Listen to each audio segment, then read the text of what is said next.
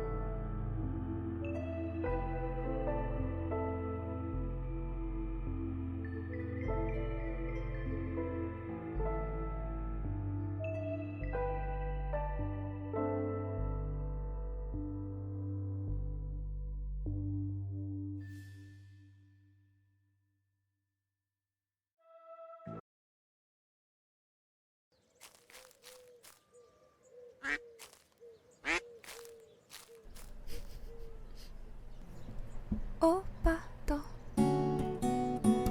vinham cantando alegremente, quando uma sorridente veio para entrar também no samba, o canso, gostou da dupla vez também, olhou pro cisne disse assim, que o quarteto ficará bem, muito bom, muito bem. Na beira da lagoa, fora ensaiar para começar. O chico na rampa. A voz do pato era mesmo desacato. Jogou de cena como canto era mato. Mas gostei do final quando caíram na água. E ensaiando o vocal,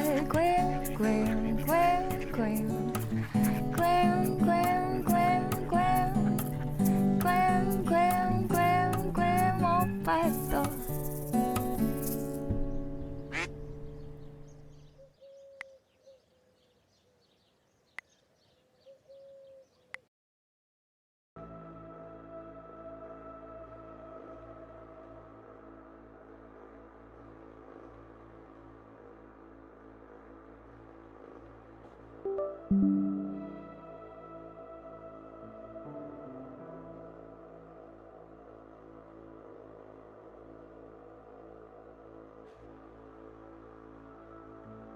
Oh, Pato.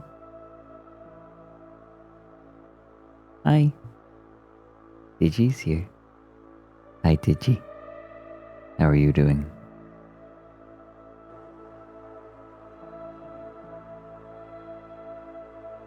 I'm just setting up.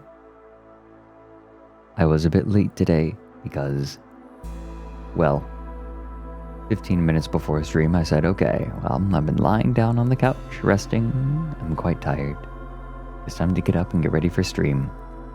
And that is the precise moment that my cat Rebek decided it was the perfect time for cuddles. And I am not one to deny my kitties. I love my kitties far too much. Until we started late.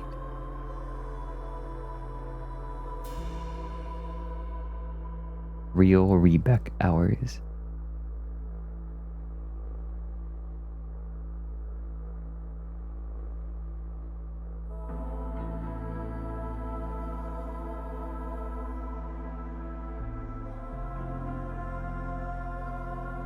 Tiao Ryabek Pat Tiao Gab Ropet Tiao Ryabek Pat Tiao Gab Ropet Tiao Ryabek Pat Tiao Gab Ropet Tiao Ryabek Pat Tiao Gab Ropet. Oh, she's got the right idea.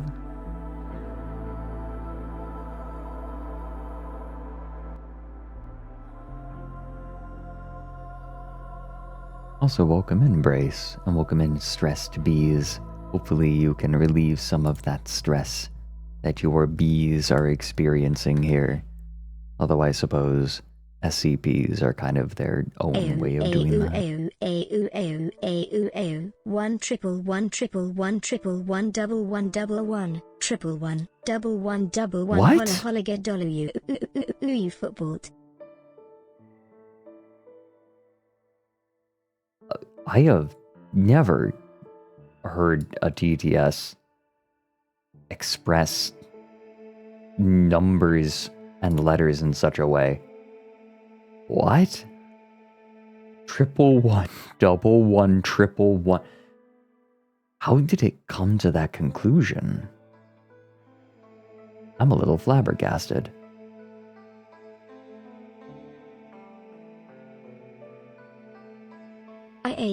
I just bought more land in Omegaverse. Now I'm getting paid cash with anal birth. Yeah, got With virtual what? land on the cocks of wolves. Cocks of wolves. Is this my fault? Is this something that I did? Did I create this? Oh, I forgot my preemptive pets. Somehow, yes, I see. Take responsibility. Hello, Owlets. Oh, I am tired today. I am a wee bit out of it. I had to do some manual labor outside for a little while. Maybe that's part of it, but I also did not sleep very well because I was up late doing karaoke with Puppy Wuppy and her friends. I was up until like 3 a.m.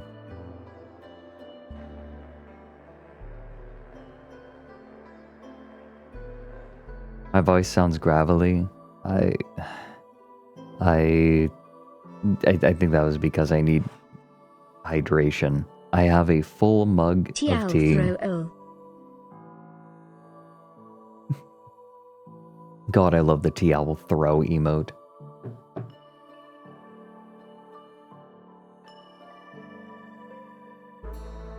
Bless you, Evan Thorns, for making these emotes, by the way. Ow. I am... my eye. Ow. Ow, ow, ow, ow, ow, ow. Hey, Speaking pets. of Omegaverse, I was going to do that right up, but Strangians made 2 videos for it that cover everything I had up my sleeve, so you may find them a fun little watch. Maybe we should take some time out to watch Strange Zeon's videos on the Omegaverse. I am a fellow who needs quite a bit of sleep. I need between 8 and 10 hours of sleep a night.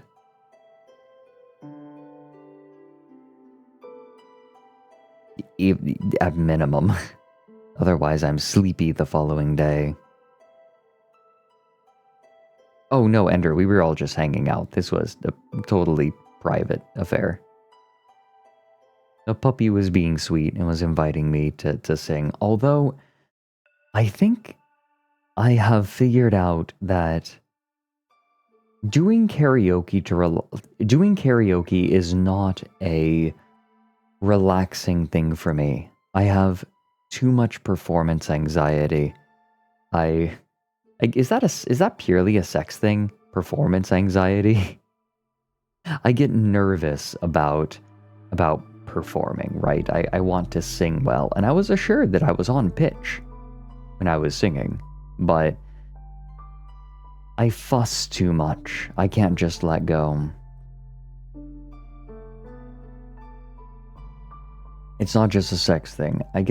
Stage fright is... My interpretation of stage fright was always that you freeze. I'll perform, but I have to focus entirely on performing, and it's not a relaxing experience. Ompuko, hello, how are you doing? How are you doing, Ompuko? What were you up to? No, I know, you were playing Paper Mario. I kind of lurked for a minute while I was writing script today.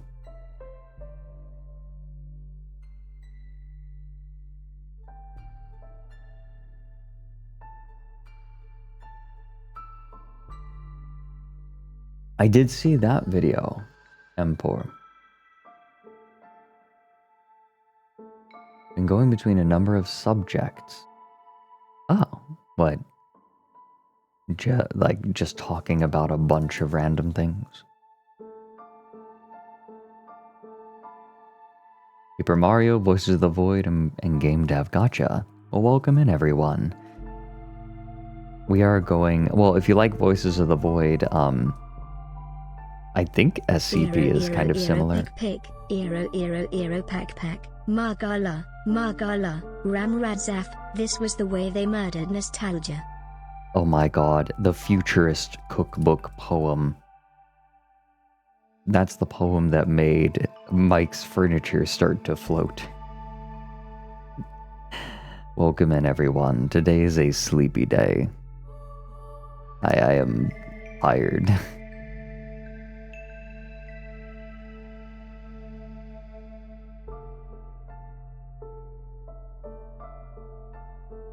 But thank you, Blind Archer, for the bits. Yippee for the bits as well. A Different Dan for the 38 months. Empor for the bits. Raven the Raven for the 22 months. Heck yeah. Yeah, today's a sleepy day. Fortunately, we just get to read SCPs. That'll be nice. Hope you don't mind. Is this ASMR voice? I guess this is ASMR voice. This is the voice that you use when you're talking to someone just a few inches from you, lying next to them in bed. This is that kind of voice. This is what you're getting today.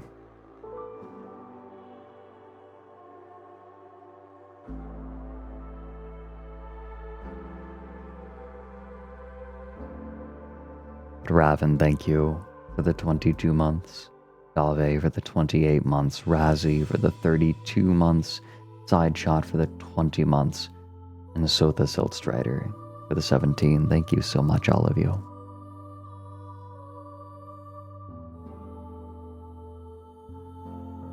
Hello, Talk Voice Day, yeah. Tiao dance, Tiao hug. And Denial, thank you for the 5 months. Thank you very much.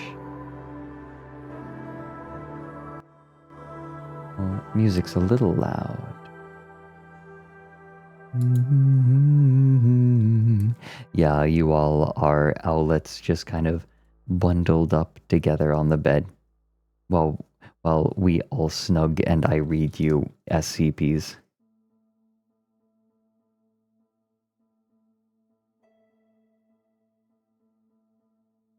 A very competent, yeah, his treatment is most effective.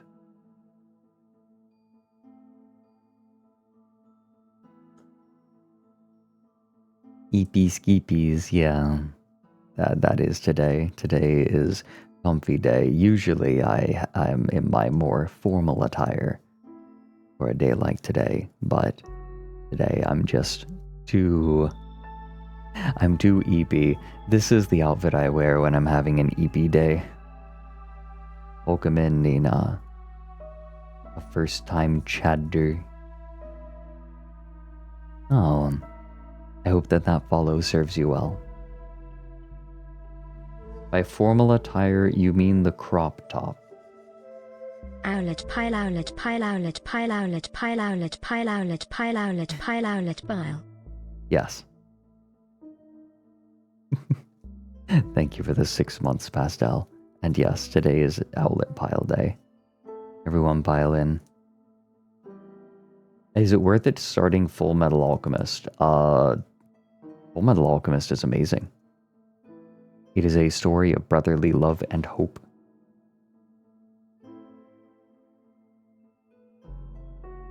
You just saw that. I will say, Nina, that is probably the darkest the show gets. Like,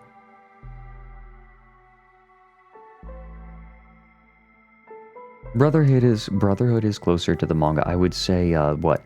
Eto wato.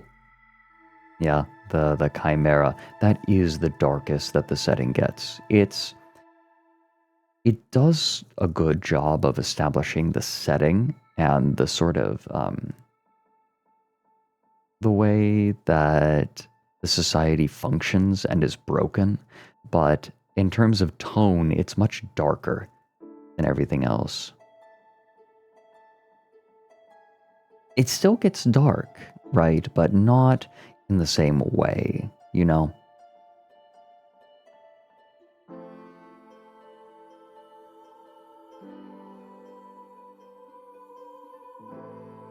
Oh yeah, Full Metal Alchemist Brotherhood is wonderful.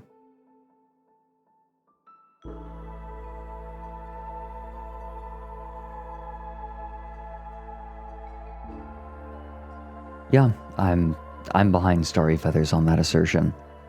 It is it is succinct, is well managed, the plot is always moving. Anything that isn't plot progression is important character development, which somehow relates to the plot. It doesn't waste your time.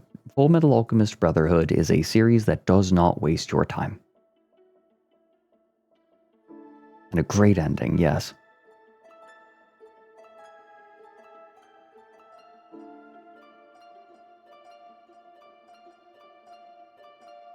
A bag of owlets. Oh my gosh. Okay, when I need to go out, I put you all into Excuse me, Knoof. Can one of the mochi above me please stop stepping on my face? It hurts. Ow.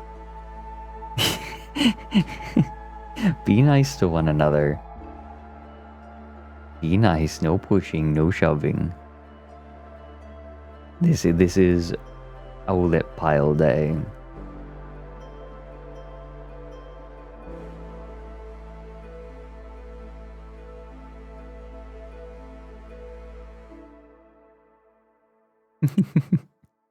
Everyone's settling in, squishy. Ooh, I wonder, how many of you are planning on picking up an Owlet plushie? A year, one freaking year. I already told you that during the subathon, but when I first saw your stream, I really didn't vibe with. You were reading some nerd shit, but I gave you a change, and over a couple of months you became to one of my favorite streamer. Thank you for all the laughs, the comfy vibes, and the uncomfy vibes. Thank Cheers. you for making me be able to make new friends here, especially Toontush, who became a really good friend. Twitch message limit is bad, so second part in your DM. Cuddly Freddy? I gotta get my weighted blanket. I'm really glad, Netro. I'm glad that you have been here. It's been lovely having you, and it's lovely having all of you. There are some days... Okay, gotcha, Netro. There are some days I feel overwhelmed, or maybe I feel like I have made some peculiar or invisible faux pas, and I wonder, should I really, what am I doing here, right? Maybe I should have just stuck to staying behind the scenes, and then Then I see people talking about how much my stream has helped them, how they've made connections, how I've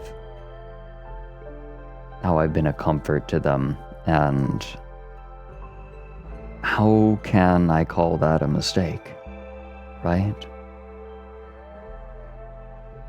How is that possible?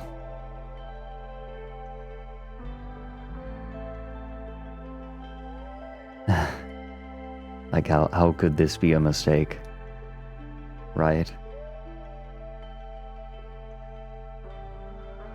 What? People have found partners in the community of this stream, right? I know of at least, I think, 3 relationships that have started between people who met on my stream.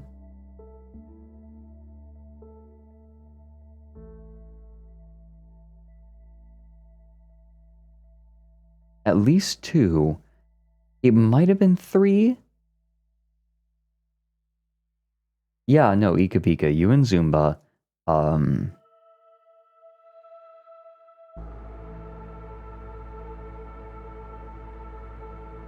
there 2 married couples in Mike's?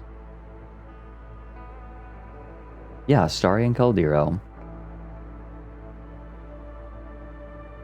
Was there another?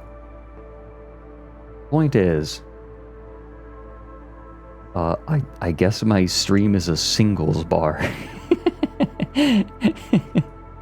Well, if I am hosting a singles Don't worry, Fred, bar, your streams are the comfiest I've ever seen, and I'm sure all of us here love ya. T-owl heart, T-owl heart, T-owl heart, T-owl hug. it's taken a while to it's taken a while to settle into my vibe and what I want the stream to look like, but I'm pretty happy with how things are turning out, and I'm really happy that I get to do this. So thank you, Death Lord, for the 3 months, and Almighty Loaf for the 5 months, and Netro for the full year. Thank you so much, all of you. Thank you for helping make this possible. Thank you for not only helping fund cool things for the stream and keeping ASTRALINE going, but also for allowing me to do this as a career. And getting, like, it's thanks to all of you that I get to do this as much as I do. And onward and upward, but here is comfy too, right?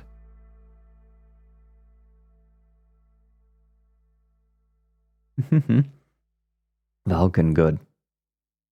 Ooh, so speaking of Owlet Pile, how many of you are planning on picking up a Mochi plushie when the makeshift campaign launches on Valentine's Day on the 14th? That's 8 days. In 8 days, how many of you are going to pick up a Mochi plushie? You in tune?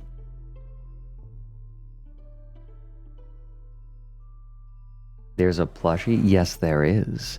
Well, not yet, technically. However, I do have in my possession a prototype. Allow me to show you. Maybe I'm doing this too early, whatever. I don't care. I want you all to see what is coming. These little fellas, I believe. Ready? And here he comes. Here he comes, here he comes, here he comes, here he comes. Hi. It is Mochi plushie. It's Owlet plushie. The prototype is very bounceable. I will say they pack this fella tight. Very squishy but firm. Which means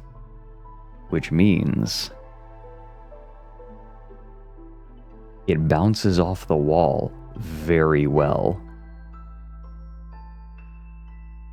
Hold on, maybe this is a mistake. I'm gonna try, let's see, which wall should I throw him at? Which wall? Okay, I'm gonna try this. This might be a mistake. Okay, oh god! No, bounced. Bounced well. I'll do it again. Bonk. Ugh. That didn't... I just bounced him off the wall and caught him. The round shape does a lot. It squishes. It bounces very, very well. So if you want to throw it at something... Wait a minute. Okay, hear me out, hear me out. What if everyone who gets their mochi plushie takes video of themselves, or no, some people, those willing, take video of themselves like throwing it at the wall, getting a nice thump, and then we make a montage.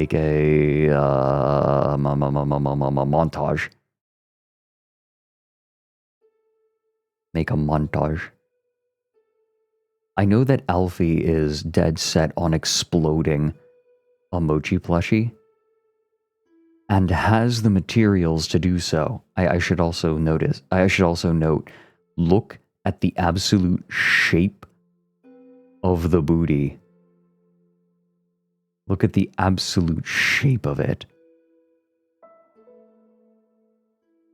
It is not just round. It's got like the curve to the booty. Like, look at that curve. See? It's got the bump on the back. It's got booty. Will it be set to classical music? Yes.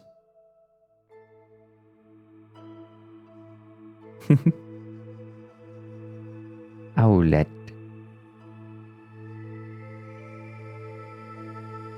Let the owlets hit the wall. Let the owlets hit the wall.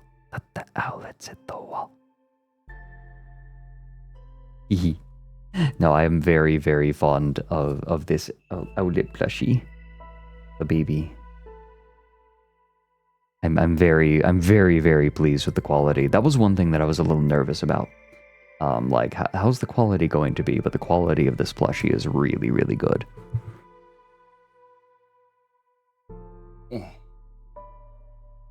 Also, stands up very well. You know, hold on. I want to show you all. Like, this is a feature that I feel like is very important. If you want to just put the plushie up on a shelf, it stands up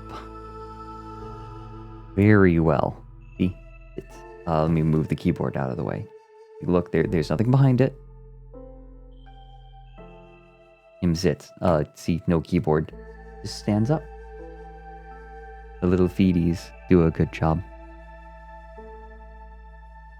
This little fella, I think, is going to be 30 bucks. 30 bucks, I believe.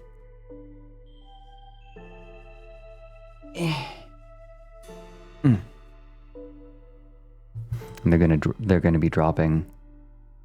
Misa, I think that sometimes they still will go to production even if they don't sell 200. I think it depends. Yeah, I believe 30 bucks. But yes, Owlet plushies go on sale Valentine's Day. So if you want to get an owlet or two. How much is shipping in Europe? You'll have to check. I'm not 100% on that.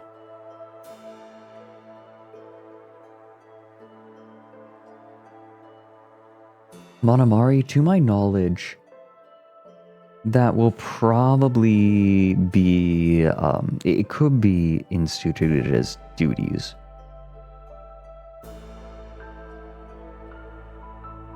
Oh, hacking up some fish. And Terrelvor, welcome in. I hope that the follow serves you well. That is the thing on which I have settled.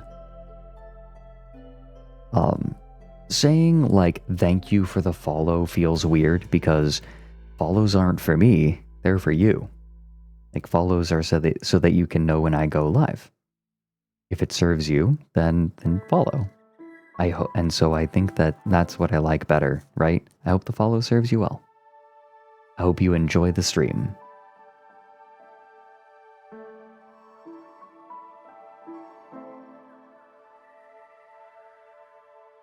That's how I always feel about, like, subscribers, followers. I am terrified of bloated subscriber and follower counts. Go the mic route. Fuck you for following, yeah? Yeah. Welcome to stream. You're welcome. Oh, Netra sent the rest of the message. Yeah, sure. Oh. May I read it aloud, Netro? Would that be amenable?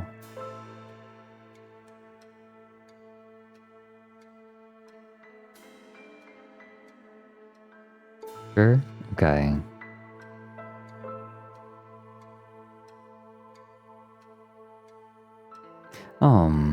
Oh, I see. I'm stoned and your voice is tickling my ears. Good. A goat that plays games. Thank you for the 3 months. I am glad to tickle your ears. I need to give myself a binaural mic. What is SCP? SCP stands for the Secure Containment Protocol, which is an older unfiction project where people submit objects that are anomalous in some way, that do not fit into our modern conception, and should they be allowed out or knowledge of them be permitted to spread, then they would upset the balance of the world. They are an international organization with no oversight. That is the concept.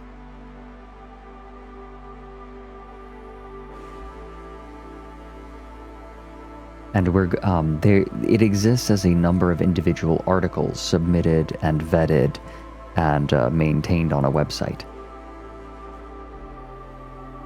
Yeah, we're going to be looking at the documents for these objects submitted. We're going to be looking at some of the viewers' favorites. And to be clear, this is not real. This is not, like, none of the SCP Foundation is real. It is a writing project at its core. Welcome in, honey. Ah, that's an Andre emote, I see. Andre's going to be making my new model very soon. I am very excited.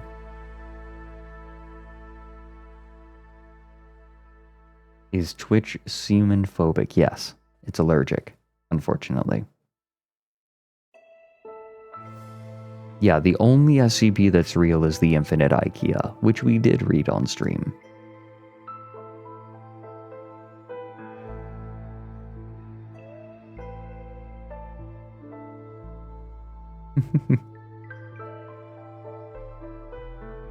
Yeah, Legend Cask, I quite like the weird ones.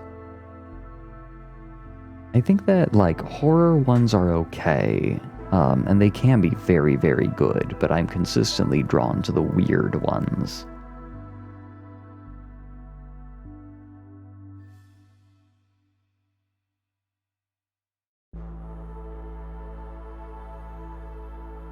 The what, Spec Ops Bear?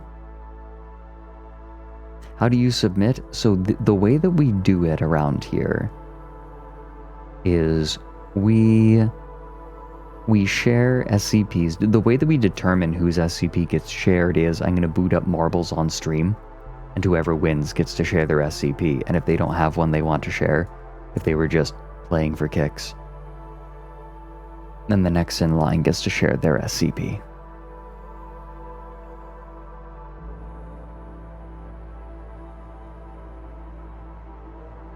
I feel like marbles on stream was the most fun way that I could think of. The nice thing is that SCPs are pretty much already vetted. We don't need our content vetters to go in and check over them, so I can just take them right away. What length articles are you looking at today? Any length. If you have a really long one that you want to share, that's on the table. Chris, welcome in. I hope the follow serves you well. Yeah, Fred on that quirked up white boy SCP wiki. You know he's on that SCP like suck encrypted poontang, he talking up the Meldritch horrors like be not afraid of my hot riz, baby. Hoo yay. I did not teach you a single one of those words, Mochi. This is a comfy, family-friendly stream. Thank you very much. And thank you for the bits tag facts. I'm going to have to discipline Mochi, I'm afraid. Alright, Mochi, you're going for a ride.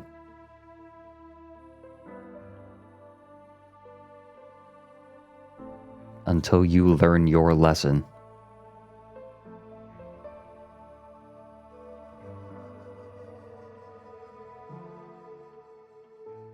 Alright, that's enough.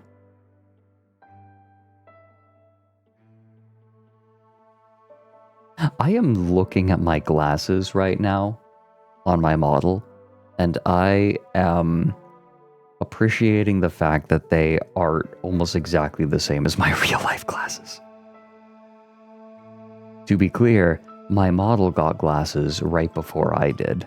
I didn't even know that I was going to get glasses when we were concepting these outfits. Oh, what's up, Ender? Why start earlier? To have more time. Because some of the SCPs might be longer, and I know that lots of people are excited to have their SCPs shared, and I like to get to as many of them as I can. I mean, I was thinking, like, 2 hours in only leaves 3 hours for our main event, but 1 hour in I feel like doesn't give people enough time to join in. And I figured, well, what about an hour and a half? Why not?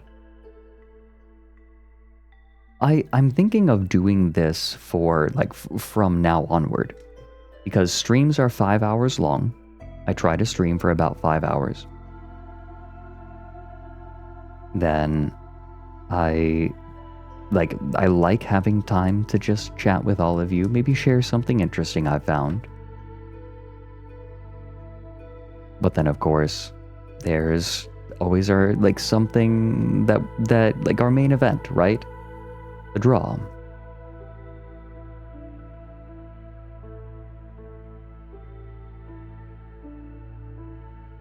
Ender, I think that I'd like this to be the standard across the board. I'd like to experiment with this being the standard.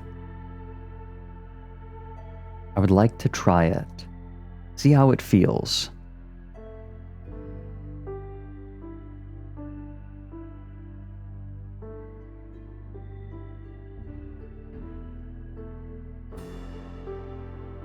Welcome in, Galaxy Star Queen.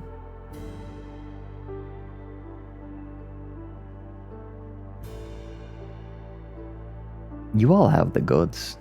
I'm excited to see what you all pull. There were some very good SCP commissions. Commissions? Very submissions.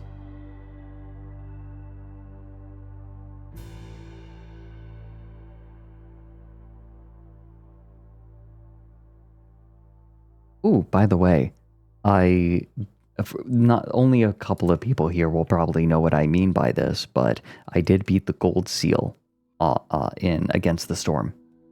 I reforged the gold seal. I did it before I had farms as an unlock. Farms as a starting bonus, embarkation bonus. This music is Against the Storm, by the way. Yes, this is from the game Against the Storm. I love it.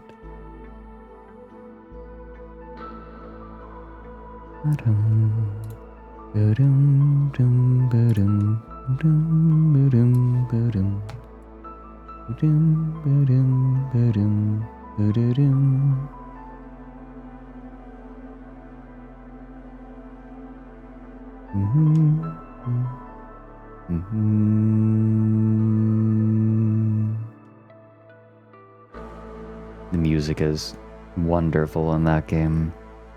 I have not become a hand yet, no. Do I? I need to reforge a platinum seal for that, right?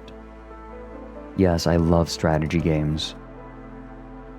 When I'm streaming, when I'm off stream and I'm playing games, usually I'm playing a strategy game. Against the Storm has been my latest obsession, but I love Stellaris. I love Total Warhammer. Just Total War. Like, I love Shogun 2. I play Foxhole as well, although I haven't gotten to play in a little while. And I tend to return to a lot of strategy games. Against the Storm, right? Although I have been playing a lot of Helldivers too. Not Crusader Kings. I've yet to play Crusader Kings. No, Hyperthermal. We read a few more.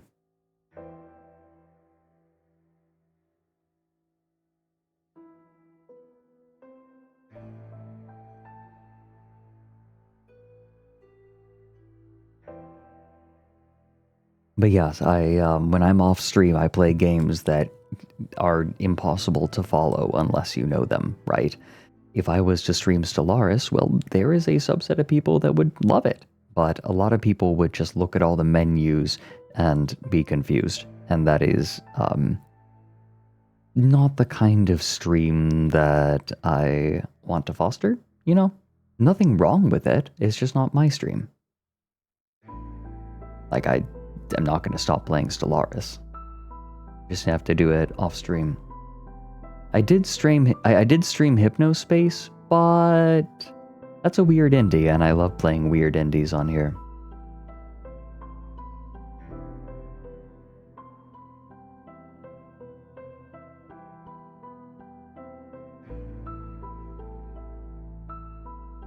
Oh yeah, Bagel. Yes, it is a spreadsheet simulator, but I love it.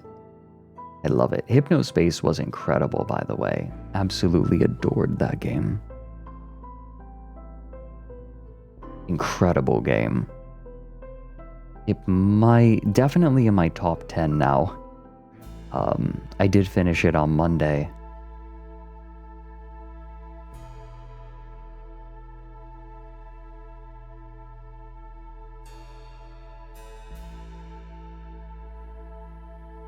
I have considered trying Elite Dangerous. Although I know that spaceship games are also kind of a thing that is very interesting to a small subset of people, and a big turn off for a lot of others, right?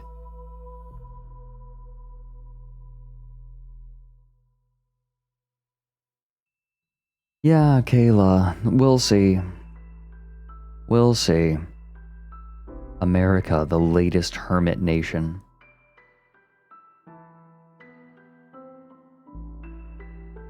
Spec Ops, I have Hosos. Not Hotos, but Hosos.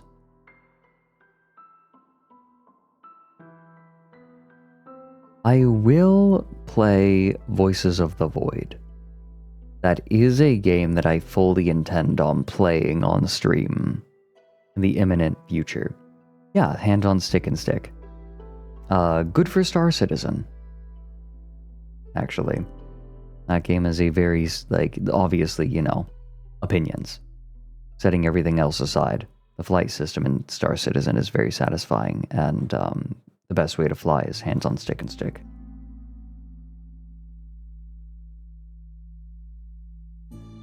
Yeah, 6 Degrees of Freedom, baby. Ooh, okay.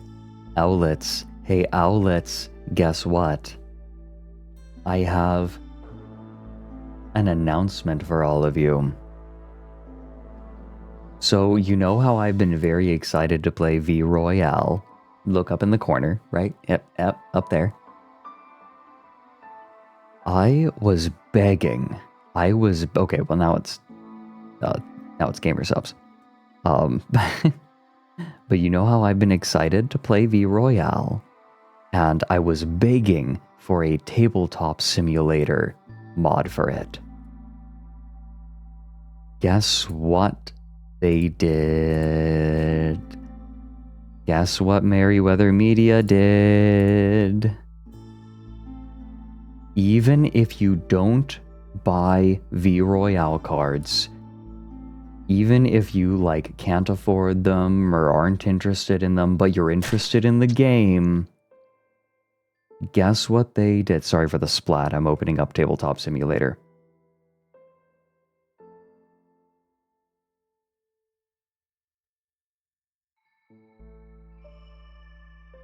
Come on, please. There we go. Look at what they did.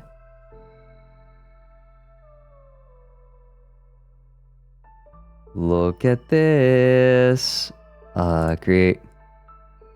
Come on. Oh, create single player. They made. Here we go. V Royale, the official game set. But this, like, up to 4 people, right? They set it up this way. They need to have more tokens. We need, like, a Mr. Finland token and everything. Look at their tokens. You have shark tokens and ink dog tokens. And you have a board with the phases and the rules all on it. But this is not all. Look at this. Look at there is a separate one. Look at what they did. It's the official deck builder. Every single card in the game right here, as well as all of the rules that you need for deck building up in the top right corner. And then, along with some starter decks. You have a Hasher and Hina deck, you have a Mary and Code deck, you have a Katie and Nick deck, you have a Joel and Me deck. There are waves, yes. You can play with more than 2 people, 100%. Absolutely. But every card in the game is here, and it will stay updated with all of the errata and changes that they make for balancing. So it will always be current. They need to make a couple of little balance changes. But, oh, and by the way, let me show you. So let's suppose, right, you make a deck of 30 cards, however many, yada yada, whatever, cards. You make a deck. You right click, hit save object, boom. Then you can load this deck onto the playfield. And you can save as many decks as you like. Can you have a Mary and Fred deck? Shoo, my deck is a Mary and Fred deck. Let me show you. Let me load it. Load. Objects. Saved objects. Fred Mary deck. Check it out. This is my deck. Let me do a spread. No, not shuffle. Spread. Hee. I have a deck built around me and Mary. Because we have a lot of synergy.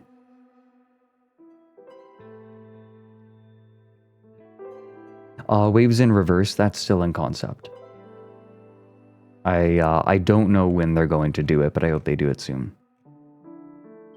But yeah. They did it. They made a tabletop sim mod for V Royale, and I finally got to play with Papa Mutt last night, and we had an absolute blast.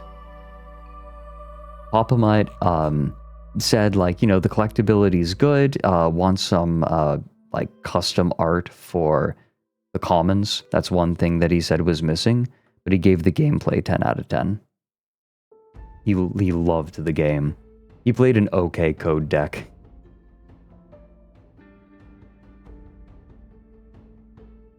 It was so intense.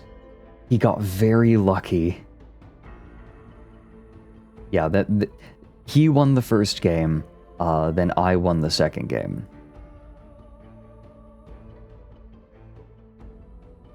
Is the VOD for that out? No, it's not. I noticed that it's private right now. But if you want to play... Oh, and. They have assured me that as soon as they make a couple of little balance changes and some errata, they will let me host a V Royale tournament.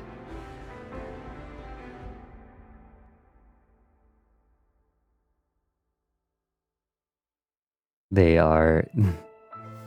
I am going to get to host an online V Royale tournament. And tournaments, plural.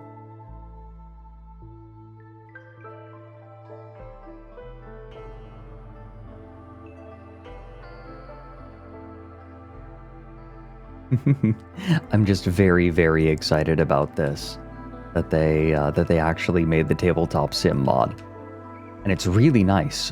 There's some really nice features in it. For example, when you play a star card, it automatically turns the card upside down for you, because the way that the resource system works in the game is every turn you can take one card from your hand, and rather than playing it as a card, you can use it as effectively mana.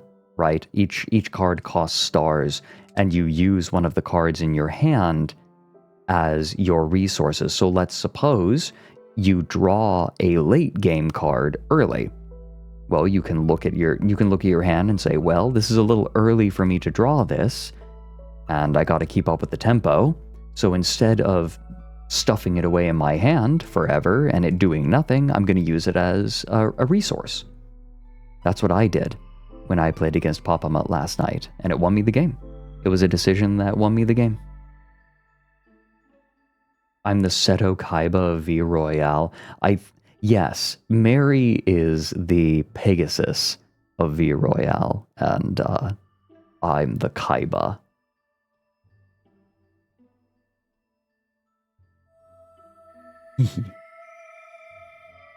I'm very excited to put on tournaments, to put on competitions. Oh, and by the way, I played it myself, right? I have minor financial stake in this, but playing it, oh my god, you guys, I am so mad that a VTuber card game is so much fun. I'm so mad. Like, I am so mad.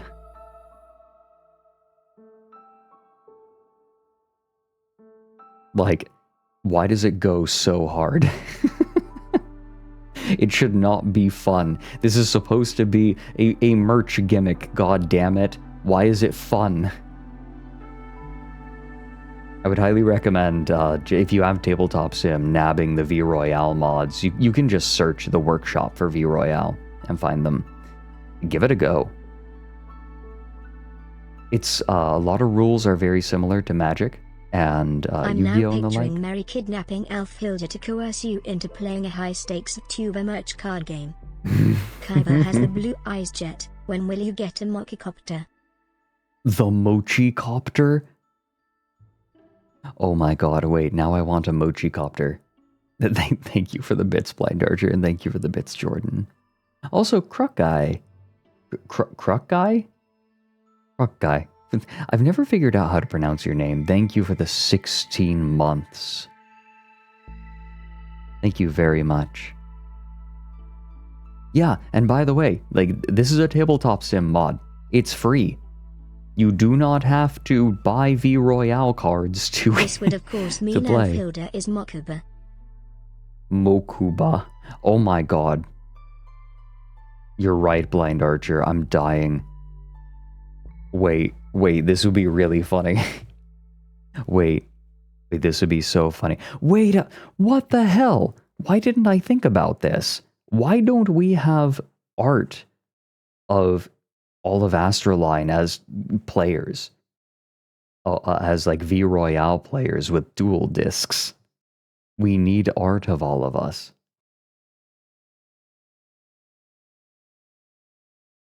What the hell?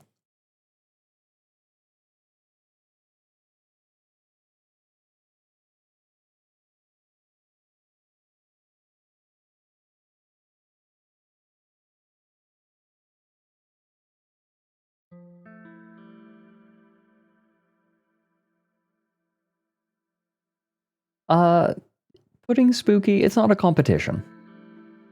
It's not a competition. I mean... You know what the mochicopter sounds like? Chat. That's the sound that the mochicopter makes. Thank you for the bits, Jordan.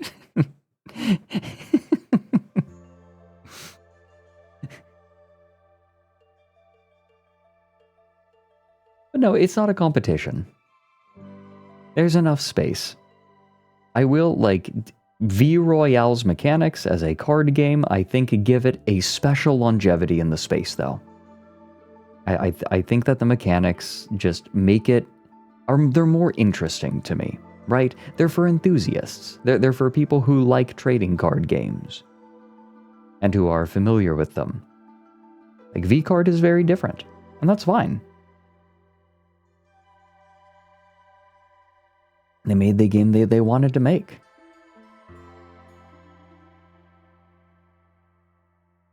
We all need to compete. It's not a competition. I just have the thing I'm interested in among them. I'm very fortunate that,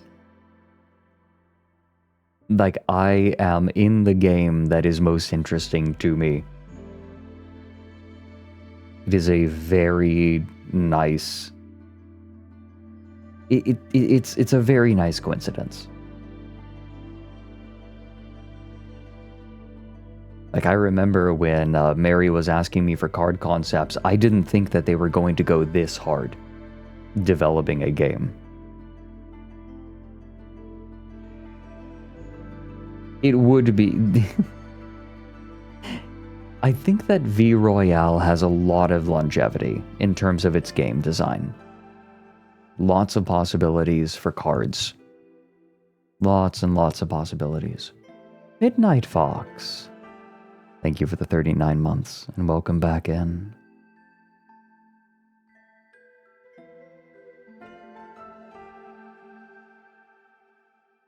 Yeah, follow. I feel like part of the fun of card games is building a deck, right? That's part of the fun of collecting cards, is saying, well, like, even if I don't play, hypothetically, this deck could be really interesting.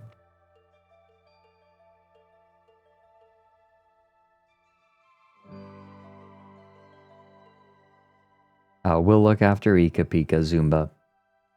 I like how Ika Pika is kind of, what?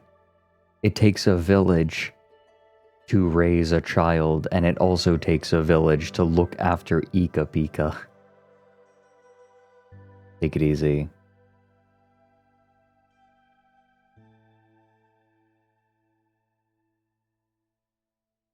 Mr. Match? Not to my knowledge.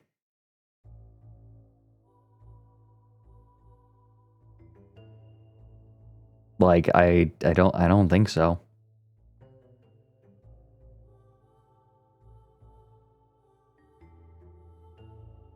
I feel like they exist in very different like VTuber spaces. It's kind of convenient, actually. Like, there's no reason that V Royale isn't Joel in both. Is Joel in both? That'd be cool. I'm not sure, actually.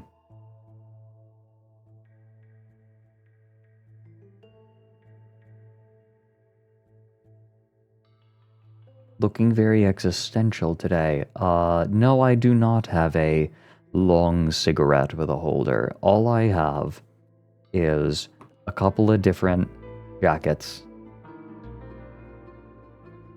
I have a Shurg. You have Shurg. And I have mug. That's what I got. It's sushi, yeah. Abracadabra, amor unana, abracadabra morta ugaga. What? You okay, little guy? Are you having an aneurysm? Thank you for the bits, Emmy. I love sushi too.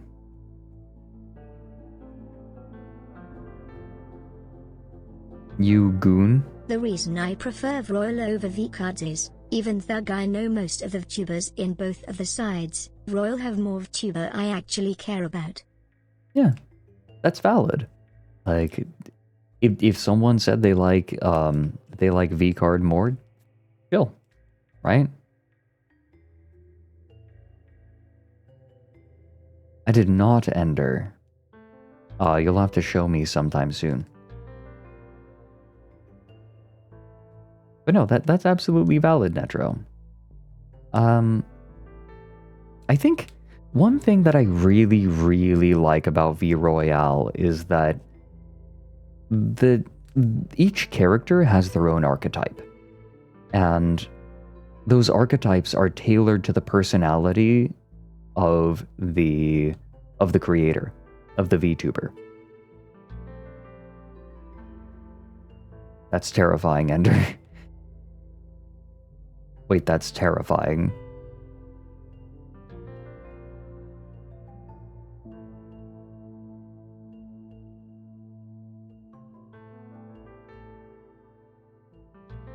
Goat that plays games, stop trying to get me cancelled.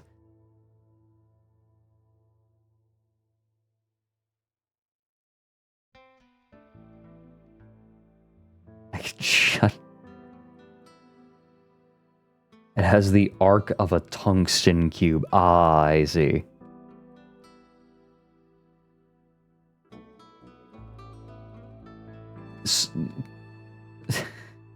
Sorry, are you kidding me? That is so unfortunate. Did they not talk to anyone about that? It's got 2 shots. Yeah, I'm at full resupply. When I have a secondary, right, that's my fallback weapon. I don't think I'd want to give up my fallback weapon.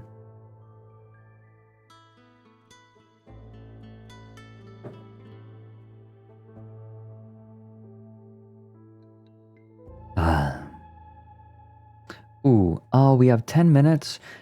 Do I have time to read an article that piqued my interest?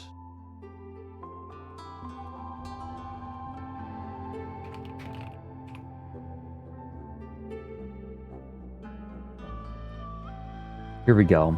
There's an IGN article that was released recently that I thought all of you would be very interested in, that I'd like to read before we get to SCPs. The article is called I Could Make Fart Fart Booby Fart the Game and maybe it would eventually get taken down. Devs reveal why the consoles are drowning in e-slop.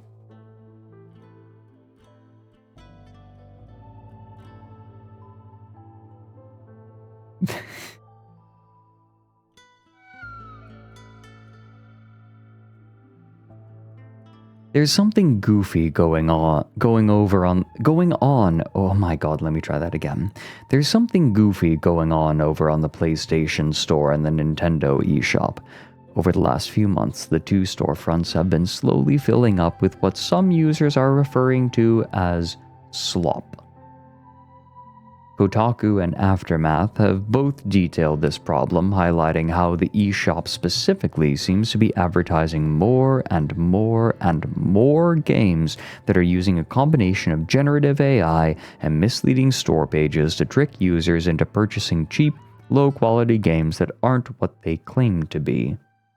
This problem has recently spread to the PlayStation Store as well, filling the games to wishlist section in particular with a lot of weird-looking stuff.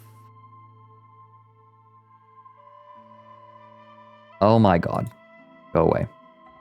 Critically, the games in question aren't just run-of-the-mill bad games. Unremarkable games get released every day on every storefront and have just as much right to be there as any other game. What's happening here is different. A seeming flood of very similar looking things that are crowding out everything else. The so-called slop games are usually sim games, almost always on sale perpetually, often play on themes used by other popular games or even rip off their concepts and names entirely, often use hyper-stylized art and screenshots that stink of generative AI, and usually in practice don't look or play anything like what the storefront images promise. They are often janky, with poor controls and numerous technical issues, and often include very few features or anything interesting to do at all. What's more, as various users have pointed out, these games are often churned out mercilessly by a very small handful of companies. And as YouTube creator Dead Domain found out when they did a deep dive into the issue, these companies are seemingly impossible to track down and hold accountable, having little to no useful public websites or business information. Some even seem to be changing company names every so often to obfuscate things even further. In recent months, there has been a growing outcry from users of both stores to get some degree of regulation on these storefronts and tone down what's being referred to as AI slop. This is especially true in light of consumer complaints regarding the terrible technical performance of Nintendo's eShop, which seems to be running slower and slower every day as more and more games clog up each page. In an effort to get some answers on what's happening and what can be done about it, I looked into how these games are ending up on the storefronts en masse in the first place, why PlayStation and Nintendo storefronts are especially egregious right now, why Steam is seen as inoffensive from a user perspective, and why Xbox's store is relatively unaffected. So, I can summarize this a bit. I would recommend reading the entire article. We are a bit short on time. But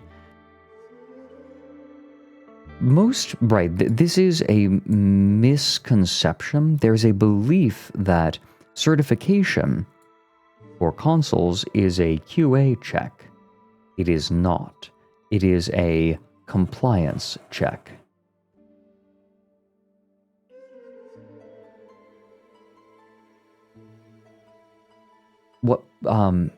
Games individually don't tend to get vetted on the Nintendo eStore or the PlayStation Store. PlayStation Shop, I don't know what they call it. Rather, developers get approved. And then once a developer gets approved, the only oversight on what gets uploaded to the eShop is whether or not it handles the system well enough. So there is effectively no oversight of quality. The reason that Xbox is exempt from this problem is that Xbox tends to vet...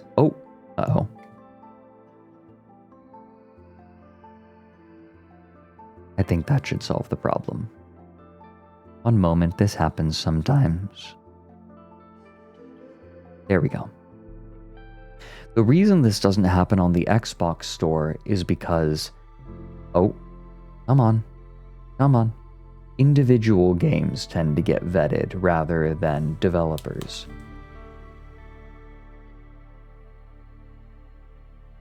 Tank facts. That is incredible. Atlas Legends, and it's just a slop game. Goodness gracious.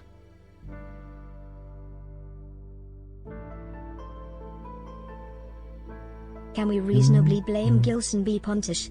I think we should blame Gilson B. Pontish. Hold on, wait, remind me. Gilson B. Pontish. Remind me. Oh my god, right, that guy.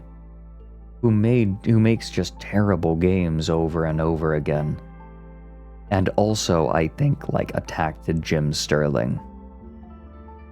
Yeah, Gilson B. Pontish is a symptom, correct.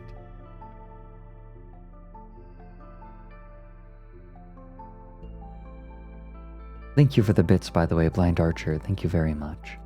And welcome in, Nosius. I hope that follow serves you well.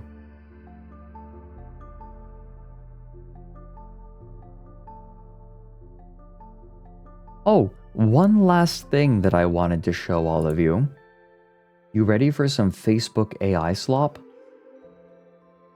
This is special. The Grinch 2 2025, You're a Mean One. This is a lot.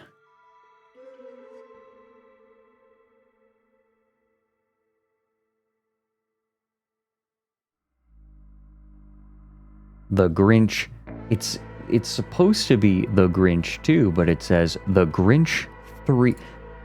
Let me get out of the way real quick. The Grinch 3 Wathatuye by Bitlin Sorift from Pukiuge. Pukiuge.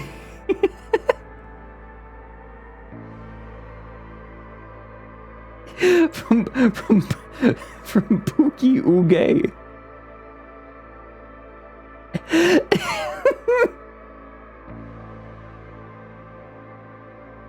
Also, Max's face is a lot to take in. Pukiuge.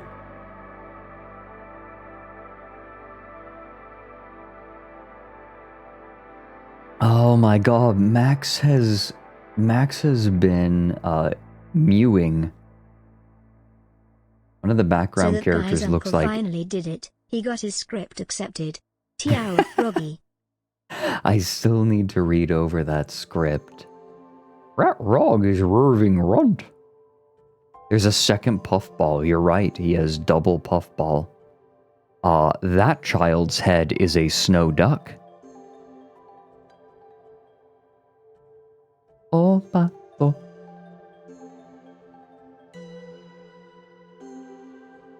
Observe the child. Look, snow duck. Snow duck. Oh, pato. Vinyan cantando alegremente. You know what? I started listening to it again. I'm gonna watch it again. I love this animation so much, and the song. It's so cute and so comfy. This is completely unrelated, by the way. I just really want to watch it again before we get to SCPs. Yeah, we could spend a million years looking at what's wrong with this. First of all, the Grinch is floating. His body just ends with, like, his fupa.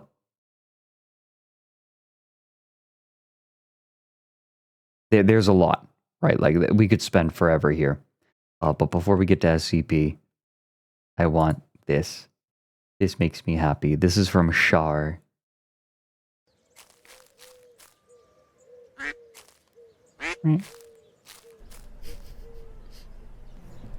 Oh, pato. Vinyan cantando alegremente. Quando mágico sorridente. Vejo para entrar também no samba. Oh, canso. Gostou da dupla vez também. Olhou pro cisne disse assim. Que o quarteto ficará bem. Muito bom, muito bem. Muito bem. Na beira da lagoa, fora ensaiar para começar. O chico na rampa. A voz do pato era mesmo desacato. Jogou de cena como ganso era mato. Mas gostei do final quando caíram na água. E ensaiando o vocal.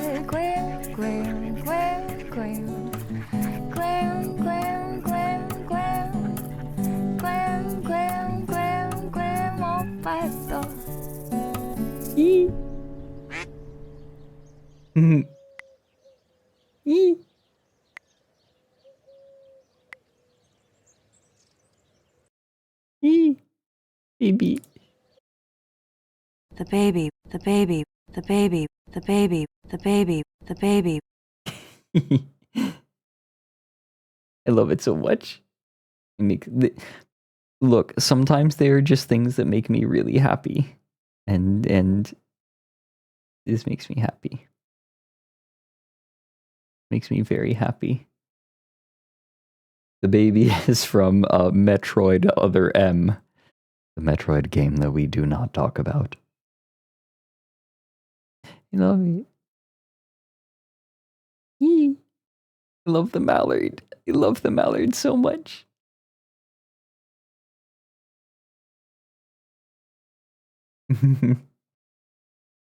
Okay. It's time. We're spooky. Oh, SC Knight. This is called The Duck by Shar. I'll link it again in chat. There you go. Look at this cute nerd experiencing genuine joy and whimsy. Did you know that I was afraid to show that on stream for a long time? One last thing before SCP readings. Where was the DTRH merch website again? Can't find it and need to send an email about the Phantom Rose pin. Oh, if you ordered a pin, you should be able, you should have the email of the person who's working on them. I am on their ass about it, though. I know that the first 49 are finished. And they, let me just say, I lit a fire under their ass. I'll just say that. But if you need to contact them, it's been a year. I would prefer not to talk about this. I would really prefer not to talk about this, but I am unhappy. I am profoundly unhappy with them. In a way that I have made abundantly clear to them. And the problem is, one way or another, being resolved. People will get their pins, or they will get their money back. I have seen to it. I'm not happy about it. And for the sake of my mood, I would prefer not to talk about it further. It is not through the site, though. It is not through the site. You should have, if you ordered, you should have the email. Tiaulthrotiola. Sorry, it's been a bit of a stressor for me. Partially because I have no control over, I have not touched any of the money. I did not take any, so I have very little authority over it. Thank you for the 18 months, Bugsy. Thank you very much.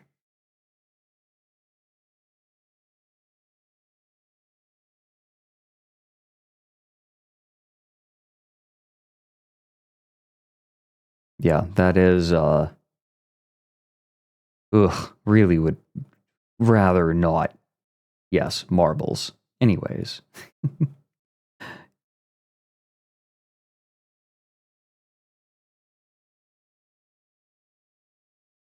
Hey, look at those marbles. I'm sorry if that was a little uncomfy for a moment.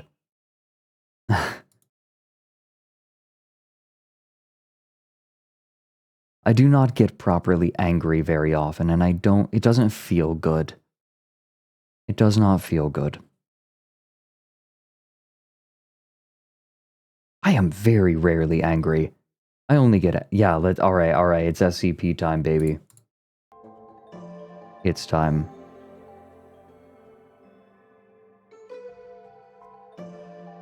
But yes, Ender, do you have the email? If not, you should have it, Shigoli, if you ordered a pin. Here is the way that this works, everyone. Oop. I meant to do that. Here's the way that this works. We are going to be reading your SCPs. And the way that we are going to determine whose submission we read is via Marbles on Stream. I'm going to boot up the game, and as soon as the lobby is open, all you have to do is type !play in chat. Not yet. Once the lobby is open, whoever wins the race gets to submit an SCP for reading. If that person does not have an SCP that they want read, then they can pass it on to second place. And we go down the line until someone has an SCP that they want to share.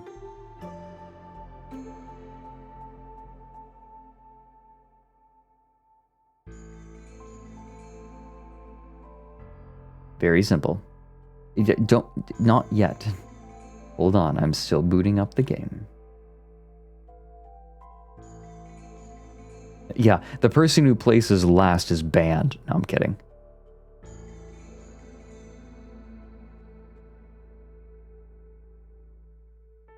Let's see. Where is it?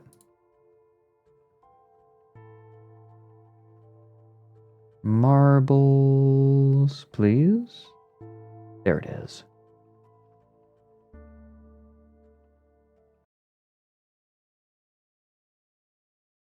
I want to... Okay, I'm being a child. I want to listen to it again. And while I boot up the game, I'm just going to put this on.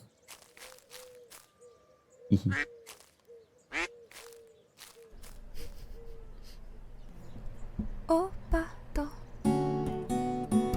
Vinham cantando alegremente. Quando Marreco sorri de ti. Vejo para entrar também no samba. Oh, canso. Gostou da dupla vez também. Olhou pro cisne disse assim. Vê, que o quarteto ficará bem. Muito bom, muito bem. Na beira da lagoa, fora ensaiar para começar. O chico na rampa. A voz do pato era mesmo desacato. Jogou de cena como canto era mato. Mas gostei do final quando caíram na água. E ensaiando o vocal.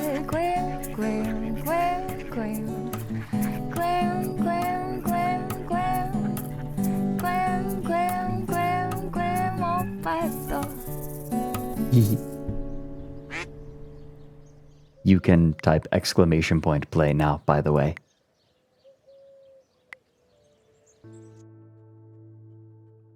If you wish to submit an SCP for reading, and you wish to be in the running, !play is what you want to type in the chat. !play as one word.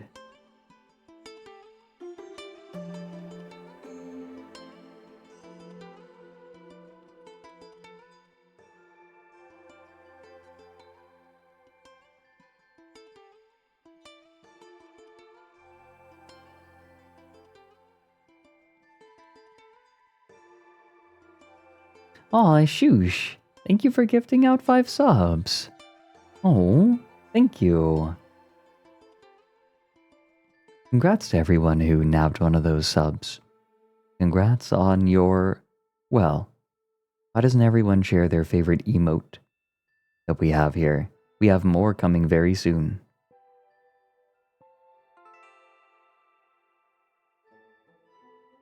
Quack, quack, quack, quack, oh.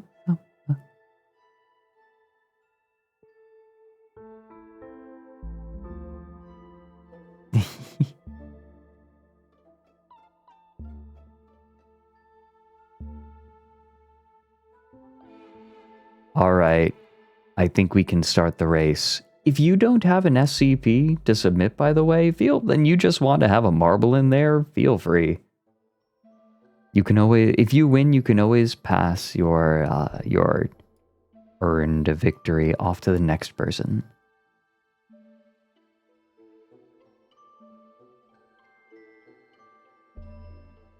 Alright, here we go. We're starting. Iris, welcome in. I hope that the follow serves you well. Alright, you got 18 seconds. You can, yes, you do not have to have an SCP. You can also just join if you so wish. 5 seconds. Here we go. Bink. Whoosh. Oh, and there we go. Oh, we go this way. Ooh. No, Jessa is dead. We're already losing some. Leon pulling out ahead, but uh-oh. Oh, right. I do have a button to make me go down. Crazy Laugh pulling out ahead now.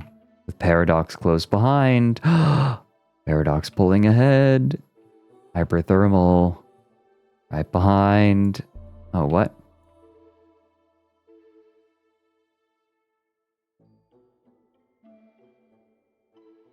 Oh no, but they hit each other. They didn't bounce off super well. The rest of the pack is coming up right behind them. Hyperthermal. Taking up position quite far ahead, but the quick drop down. Kayleigh pulling ahead. Rimbo just behind. Entropy is fucking dead.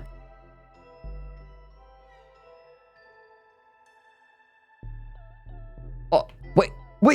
Kayleigh! Wait, okay, we gotta see. Do you survive this? No! They almost landed on the finish line. No! There goes B-Sizzle. That was so close. Tigress takes the victory. Barely.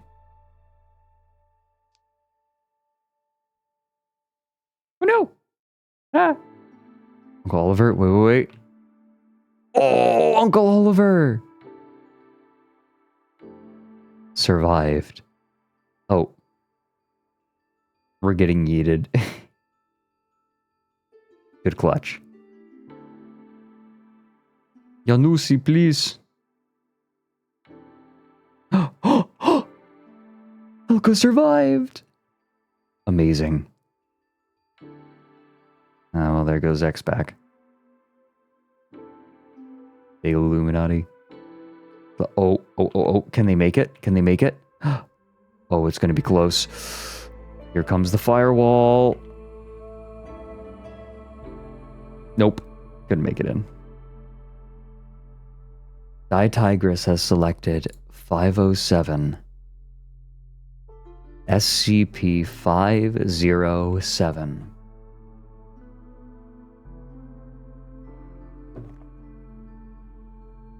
Have I read this one?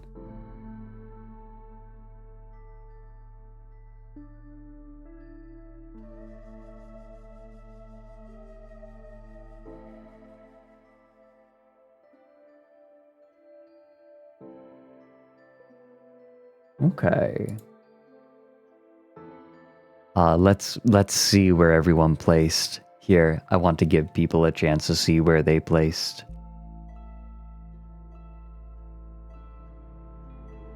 You gotta one victory royale. Yeah, Fortnite be about to get down. 10 kills on the board right now. Just wiped out Tomato Town. My friend just got downed. I revived him. Now we're headed southbound.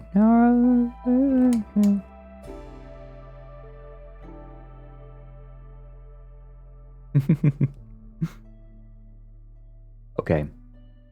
Hold tight. I want an empty system for this. I will be back in like 2 minutes. And then we will read SCP-507. Hang tight.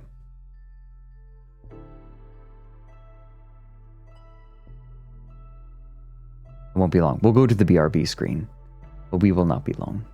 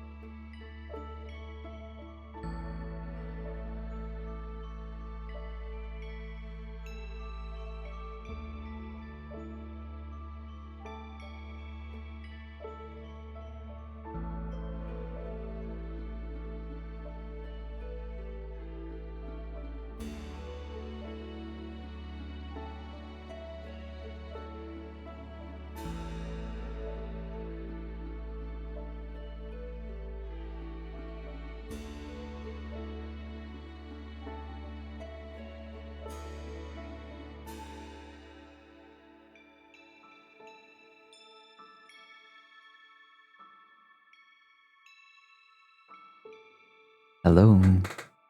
If you just got here, you are just in time for our first SCP reading of the night.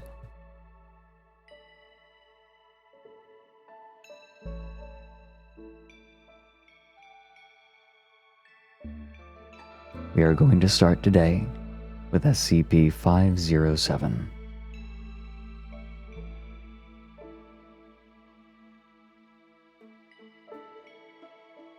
First, we need to retrieve Mochi. Come on over. There you go. Come and hang out, Mochi. Also, today is a sedate day. Today is unintentional ASMR day. Shall we?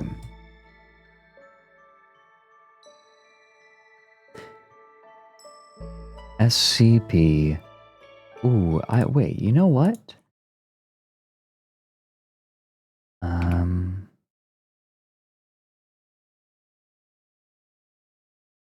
I have an idea.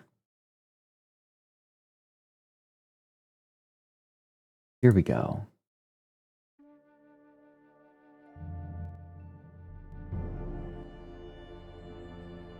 The Hamlet from the Darkest Dungeon OST. That sounds really good for this. SCP-507. Object Class Safe. Special Containment Procedures. SCP-507 is allowed free roam of the facility, obviously barring anything that would breach security or safety protocols. Anytime SCP-507 leaves its private quarters, it must be accompanied by an agent, mostly at this point to make sure that it does not shift without the facility's knowledge. SCP-507 should not be physically touched if there have been more than 2 weeks since its last shift. The risks inherent in disobeying this protocol make the action its own punishment should the issue of disciplinary measures ever come up. When SCP-507 undergoes a shift, faculty will be informed to keep an eye out for its eventual reappearance. It also has a tracking device implanted into it, and a daily signal check should verify whether or not SCP-507 has returned from its trip. If it reappears in or nearby the facility, SCP-507 will return to its quarters on its own. Otherwise, a retrieval team of 3 plainclothes agents may be sent to provide transportation back. Upon successful return, SCP-507 can be the subject of various physical tests up until 2 weeks after each shift. It is worth noting that SCP-507 is allowed a computer with an internet connection via a proxy which strictly limits what information can be uploaded and to where in its room, and may petition to use or meet with or act as a test subject for safe or Euclid SCPs that do not affect mental functions negatively or carry an infectious trait. This is a result of SCP-507's persistently clean record, and the implication that if SCP-507 was ever going to be a security leak, it would have used its faux teleportation powers to do so already. It is also worth considering that SCP-507 is actually below average in most physical traits, and that in even worst-case scenarios, any SCP agent should be more than capable of carrying out a termination order. Description: SCP-507 is a Caucasian male with blonde hair and green eyes. Don't look at me. Sporting no other outstanding characteristics besides being somewhat overweight and never mind. Somewhat overweight and speaking with a vague accent of disputable origin. Although SCP-507 has an already established name due to its unremarkable upbringing, it seems to find entertainment in forcing those it meets to give it a nickname in lieu of divulging this information. Thus, SCP-507 will now respond to the names Tommy, Steve, Rudo, Guy, Houdini, and Grabnock the Destroyer. SCP-507 was originally covered from the asylum, when standard surveillance following repeated successful escape attempts brought its abilities to light. All records of this incident were confiscated, and SCP-507 was taken into custody under the pretense of moving it to a more secure facility. The original theory was that SCP-507 possessed some form of teleportation ability, as it would suddenly disappear and eventually reappear in a different location. Subsequent interviews with the subject did verify that its ability could be used in such a manner, but that it was merely a side effect for its main affliction.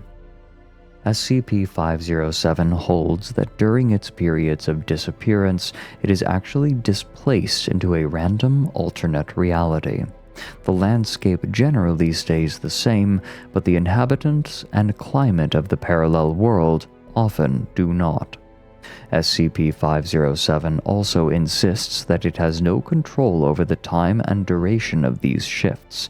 This has more or less been confirmed by the subject being known to displace at inconvenient times, such as mid-sentence, while sleeping, or even while using on-site public facilities.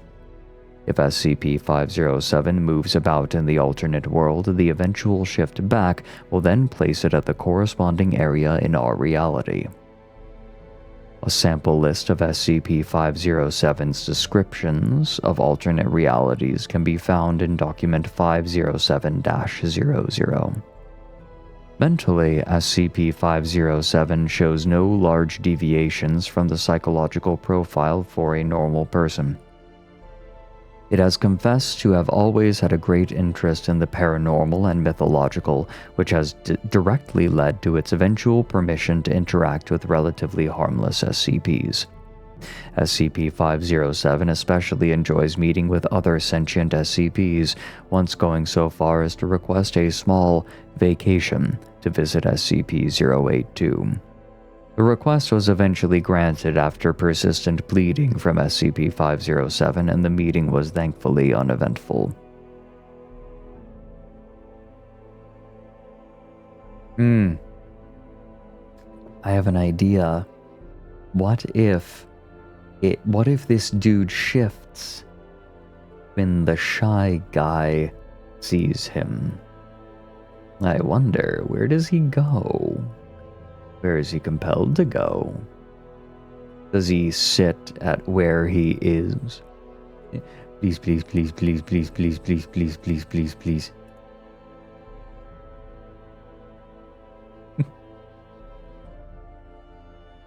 Document 507-00.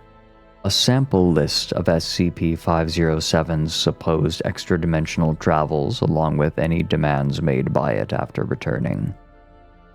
Subject arrived in complete darkness, leading it to assume that the current location was indoors or subterranean. After fumbling about for a possible way out, Subject heard a sound akin to muted breathing nearby. Subject then decided to curl up in the nearest corner and wait it out instead of risking a blind confrontation with an unknown creature. Request: a standard flashlight, which it now always carries on its person. Subject appeared in a replica of the facility, although apparently fallen into disuse. Further exploration led to the discovery of various corpses strewn about the area, all heavily decayed and covered in an odd type of mold. Upon noting that the corpses seemed to rhythmically expand and contract as if still breathing, Subject attempted to leave the facility. This idea was quickly discarded when it opened an exit and found that the outside world was apparently coated with the same odd growth. Request: heavy doses of voriconazole and a fungal expert to help ascertain the nature of the mold. No exact match of the described mold was found, but it was noted to share many attributes with certain types of cordyceps fungi. See Addendum 507-02. This is Stranger Things, right?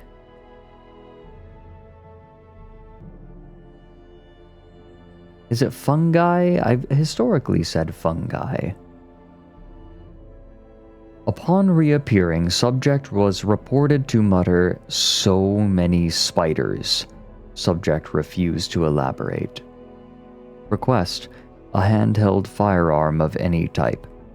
Request was granted under the stipulation that said firearm is specifically built to only use rubber bullets.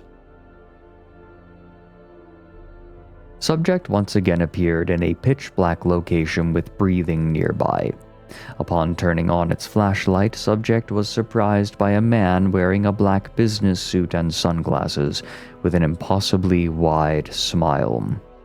Said smiling man was apparently leaning in toward SCP-507 when it turned on the light, the end result being that their faces were almost touching.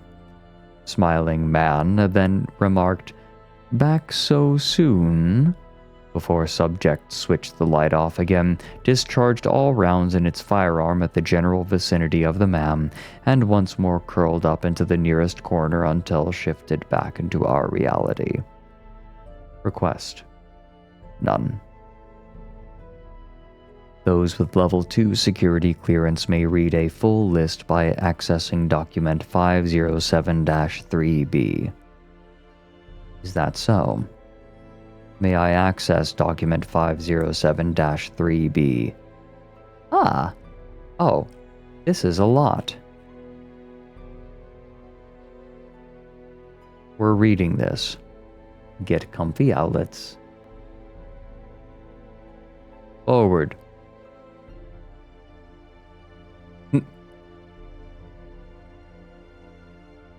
This fool. These are all submitted by different people. I believe that. Get comfy outlets. If you have a T-owl comfy, now would be the time to use it.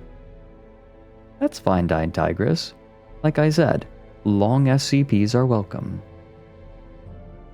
The fool added the password as their hypnospace bio.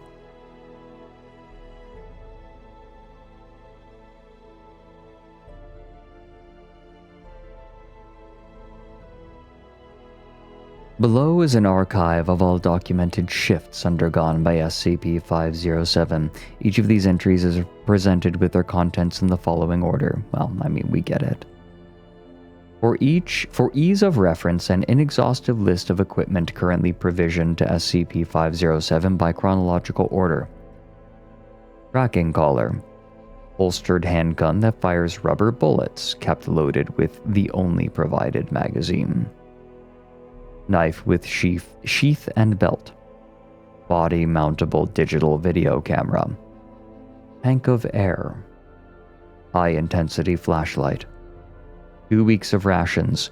Water filtration kit. Thermos. Vegetarian MREs.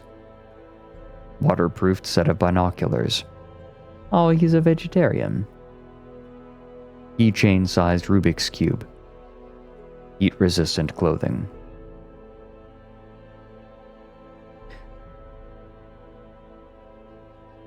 I'm not going to read the entire name of each. Objects I've shoved up my arse. Tracking collar. Handgun.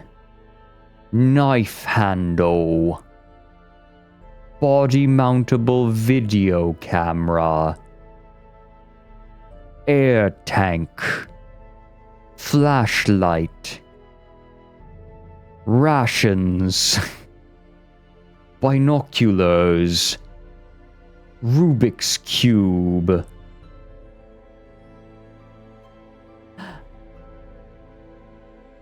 Now hear me out. This sounds like a whitest kids you know bit. Somebody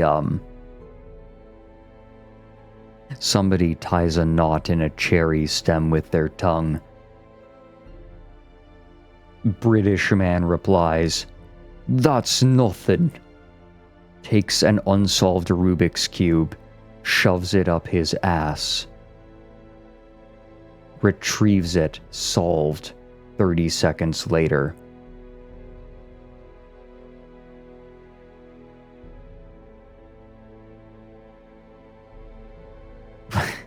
That was rancid, I'm so sorry.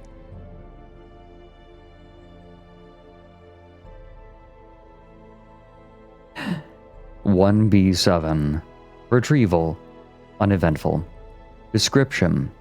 Subject arrived in a desert environment and wandered around for roughly an hour before encountering another human. Said human was wearing a tanned leather overcoat and was described as completely unshaven. The man was bewildered to have encountered the subject and demanded that the subject follow him to lead it back to food and shelter. Subject originally began to follow the man but intentionally lost contact with him upon noticing that his leather coat featured no seams or stitching. Requests. None.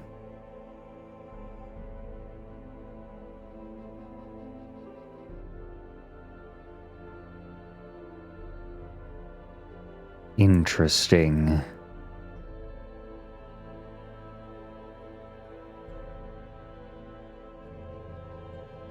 (9E2). Retrieval. Uneventful. Description. Subject arrived in a forest habitat with no signs of previous or current industrialization.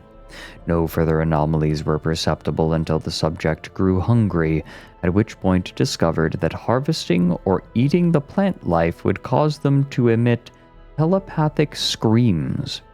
Subject abstained from eating for the first day as a result, but became hungry enough on the second day onward to consume the flora in spite of the screams. Testing has shown no biological changes in the subject from this, but subject repeatedly affirms that it felt horrible for doing so. Requests. None specifically, but subject adopted a gelatin and pudding-based diet for 2.5 weeks after returning from this shift.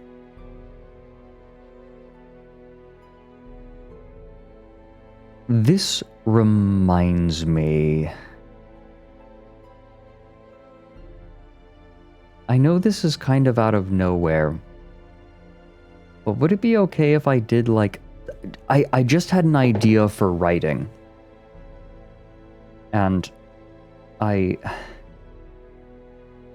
need to get it out of my head before I forget it.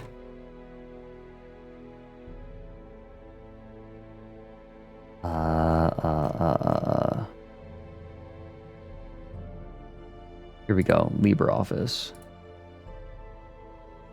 I just need to get some words out of my head.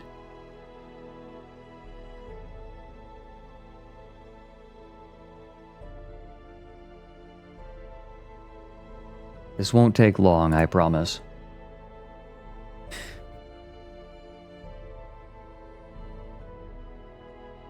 Go ahead.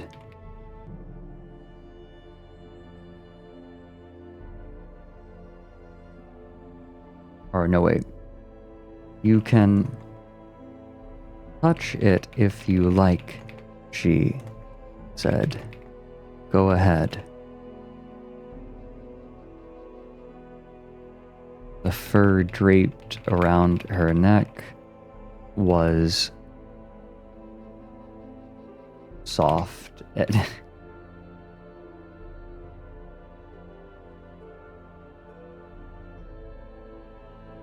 Was soft enough that it could barely be felt. It was the kind of fur that ensured that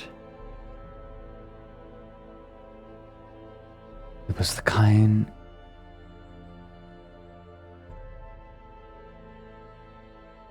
of fur that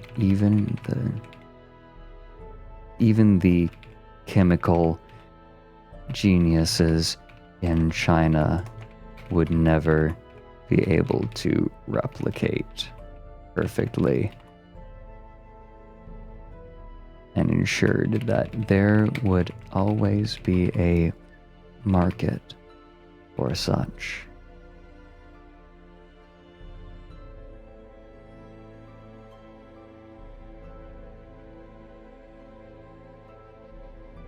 For breeding facilities.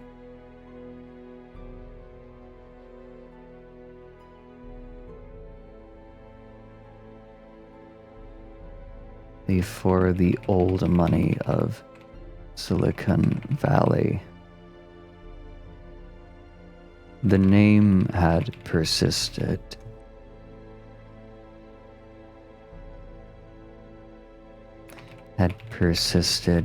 Even if the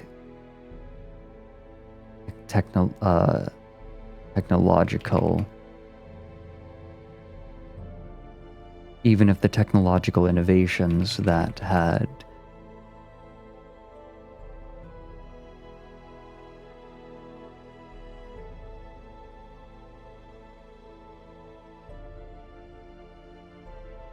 long since stopped appearing. I need to fix this. I need to change this word.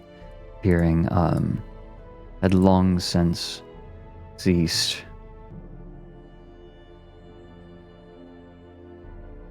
Even if the flow of technological innovations had long since ceased, now the only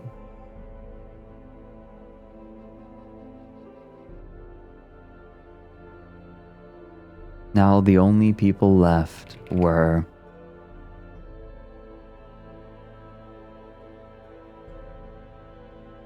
those who had inherited,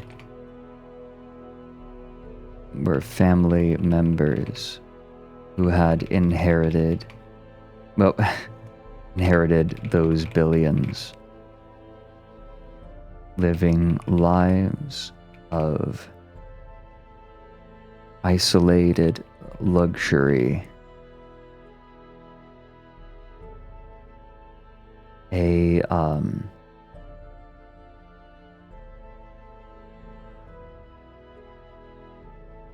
an island of culture, an island of perplexing culture.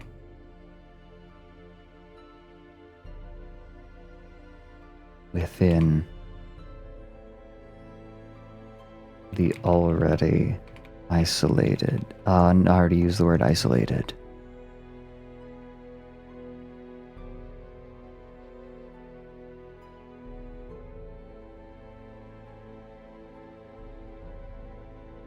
already, family members is redundant.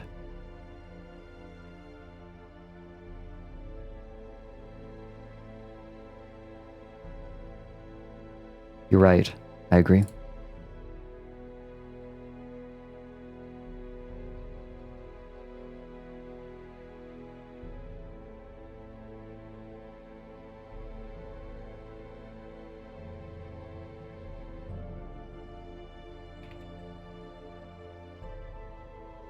Once bloated, now long dead monopolies, living lives of isolated luxury, an island of perplexing culture within the already, but ostracized Americas.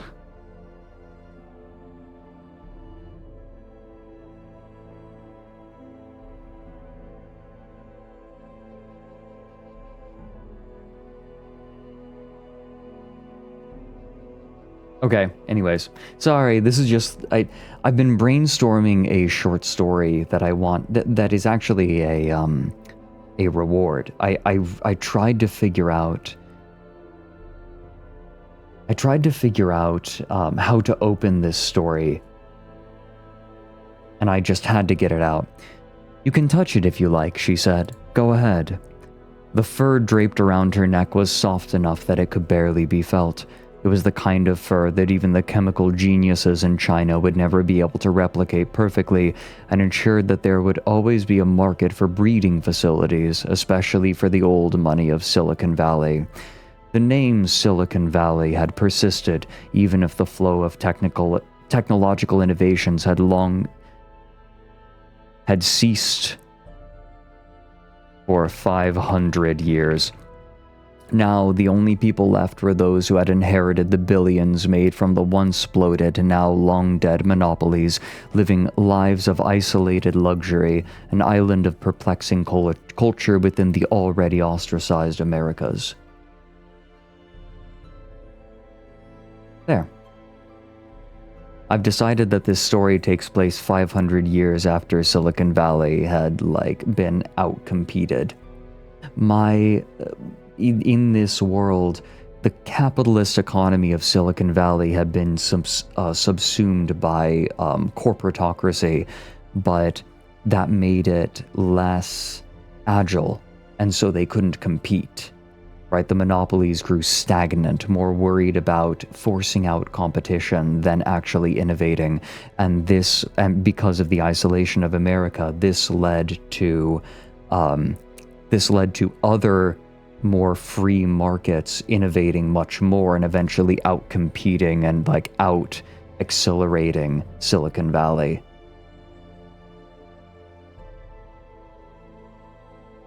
And so Silicon Valley still has a bunch of money, right? Title, there's... How Screaming Telepathic Plants Inspired a Seething Rage in Me. But that's the idea. There's still a bunch of money floating around in Silicon Valley, but nothing is being made. So nonfiction, yeah. Anyways, this is the setting that I'm making. Cheer 300. This actually makes me feel so much better about writing. I tend to write slow and I go back and change words or sentences, and I'm worried that I'm being too perfectionist or I'm simply not good enough. Seeing you write like this too is honestly reassuring, because now I don't feel as bad about taking my time with the process. Usually if you take your time, it depends on the writer. I would say that most writers tend to write very quickly, then go back and fix everything in the edit. I'm the opposite. I tend to write very slowly, but I only have to do an extra pass or two, very, very quick extra pass or two to polish it up. My first draft is very close to my final draft typically. I know that you and I, Angel, are aberrant. We are unique in that way.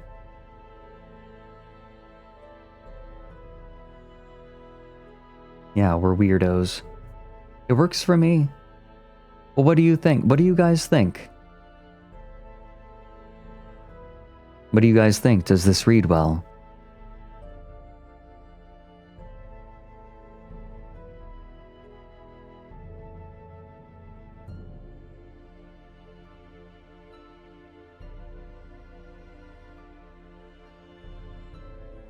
I hadn't known that she came from Silicon Valley. I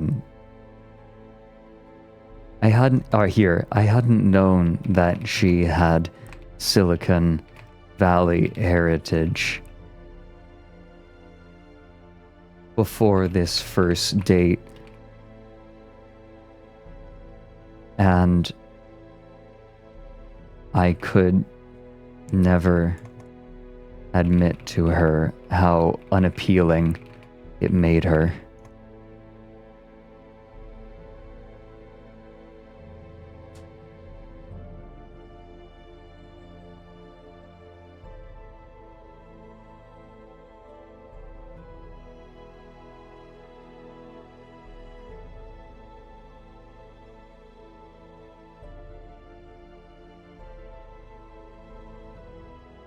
Wait. I hadn't known that she had silicon in her blood. I wanted to use a bit of an antiquated term. Like my mind immediately went to, I hadn't known that she was from Silicon Valley stock. That's initially where I went before this first date, and I could never admit to her how unappealing it was.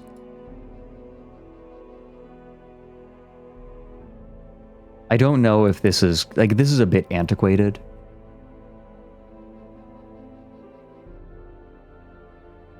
I'm not sure how I want to do this.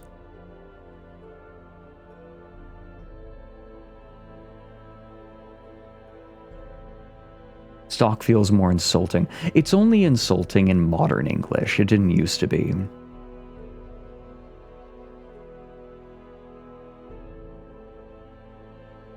And when I need to fix this. This isn't right. I'm gonna flag that for later editing. Anyways, I just needed to get that out of my brain. Thank you for accommodating me. I like the idea of I get the idea of like silicon in her blood. I feel like it's a distracting metaphor. It's not quite where I want to go with it. It's not quite the tone that I want to take with it.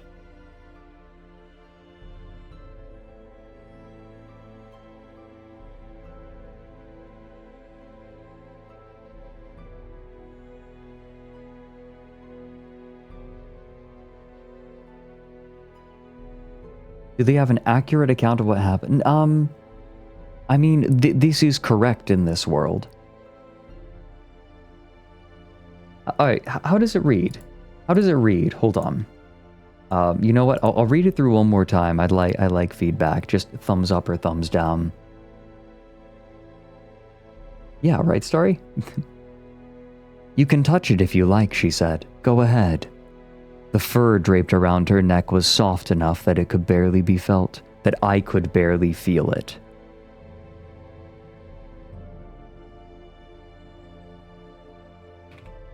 The fur draped around her neck was soft enough that I could barely feel it. It was the kind of fur that even the chemical geniuses in China would never be able to replicate perfectly, and ensured that there would always be a market for breeding facilities, especially for the old money of Silicon Valley. The name Silicon Valley had persisted, even if the flow of technological innovations had ceased for 500 years. Now, the only people left were those who had inherited the billions made from the once bloated, now long-dead monopolies, living lives of isolated luxury, an island of perplexing culture within the already ostracized Americas. I hadn't known that she was from Silicon Valley stock before the first date, and I could never admit to her how unappealing it was.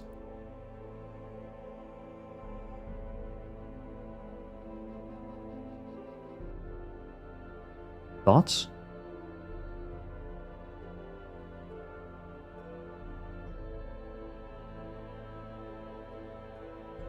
0 out of 10. Mr. Match, it's a slightly antiquated way of saying that that's where she comes from. That's where, like, her ancestors come from. I know that this is, like, on the surface, right, like, this is exposition, but it's like, this is where she's from, and he kind of detests that. Yeah, it's not enough. Just...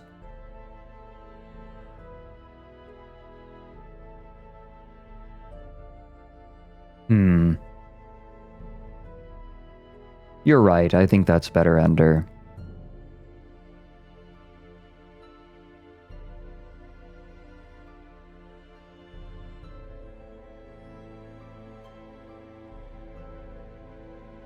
I'm not Fred, sure. I hate that my ex-girlfriend was from San Jose, heart of Silicon Valley, and this is eerily similar to her history. Stop torturing a single random fan by absolute chance with your SCP fanfic. This has nothing to do with SCP. This is just something I'm writing anyways, but that's Zeus. I kind of wanted to capture that, right? You already have Silicon Valley Nepo babies.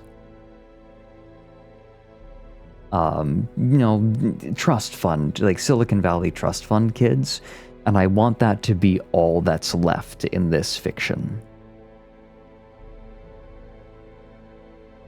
Maybe. You know what, Reverend Joe? I think you're right.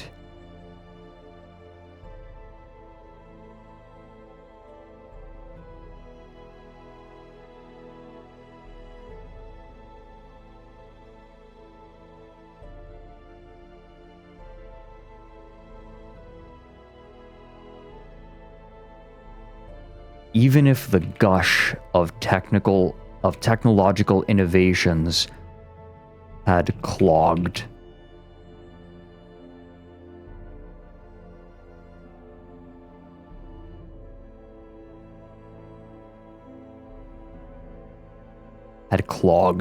now 500 years later, the only people left were those who had inherited the billions made from the once bloated, now long dead monopolies. Living lives of isolated decadence.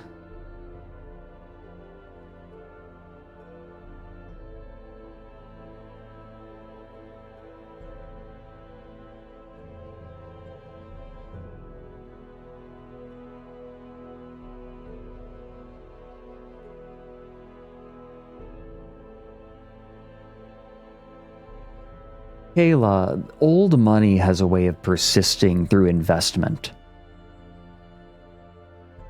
Call Silicon Valley a gilf the way it gushes hard before Thanks, Starry. I'm not finishing that.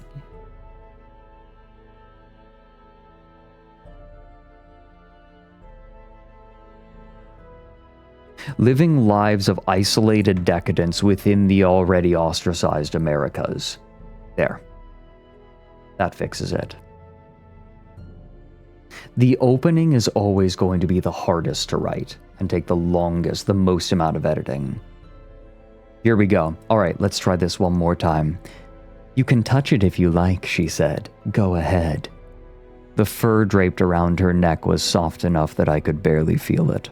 It was the kind of fur that even the chemical geniuses in China would never be able to replicate perfectly, and ensured that there would always be a market for breeding facilities, especially for the old money of Silicon Valley.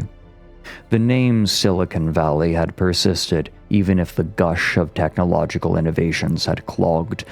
Now, 500 years later, the only people left were those who had inherited the billions made from the once bloated, now long-dead monopolies, living lives of isolated decadence within the already ostracized Americas.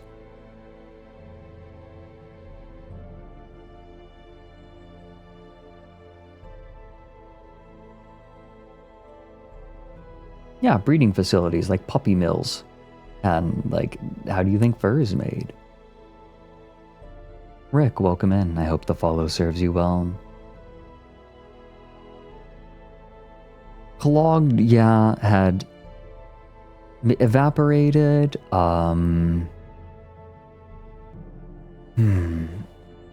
Maybe we need a different metaphor.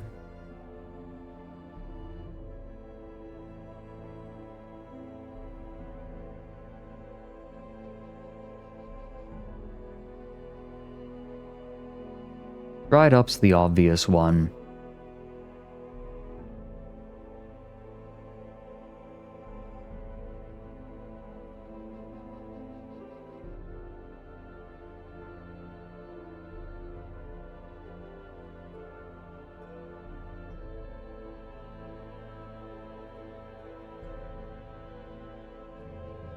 Something's wrong here. Something's wrong with this metaphor. Something's wrong with this.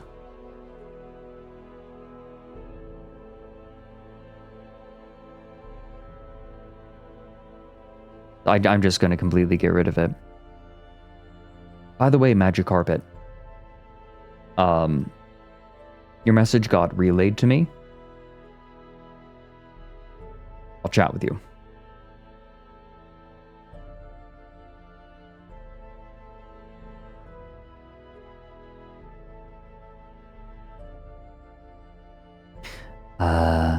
Silicon Valley had persisted.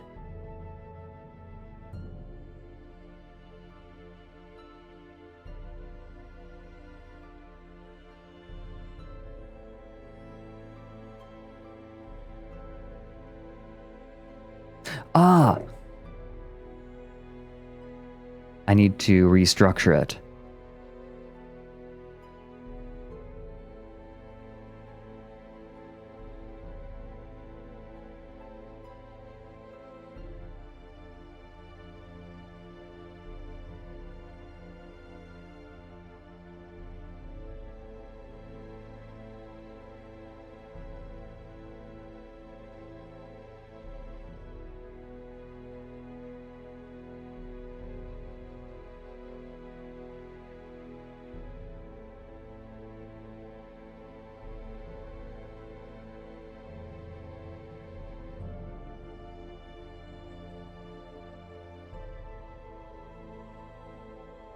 Here we go.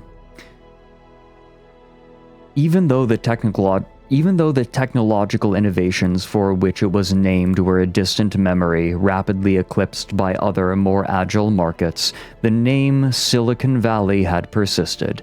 And now, 500 years later, the only people left were those who had inherited the billions made from the once bloated, now long-dead monopolies, living lives of isolated decadence within the already ostracized Americas.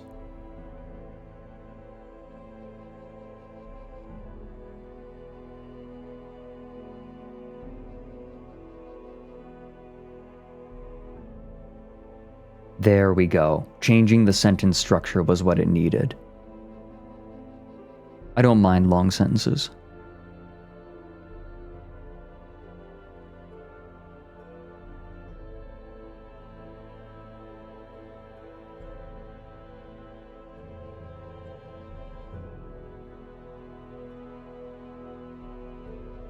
Knowing that she was from Silicon Valley stock. Once I learned she was of Silicon Valley stock,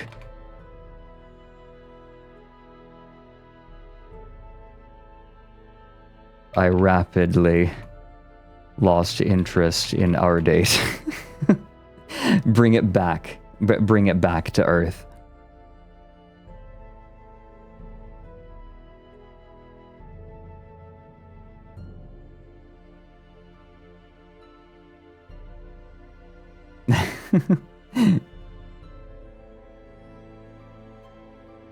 Okay, let's try this. Alright, one more read through.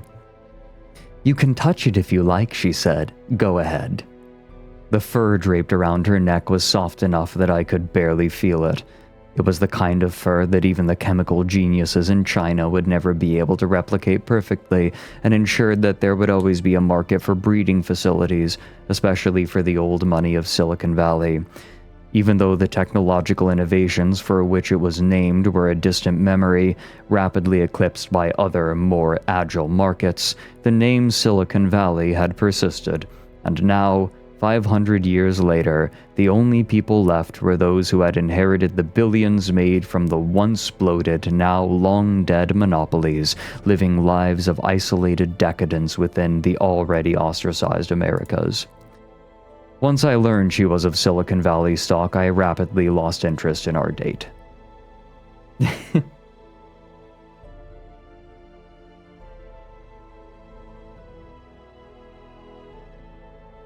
What do you think? I feel like there's something missing, but it's a decent start. It'll need to get reworked a little bit, but...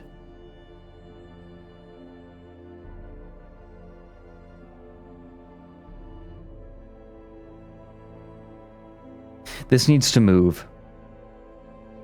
This needs to move.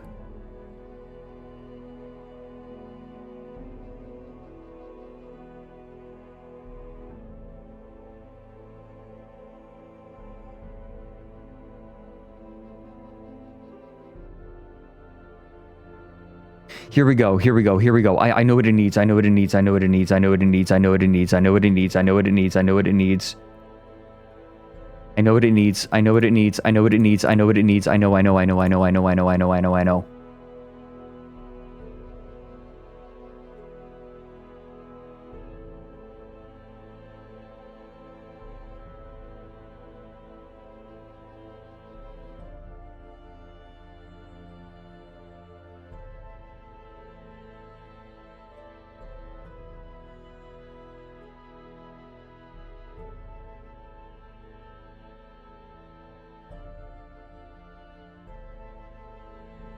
Isn't it delightful? A genuine...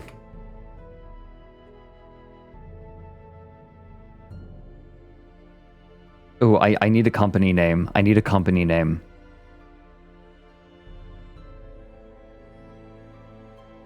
I need a company name.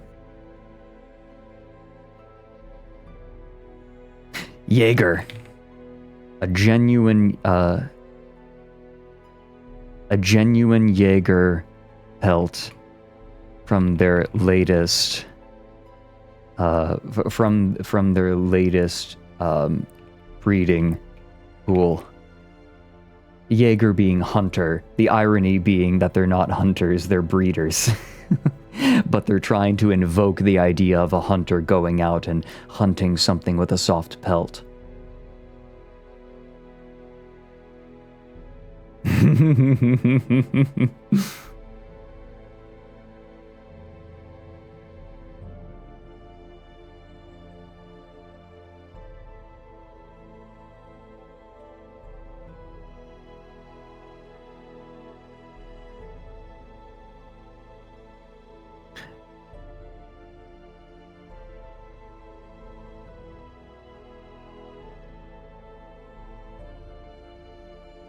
That's a California company, right?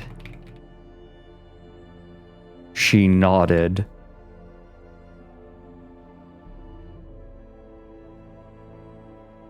Or not breeding pool, that's technically correct, but not the way that she would put it.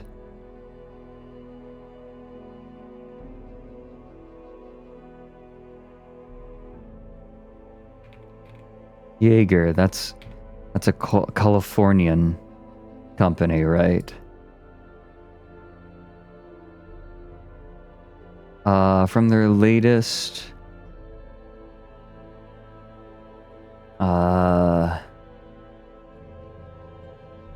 from their latest line, yeah. Jaeger, that's it. I tilted my head a bit. Jaeger, that's a Californian company, right?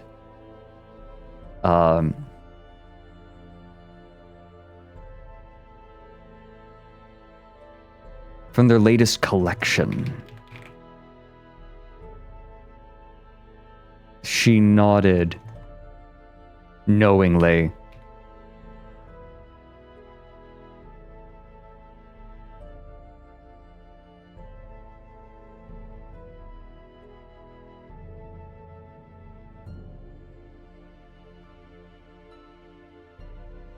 And I immediately lost all interest in our date. There we go.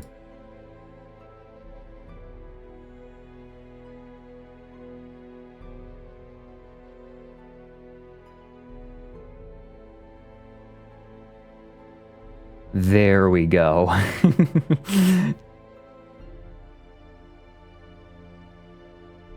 It was the kind of fur that even the chemical geniuses in China would never be able to...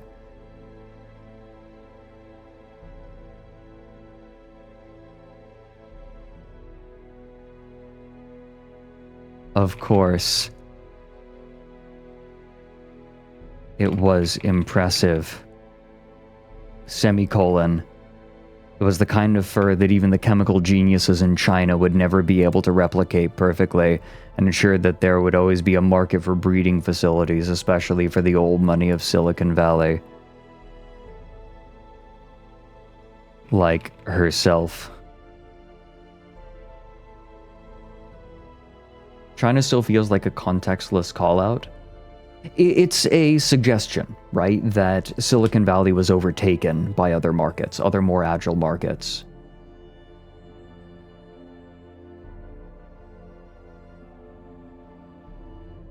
And the idea is that, like, China is especially known for their chemists.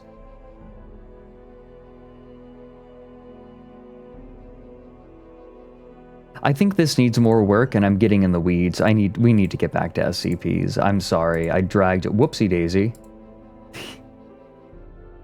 That was the wrong tab.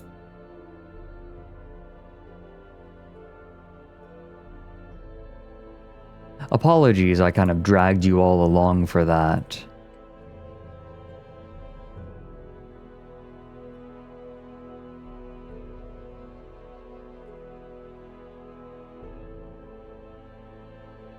I get kind of buried in writing.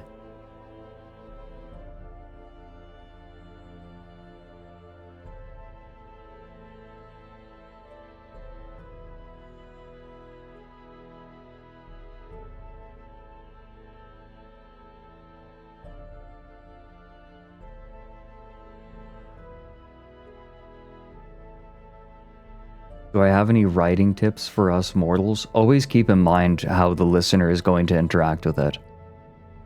How are they going to read it?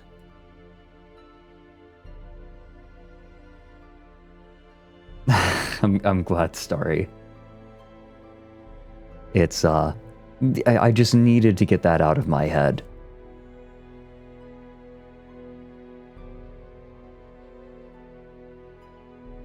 It's been something I've been ruminating on. The opening, excuse me, and I needed to, like, see how it worked. I needed to, right then. Hey, Mokumin30, I hope that follow serves you well.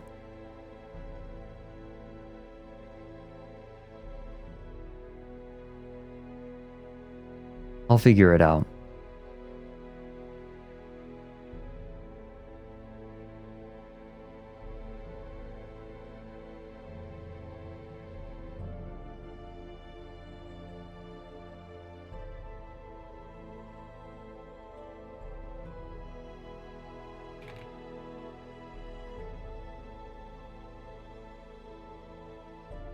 Thank you, 30. I'm quite fond of it. Today's a comfy day.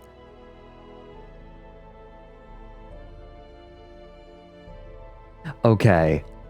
Okay. I'm going to read this. No, it's not going to be on stream. Just listen to the narration, and I want your opinions. Okay? Furry clogged breeding facilities are still running long after their creators were dead. The Siliclown pubes was strong, but I had no interest in it. Silk Cocosi Industry was the lead producers of Siliclown pubes. The Siliclown felt so soft, almost substantialless to the touch, but even with the semi-invisible, almost scentlessness, the underlying smell of pork was on the Siliclown pubes. I want to put it on the grill and cook it.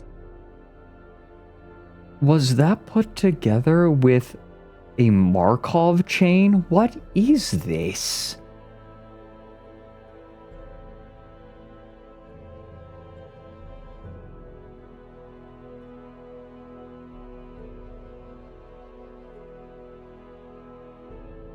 What is this? You did this with your mind. Are you okay? Okay. I want you all to just listen. Please do me a favor.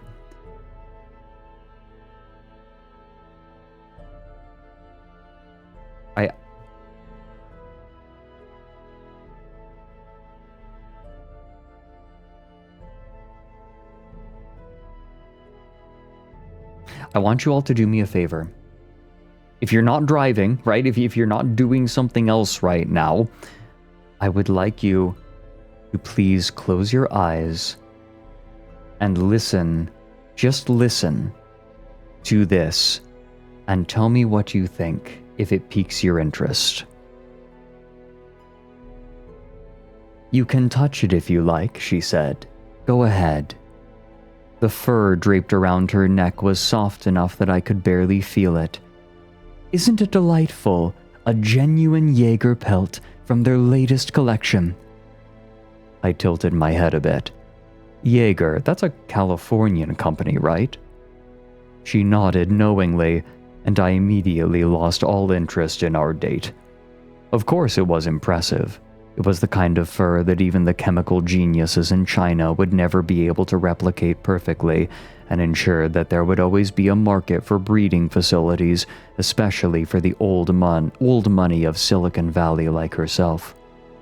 Even though the technological innovations for which it was named were a distant memory, rapidly eclipsed by other, more agile markets, the name Silicon Valley had persisted, and now, 500 years later, the only people left were those who had inherited the billions made from the once bloated, now long-dead monopolies, living lives of isolated decadence within the already ostracized Americas. I had never met a Californian that I could tolerate, and she was proving to be no exception.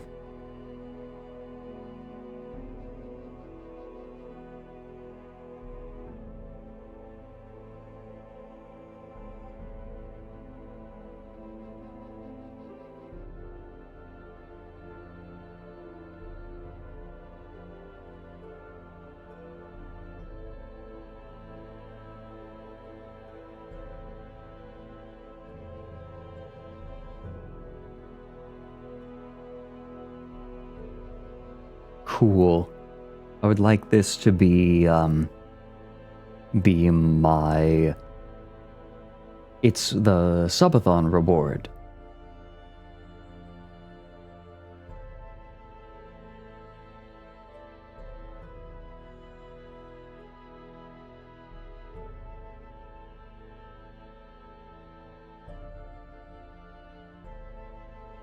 Yeah, rising pressure. Knowingly, I was kind of uncertain of. This goes in a direction that is kind of horrifying. I gave the concept. I told the concept to Mary, and he replied, Didn't rhyme. "That's horrifying." Thanks, Narthex. I gave the concept to Mary, and his reply was just an ink dog with, "That was horrifying."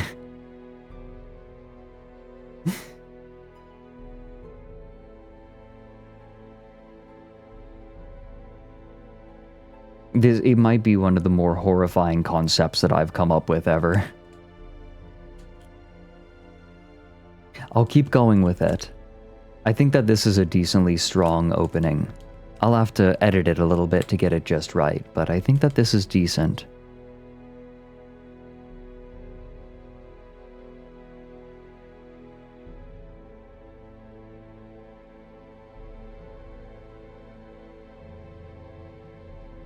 I suggested that maybe he makes there's a comic out of this.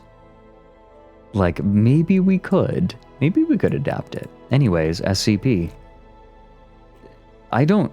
Do we just read all of these? Look at all of these. You've got a lot to read. We might just read SCP-507 today if we do this. How about this? Let's do a vote.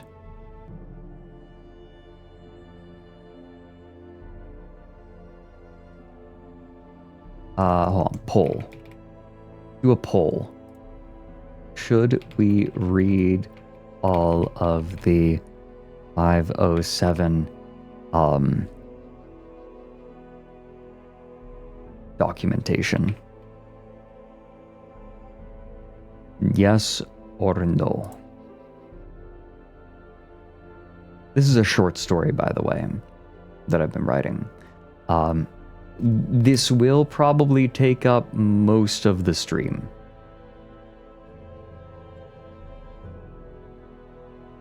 No's seem to be there. Yeah, I'd like to read others too. I'm okay either way.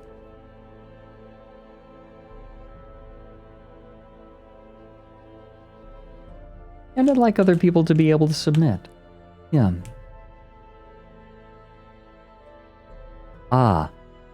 Those with level... Okay, so we'll just read interview 507G, maybe. Yeah, we'll read this, and then we'll move on.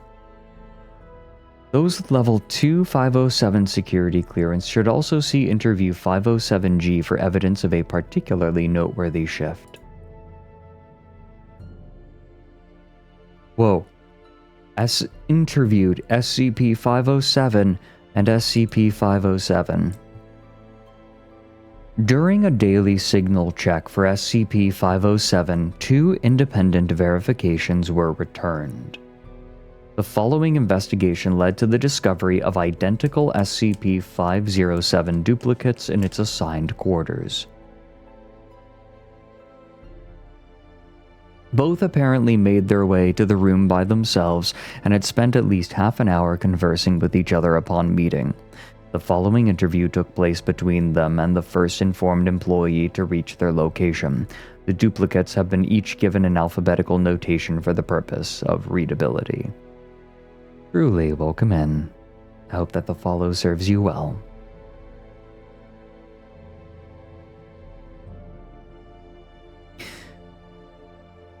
A. Hey, Doc. B. Welcome to the party. Doctor.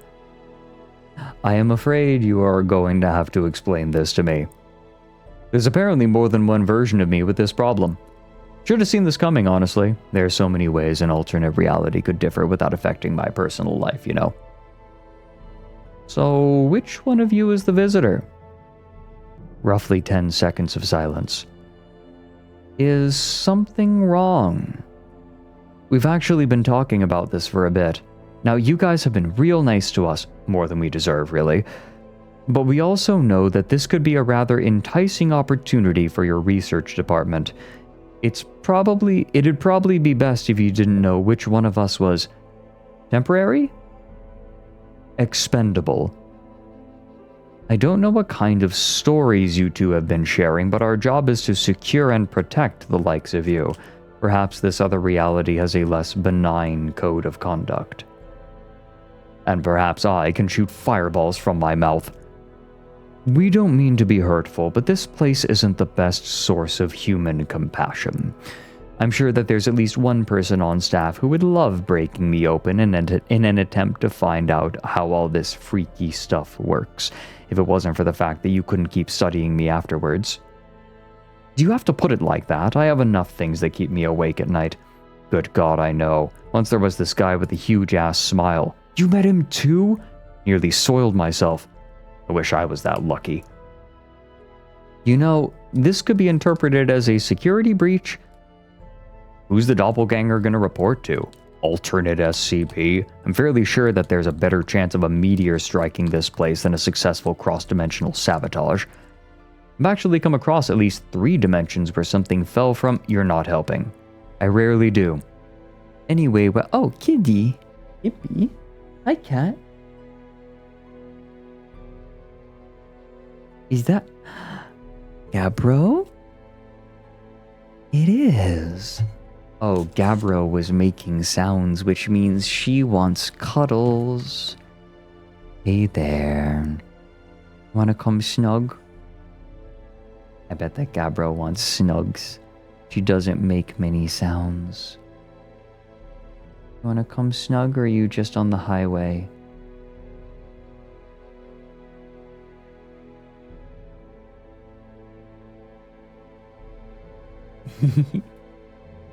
No, she's just on the cat highway. Bye, Gabro.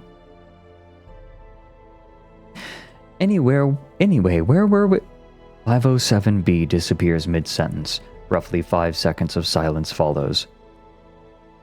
Well, now that our visitor has left, I have a question. All right. Did you two figure out the difference between your realities? Actually, I think we did. In his world, Abraham Lincoln was killed while sleeping by his vice president instead of by General Lee. In this reality, Booth assassinated Lincoln.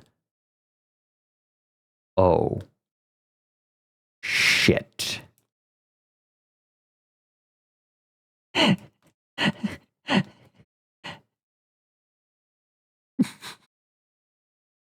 Closing statement. Subsequent testing revealed that SCP-507's abilities have no biological basis and that severed pieces will still shift along with the main body. The SCP-507 of this reality reappeared 3 days later and has not been informed of this incident.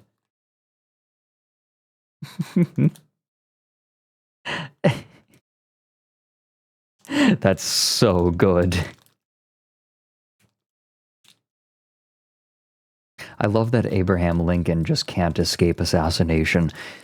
No matter where he is, someone wants to kill that motherfucker.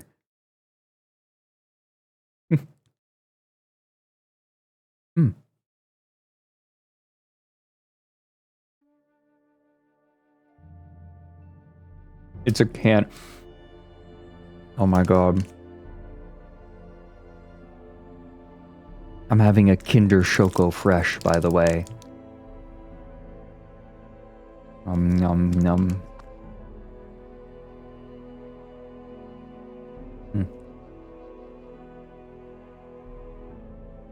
Kinder. It's melting.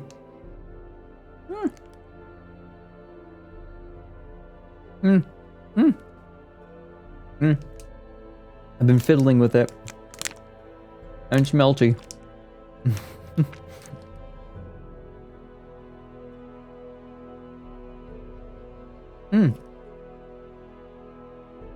I can eat Kinder Surprises. I have. No.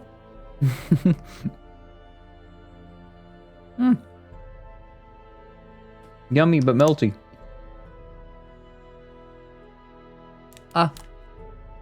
Nom nom nom.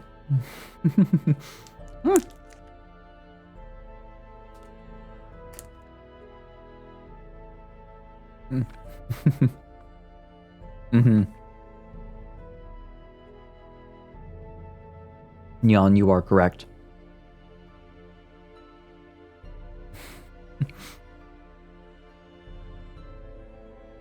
Yeah, the cute bonbon. They're tasty.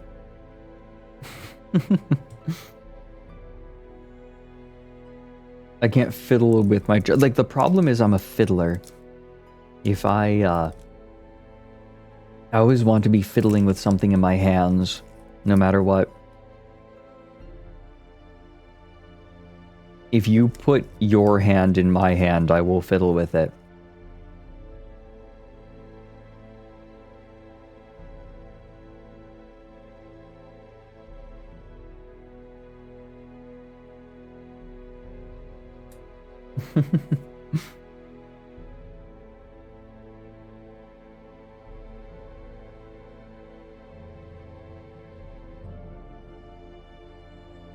Hey.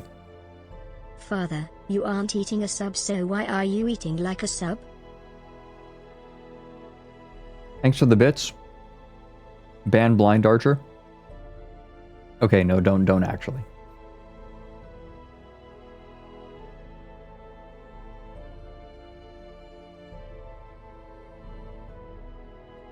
Is that ADHD? Possibly. Undiagnosed. If it is, it's undiagnosed. Okay. Agent Redacted went missing on Expunged at the same time as SCP-507.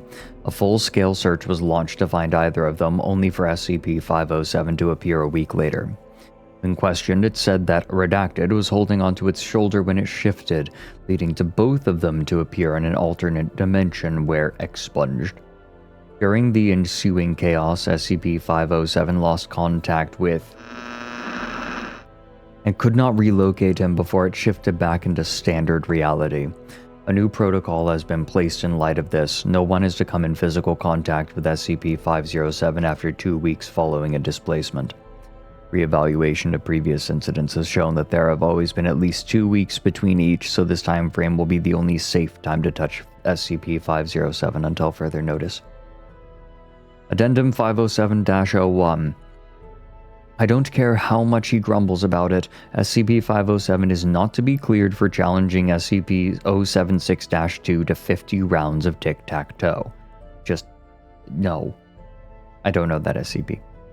Addendum 507-02. Fungus encountered by SCP-507 seems similar to that resulting from experimentation with SCP-407.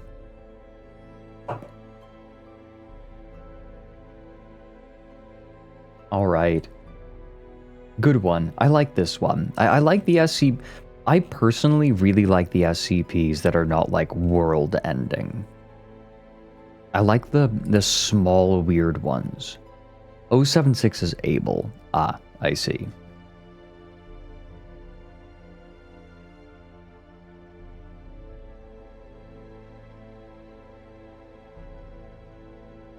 Alright.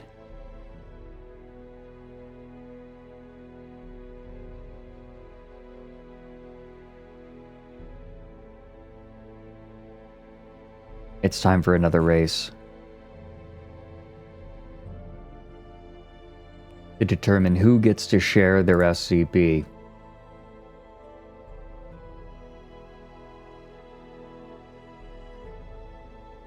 Wait for it.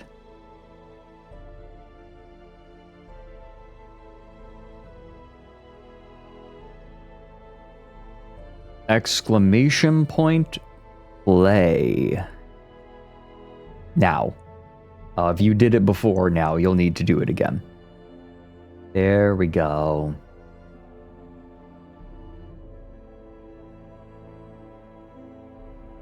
If you wish to share an SCP, or if you would just like to participate in the race, exclamation point play will give you a marble. You do not have to have an account. Well, I mean, you have to be able to chat on Twitch, obviously. But you do not have to have an account. You don't need to have anything special.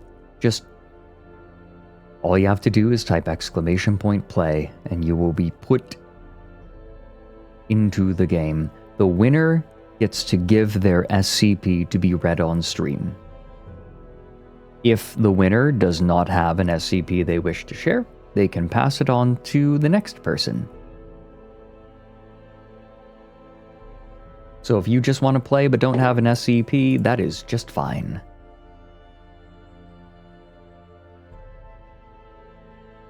I have never seen this one. Oh, this looks dangerous. Oh, this looks dangerous. Oh boy, oh baby. This is going to be interesting.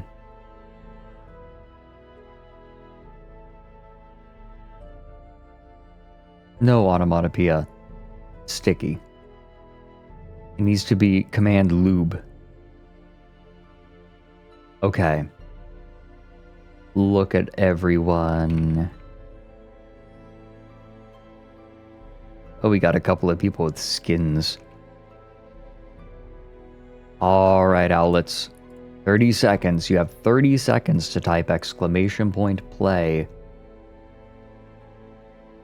And join in to potentially give your SCP to be read on stream.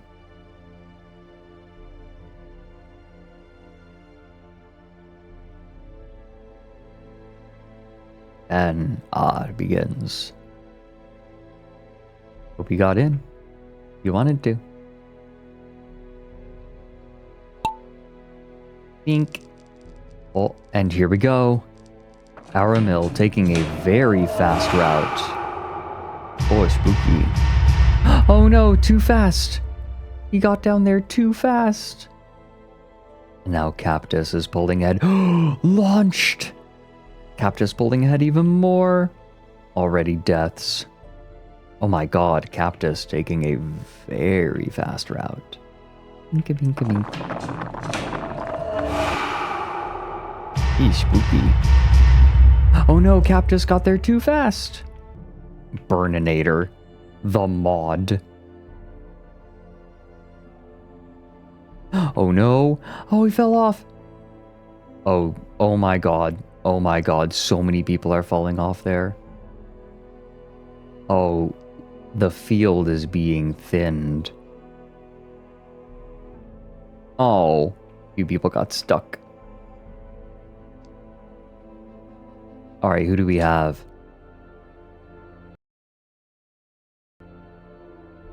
And the music stopped for a minute. Open. Okay, no one got there too fast. Oh, this is close. Mont Blanc. So close. Mont Blanc. Is it going to be Mont Blanc? It's Mont Blanc. Fun fact, Mont Blanc is the person who made a few of our emotes.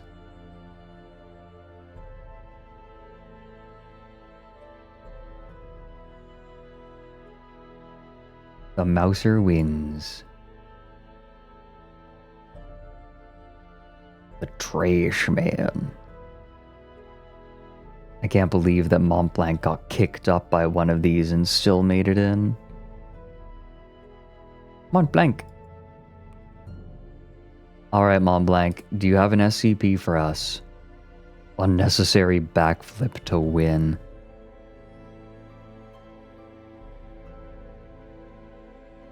SCP-261 for us. If it sucks, I blame you. If I lose subscriber, it's your fault.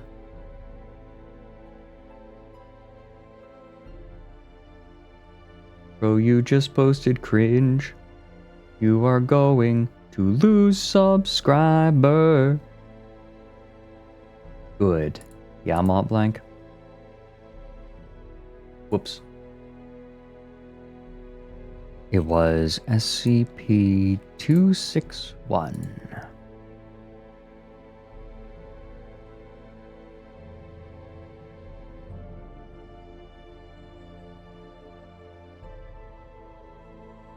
Ah, another vending machine.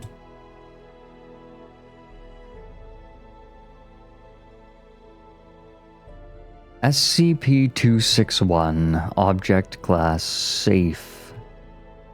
Special Containment Procedures. Any access to SCP-261 must be approved by staff with Level 2 security clearance or higher. Any and all items dispensed by SCP-261 must be recorded, along with the amount of money entered and the amount of time elapsed between uses. Currently, SCP-261 may be used only 10 times in a 24-hour period, with no transaction exceeding the equivalent of 500 Japanese yen. Testing approved by Site Command is not under these restrictions. Items dispensed by SCP-261 should be reviewed by site health and safety officials before consumption. Failure to do so releases the Foundation from any obligation regarding negative effects. Items deemed dangerous or useful to research will be confiscated by site security, with financial compensation provided in proportion to money spent. 500 cigarettes. Oh, Tox, you added something to this one? Description: SCP-261 appears to be a large black vending machine with no front glass panel and a small keypad on the right side. SCP-261 was recovered in Yokohama, Japan. 261 was brought to the Foundation's attention after investigation of an urban legend about a magic vending machine that was circulating on the internet. SCP-261 was found in a back alley behind a large shopping center with a handwritten sign saying "out of order" in Japanese taped to it. SCP-261 has no marks or identification of any kind, and no locals remember when or how it came to be in its current location. Internally, SCP-261 appears to be a basic vending machine, equipped to vend food and beverage items. After a key was made and the front door opened, no abnormal materials were found, and it was determined that SCP-261 has never actually contained any food or beverage items.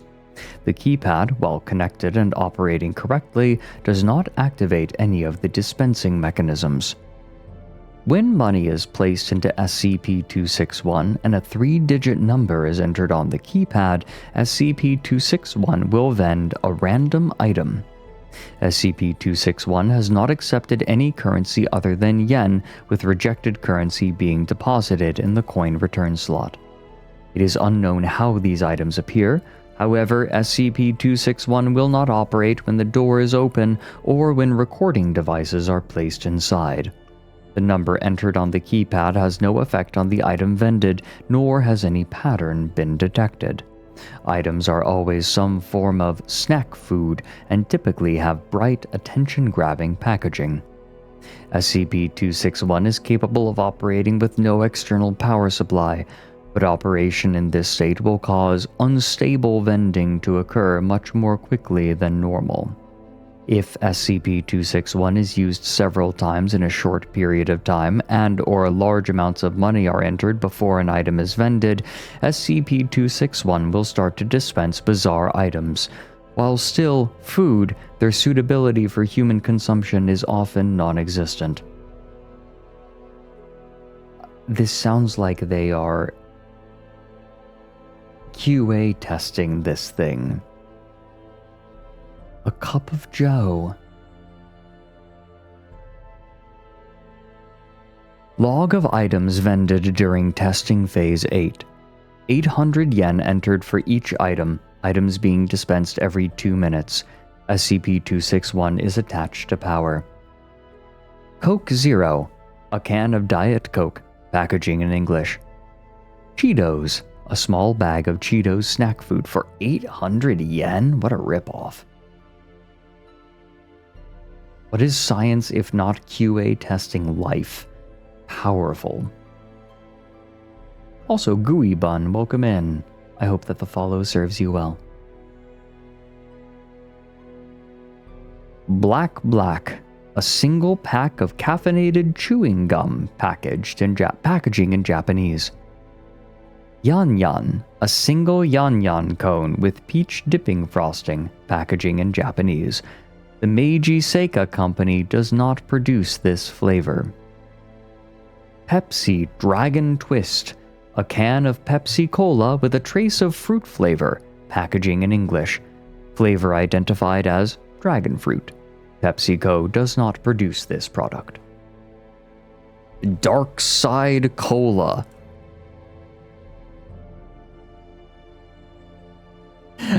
I'm pressing buttons. I gave it the money. And I'm pressing buttons, but it's not putting anything out. Well, now it comes. Well, this isn't edible. Come on. What am I supposed to do? Like, I'm sorry. I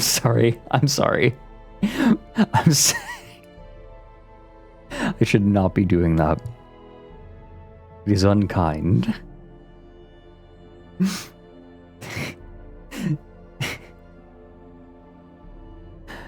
Dark Side Cola, a can with clear plastic slides, packaging in Japanese. Liquid inside is clear. When opened, liquid appears to react to the air and changes to dark black over a period of several seconds. The black color. Thank you, you worthless fucking D class for the yen. The black coloration looks like billowing smoke and cannot be reversed. Liquid's taste described as cola with something spicy in it. The Little Bakery, 7 gram. A small tube the size of a candy bar with a green button made of aluminum, packaging in English. When the top is twisted off, a mass of dough is extruded. Dough contains several enzymes and bacteria that have not yet been identified. On contact with air, these cause the dough to rise and bake, killing the microbes in the process. Produces a small, round loaf of bread weighing 250 grams. Taste described as good, but chewy. Oh my god. Like, any army in the world would kill to have these as MREs. Dude, they would kill for this. Lemon clams. Thick plastic baggie with a plastic tube on the side containing water and 12 clams, packaging in Dutch. Following on-package instructions, the plastic tube was cracked like a glow stick. Oh, you know what? Okay, let me see.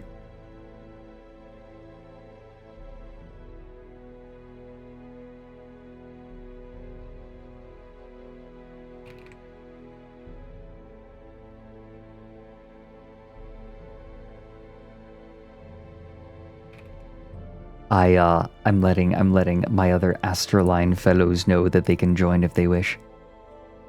I'm just hanging out in the group chat, in the ASTRALINE server. Following on, okay, so thick plastic baggie with a plastic tube on the side containing water and 12 clams, packaging in Dutch. Following on package instructions, the plastic tube was cracked like a glow stick. Liquid in the bag flashed to steam, venting from a hole that popped open in the top of the bag, slightly burning one researcher. Steaming finished after 38 seconds, after which clams were found to be fully cooked and infused with a mild lemon flavor. On investigation, clams match no recorded species. Oh, weird. Ugh. Diet Ghost. A can containing an instance of SCP-2107. Packaging was in English. Testing done on this instance provided similar results to other contained instances of SCP-2107. This marks the first time SCP-261 has vended another SCP object. What is this? Diet Ghost. Well, hell. It's Euclid.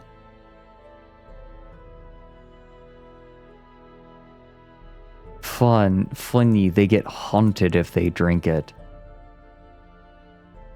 Unknown. Small mesh bag filled with small multicolored pyramids. Wait, this feels kind of redundant. If it's in a small bag, then it itself must be small, right? Like if the package is small, then whatever's inside of it has to be small too. I guess you could have like a small package of average-sized M&Ms, right? Like M&Ms themselves are small, but like you can have normal, whatever. You know what? Whatever.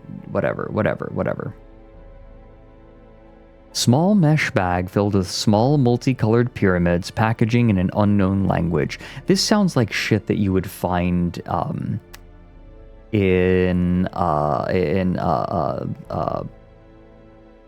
Sludge, hello. You know, oh, now I want peanut M&Ms. Pike Place Market. This sounds like something you would find, like a candy you would find in Pike Place Market. Anyone else feel that? Oregon pyramids, don't get me started. Nubs.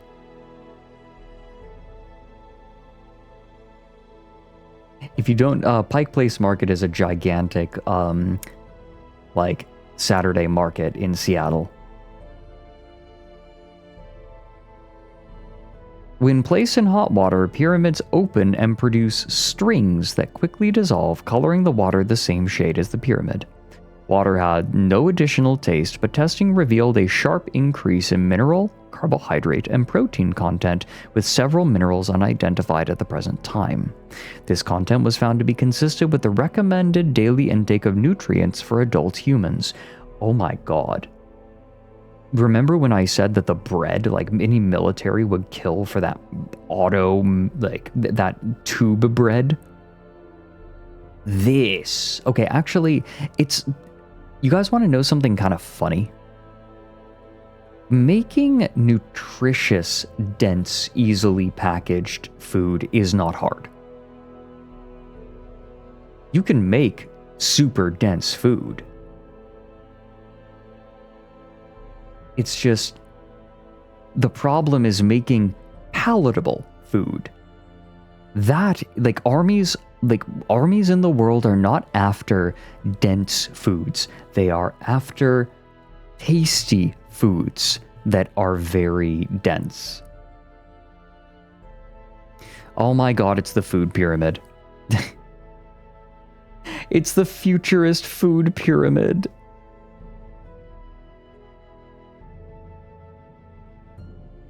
Oh yeah, Zeus. Yeah, no kidding. It's the food pyramid. It's a pun.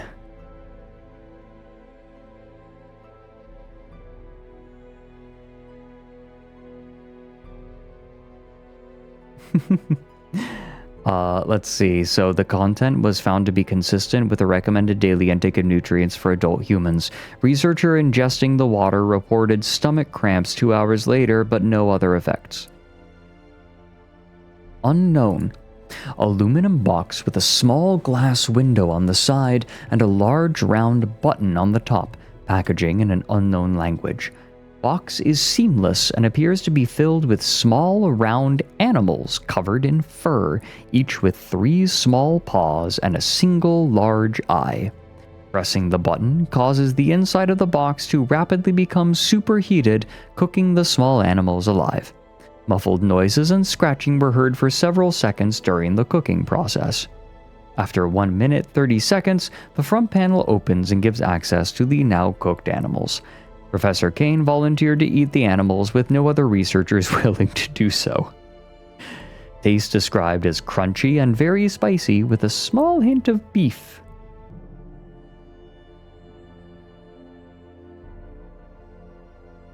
Well, at least you know where your food's coming from.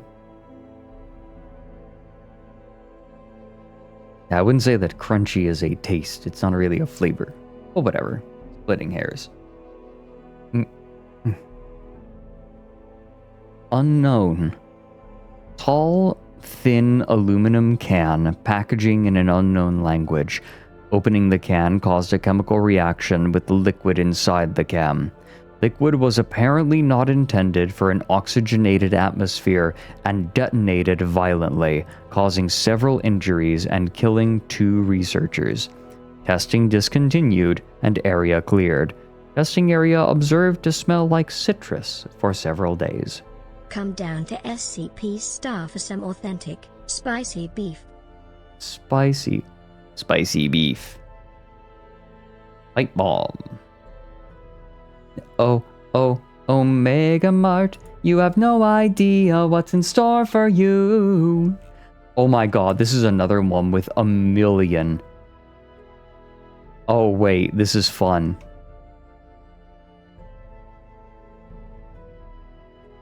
This is fun.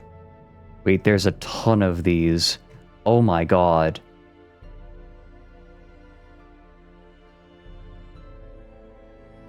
I believe that they're fun, but I also want people to be able to submit their SCPs.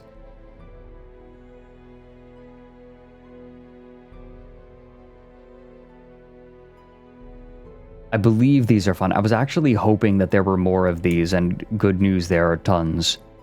Look at this. Money entered, 300 yen. Powered or unpowered? Powered. Item description. We'll read a couple.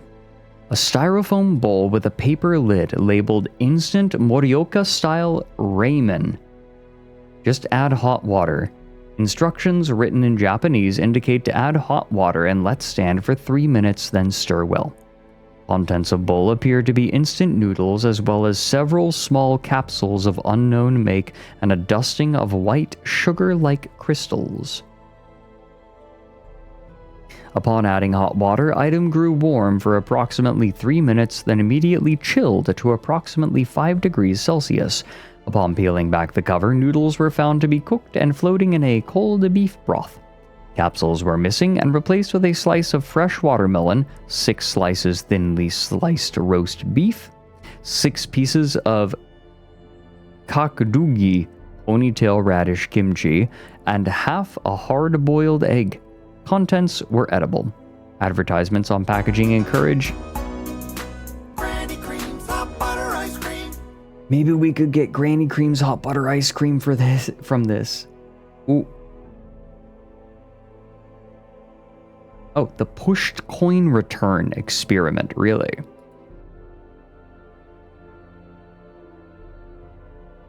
Let's see. Here we go. Money entered, 0 yen, pushed coin return button. Powered. Item description. A single 0 yen coin deposited into change return slot. Coin is pressed out of pot metal. Reversed face depicts a smiling Ronald McDonald.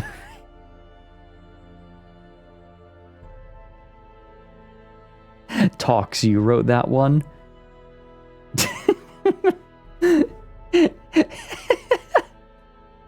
This is so fucked. What is pot metal? I'm not familiar with the term.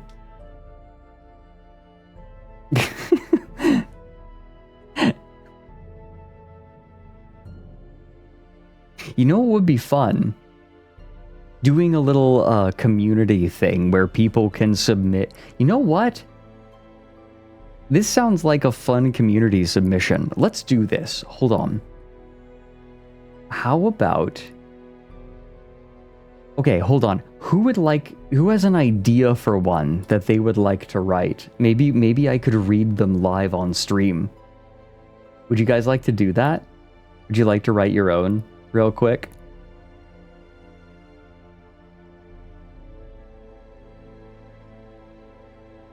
Yeah, you want to write your own output for SCP-261?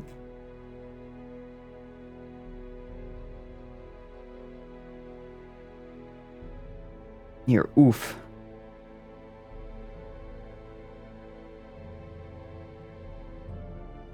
Yeah, you want to write your own? One day. Yeah, it's a bit much. You know what? We'll do it. 1 entry per person. Let me make a Google form.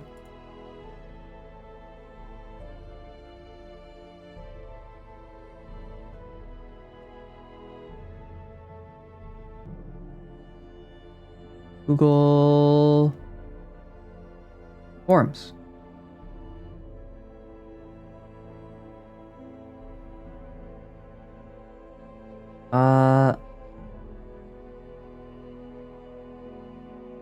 Let's see, this is going to be name and new question. Paragraph. Maybe? Hold on. Yeah.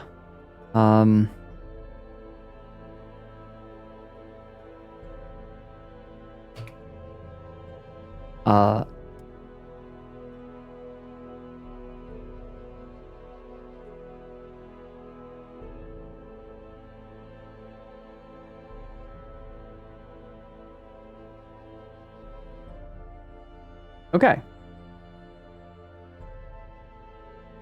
Anyone with the link? Okay, 1 per person, please. Let me just get the link. And I will actually be right back. I need a nibble. Let me get the link. No, not that. Here we go. Copy responder link. Okay. Here you go. Oh, wait. Maybe I should do a shortened version. No, you know what? This is fine. There we go. Go ahead and put in your own SCP-261 experiment log. Write them at if you want to. No idea how many people will do it. Not worried about it. But I would like to get a little snack. I'm a bit hungry, and then we'll continue. We have like an hour and 45 minutes left of this. Continuing reading SCPs. Hang tight, everyone. We'll be back in just a few minutes. Aha. Hang tight. And you have time. Actually, wait, this gives those of you who want to the time to write your own SCP-261 experiment logs at your leisure. And if you want, be right back.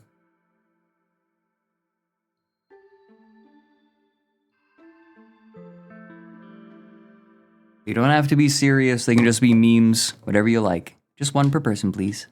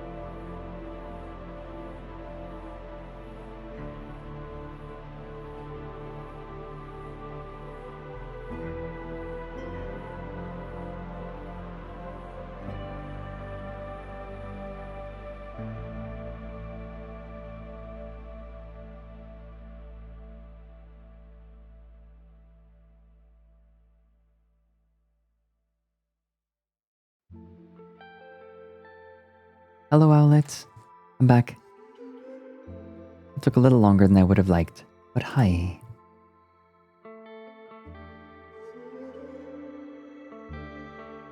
Okay. I think we need another SCP. I want to give people a chance to write their tests for this SCP. So that means it's time for another race. Let me set it up real quick.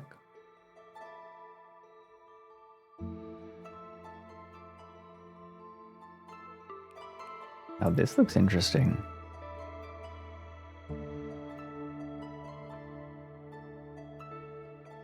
Alright, Owlets. If you have an SCP that you would like to share with everyone, or... T-owl wiggly, T-owl wiggly, T-owl wiggly. Thank you for the 3 months, Ninja Sakti. Welcome back in. If you have an SCP that you would like to share with the stream, or you would just like to see your marble race, type !play into chat. The winner will get to share an SCP for us to read on stream. If that person doesn't have an SCP they want to share, they can pass it on to the next person. So get on in. Come along, Owlets.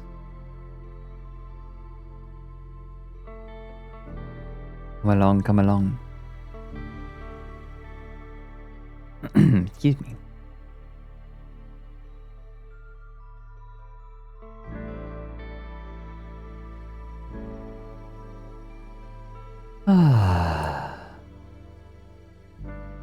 Alright.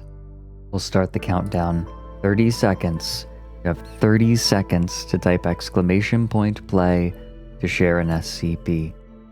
To have the chance to share an SCP.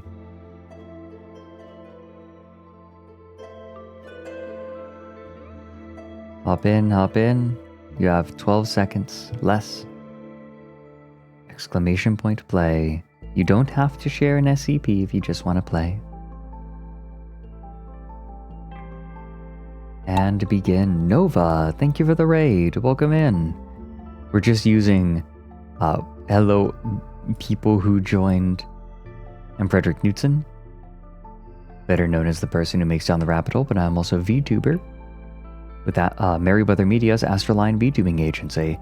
Today, we are using Marbles on Stream to determine who gets to share an SCP. Mont Blanc if you win again, I swear to God. But we're using Marbles on Stream as a sort of random number generator to decide who gets to share an SCP for us to read on stream. I like the long courses. Oh no, got caught up. Allowing rising pressure to... Woo! Oh. To die. Goodbye. Whoa, whoa. Oh my god. Oh, people are making the jumps.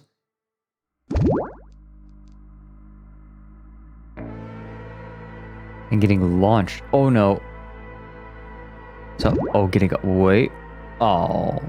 Didn't land on the course. That would have been cool. Looks like Soup Spoon is pulled out ahead. Mont Blanc still close to the front of the pack. 3rd place, 4th place. Oh. Wait, what happened? Wait, was he just that far out ahead, or did he get launched in? Wait, what? Did he get launched and did he land in? Oh my god. Can we see a replay? Does this game have replays? Replay functions?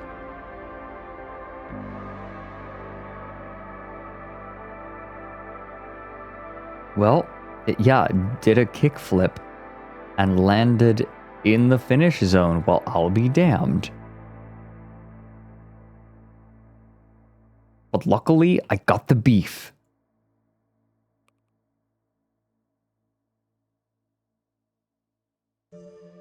I mean, we can see results, but there's no replay function.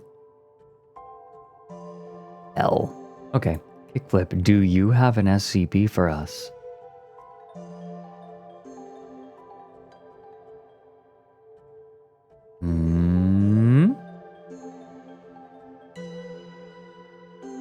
Yo, 420 viewers? What? Really? Let's go.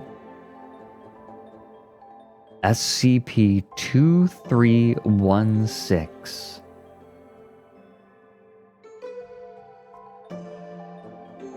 SCP-2316.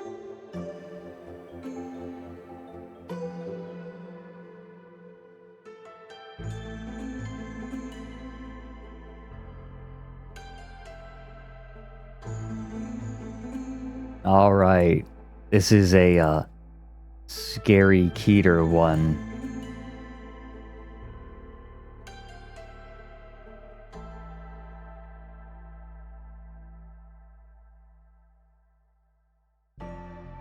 Okay. Rookie Cognito Hazard, let's go. Big scary. Big scary, big scary, big scary, big scary. A very highly rated one.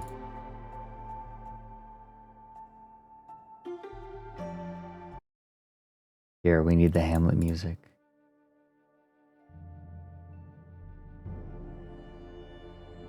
By order of the Overseer Council, the following file describes a Keter-class anomalous cognito hazard and is level 4 2316 classified. Unauthorized access is forbidden.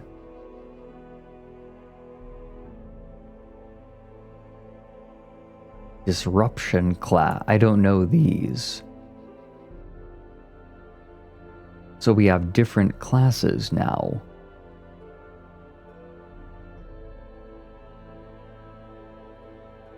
The following file contains images at... Wait a minute. They've been waiting for... I knew I saw something. They've been waiting for a long time.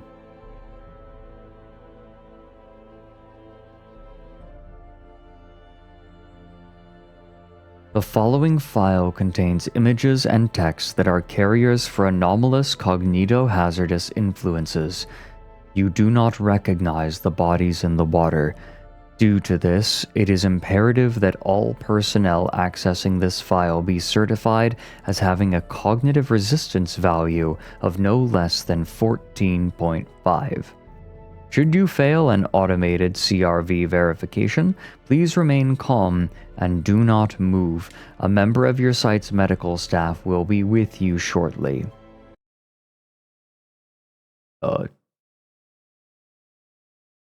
Load, please.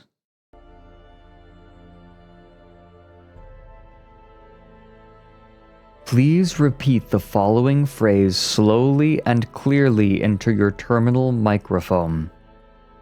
I do not recognize the bodies in the water. Wait, what? I do not recognize the bodies in the water. Good job, Mochi. Very good. Verification complete. User CRV is within acceptable limits. SCP-2316. Special Containment Procedures. Under no circumstances are Foundation personnel to approach SCP-2316. Observation of SCP-2316 must only be carried out by remote dummy probes utilizing video and audio recording equipment.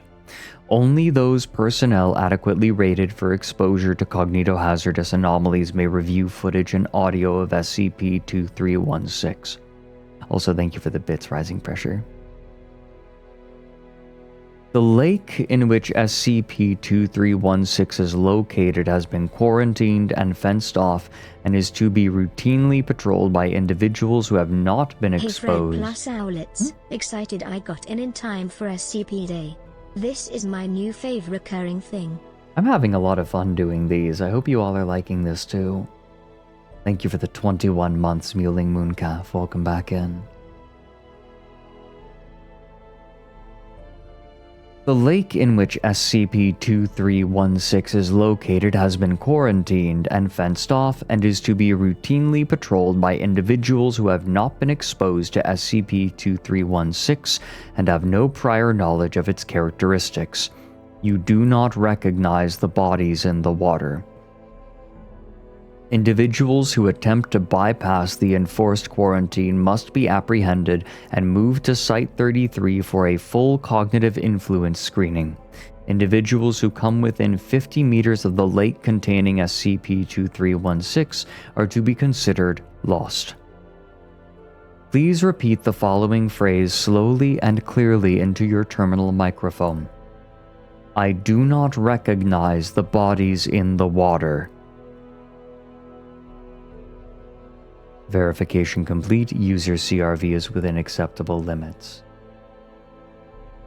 Description: SCP-2316 is the designation for an anomalous phenomenon existing within Lake. SCP-2316 manifests as a group of human corpses floating in a small group at the surface of the water. Due to the nature of SCP-2316, it is uncertain how many individual corpses exist within the group. The number is currently estimated at 45, but has been estimated as high as 200 or more. The identities of these corpses are cognitohazard removed. Automated change unknown. What? Automated change unknown. Though DNA testing has been inconclusive. While SCP-2316 appears to be individual instances, it is theorized that SCP-2316 may instead be an entity composed of a collective consciousness. Individual instances of SCP-2316 do not act on their own, but do seem to be able to act collectively as a single unit. I know who they are. I know their names. Each and every one of them. Don't you? The individual instances of SCP-2361: Jeremiah Feynman, Arthur Scott, Denise Clark, cognitohazard removed, automated message, edit locked. Unrecognizable, and you do not recognize the bodies in the water. SCP-2316 hosts a powerful cognitohazardous effect, causing those who have viewed SCP-2316 are aware of certain parts of its nature or who were enrolled in the cognitohazard removed, automated message invalid, to believe that the individual instances of SCP-2316 are human beings they recognize, typically from their childhood. They're lying. They know damn well who they are. The cognitohazard is real, but it's just their way of crying for help, of letting people know who they are, who they were. Attempting to come into contact with SCP-2316 instances by way of entering Lake or touching an instance of SCP-2316 will cause other instances of SCP-2316 to appear. You do not recognize the bodies in the water. The additional instances only serve to reinforce and add to the strength of the cognitohazard. How can you not recognize the bodies in the water, compelling affected individuals into the lake? Individuals who enter the lake in this way are lost, and to date none have been recovered. Addendum 2316.1 Interview. Data expunged. They don't want to show you, but I will. Below. Please repeat the following phrase slowly and clearly into your terminal microphone. I do not recognize the bodies in the water. Verification incomplete. User CRV is not within acceptable limits. User CRV influenced by active cognitohazards. Please stay still. A member of your site's medical staff will be with you shortly. Terminal lockout. Below. Wait. Wait. We gotta go searching. Oops.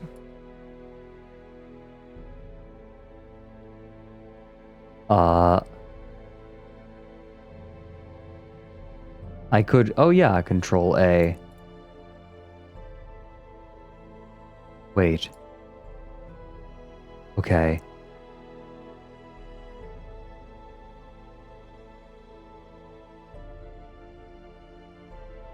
Wait. Hold on, wait, below?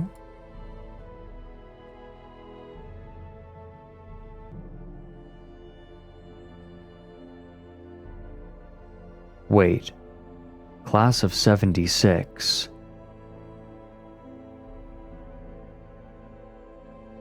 Wait, what? Fred, I think I recognize the bodies in the water TL dumpy. Mochi, no. You do not recognize the bodies in the water. You do not recognize the bodies in the water. Come on, come on, come on.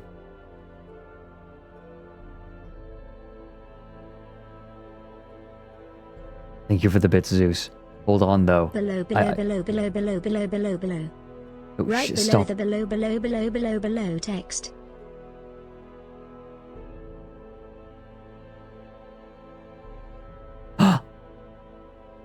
Ah.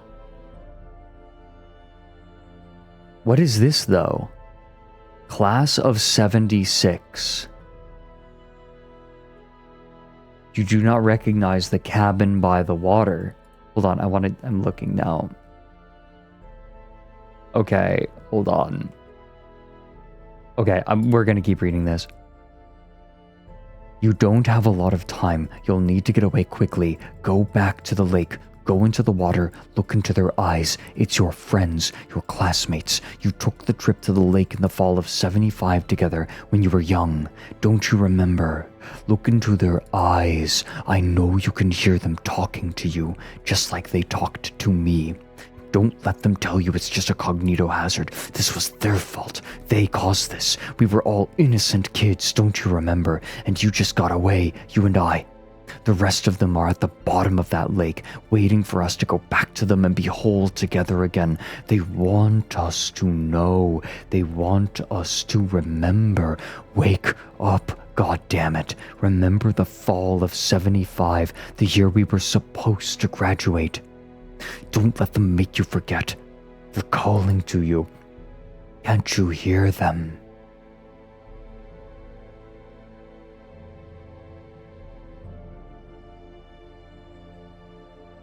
Wait.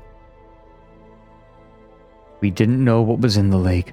The Foundation didn't try and save us. They watched and let it happen. Nobody stopped them. You do not recognize the bodies in the water.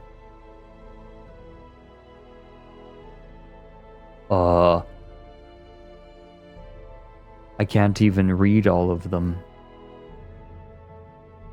Welcome in, Sharu. They're waiting for you. Go back to the lake.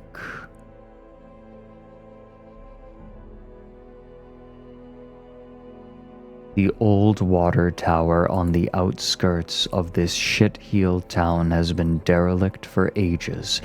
It's amazing they haven't torn the damn thing down yet. I reach up for the next rung, which groans in response to the unexpected weight before snapping off entirely. I'm outside the main article. It's Class of 76 is a whole thing. It's a story.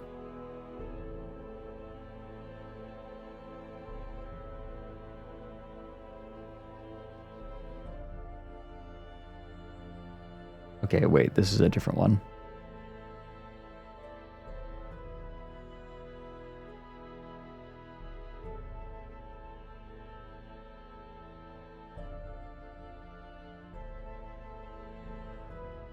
It's a whole canon. Okay. We're taking... This is cool. Doodle Cheer 300. There's a second hidden clickable link below the date to expunged. Below the data expunged. Really? Wait. Oh.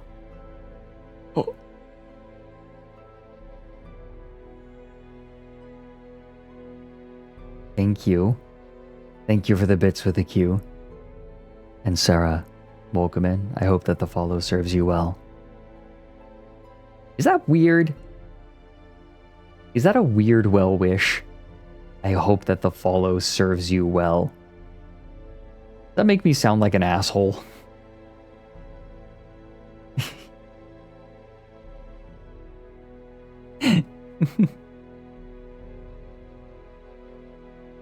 Makes me sound cryptic. Fred just really likes serving people. T-owl bottom. I'm going to pretend I didn't hear that. Thank you for the bits, Zeus. I think this follow has served you horribly. Good. It's the most It is the most accurate thing that I can come up with. Like, I hope. Just cryptic and ominous. It is the most accurate well wish I can think of. Wait, I can highlight the black name. Wait, what? You need to see this. They were your friends. Dr. Harrison.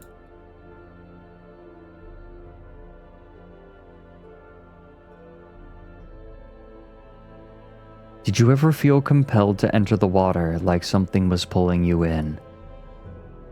This is such a long black bar. What? No, of course not. There's nothing wrong with them. They didn't drag me in. I saw them in the water and went in myself. I needed to see them. I wanted to hear what they were saying. They're my friends. When you entered the water, what did you see? Faces. My friends. Faces. Oh. You do not recognize the bodies in the water. Faces. My friends. Faces I recognized. Some I didn't, but they became more familiar as I saw them. I'd known them my whole life, but there was something wrong with them. Wrong with them? Like the face of someone you see in a dream. Or you can't remember it right. There's something wrong, and the way they were speaking, Speaking? No, that's impossible. They're simply not moving their mouths, but I could hear them, asking for help. They told me who they were. They told me you knew who they were. Enough of that. You're clearly succumbing to the cognito hazard. We need to get you medical attention. Agent, if you would, get your hands off me. I know all their names, Harrison. I heard them speaking to me. Every single one. All it takes is one person to see them and tell people, and they'll know what you've been trying to hide. Kirk Lawnwood High School. Class of... Subdue them. Get them out of here. Take them to amnestics and turn that goddamn recorder off.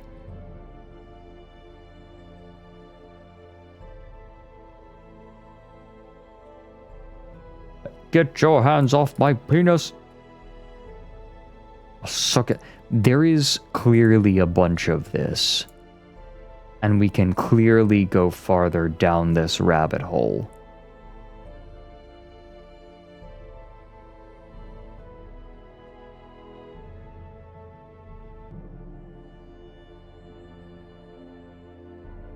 Wait, the blacked out text.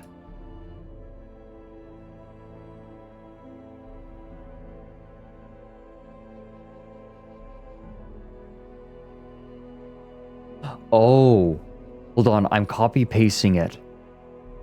Copy. So the first one is you do not recognize the bodies in the water.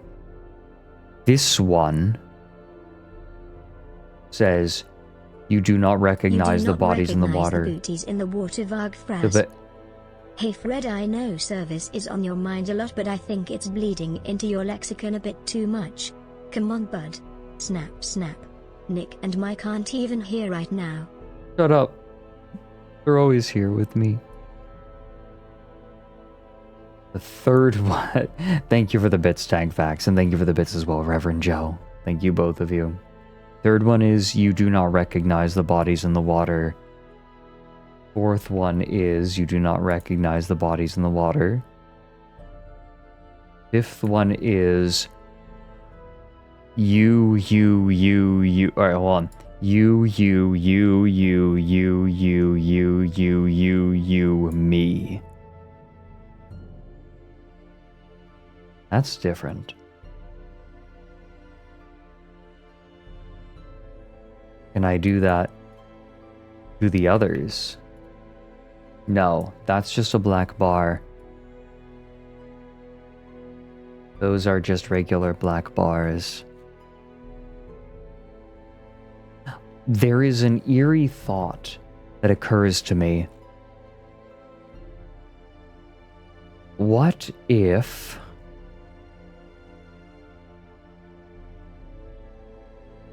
What if we are not seeing this article correctly?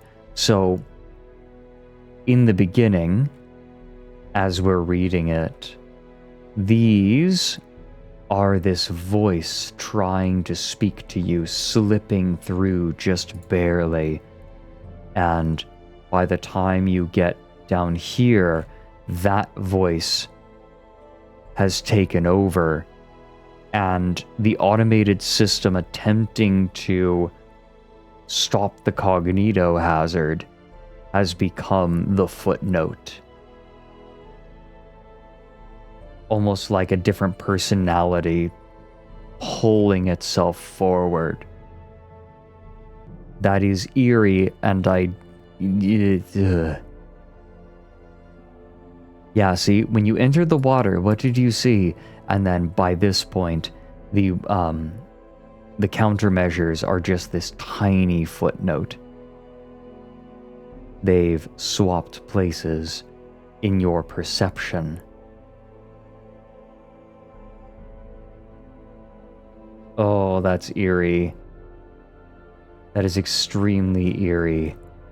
Very good one, and it makes me very curious. I'm glad to see that the ARG aspect of this is like, I know it's small, right? It's a small one, but it still adds a lot. That little bit of ARG adds a lot to it.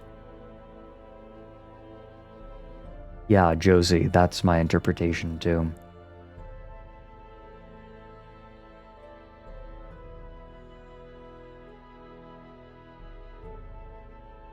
Ooh, Iron Fox, that's cool.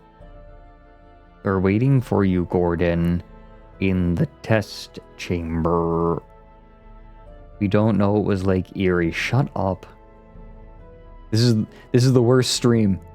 Shut it down. This stream was a mistake. So this is where they go for the gaycation?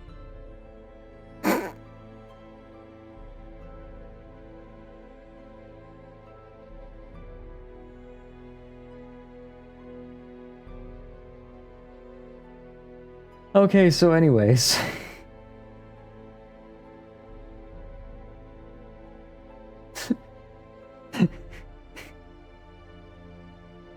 Fuck all the way off.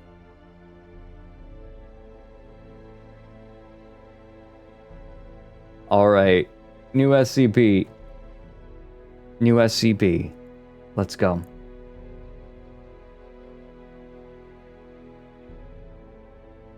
Let me get another course ready. This was very good, and it makes me really curious. I feel like this is the kind of SCP that made me fall in love with the SCP Foundation in the first place.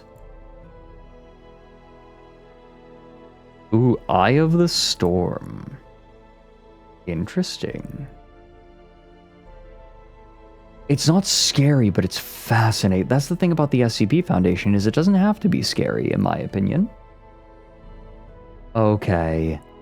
Time to pull another name out of a hat. If you would like to share an SCP on stream, or you would simply like to join the race in marbles, exclamation point play will put you in the running. Exclamation point play. The winner gets to share an SCP. Or, if the person who entered just wants to race and have fun, then they can pass it to the next person if they so wish. I always enter in marbles on stream. I don't know about all of you. I always enter. Fun. You are welcome to just play marbles. I will not begrudge you that. Alright. 30-second countdown. Get in here. 30 seconds. Exclamation point play will get you into the race.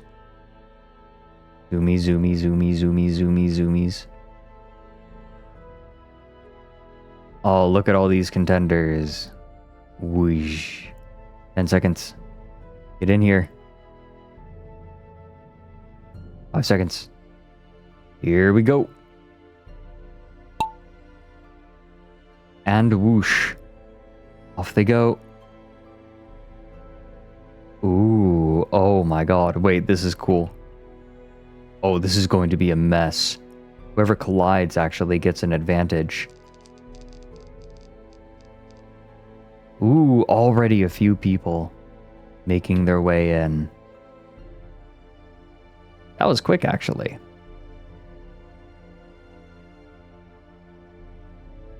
Ethan Lord, out ahead just by a little bit, but is losing ground. Ooh, they have to fall into a hole, I see. We have Lil Rose and Starry Feathers out front, getting shunted in. Ethan Lord again taking the lead.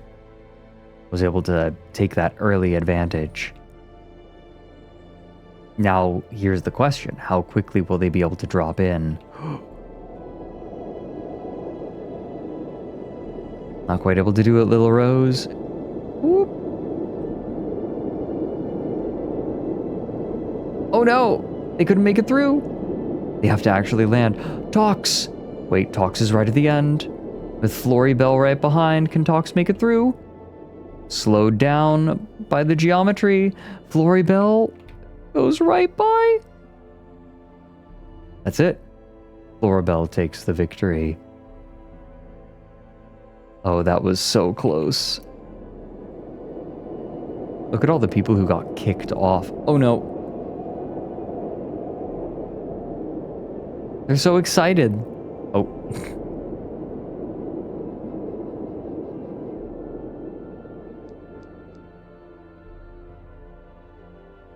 Oh wow, Robo-kun and Josie bringing up the rear.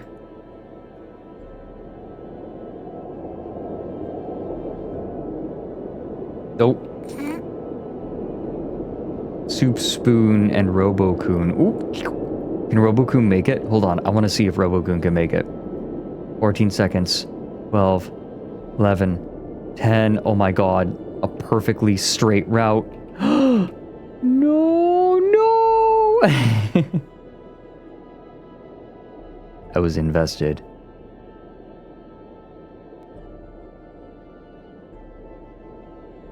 Floribel. Congratulations.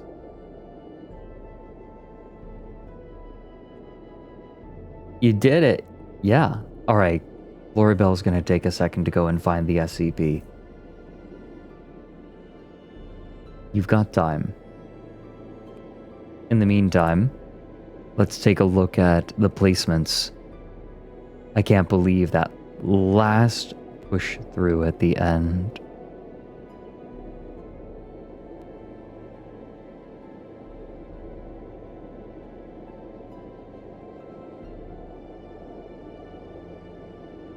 Look at all this. Oh, over half of the competitors died.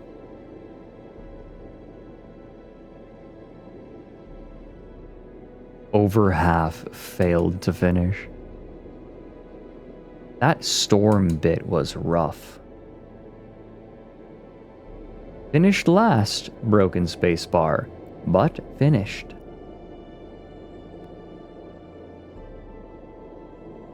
SCP-2295.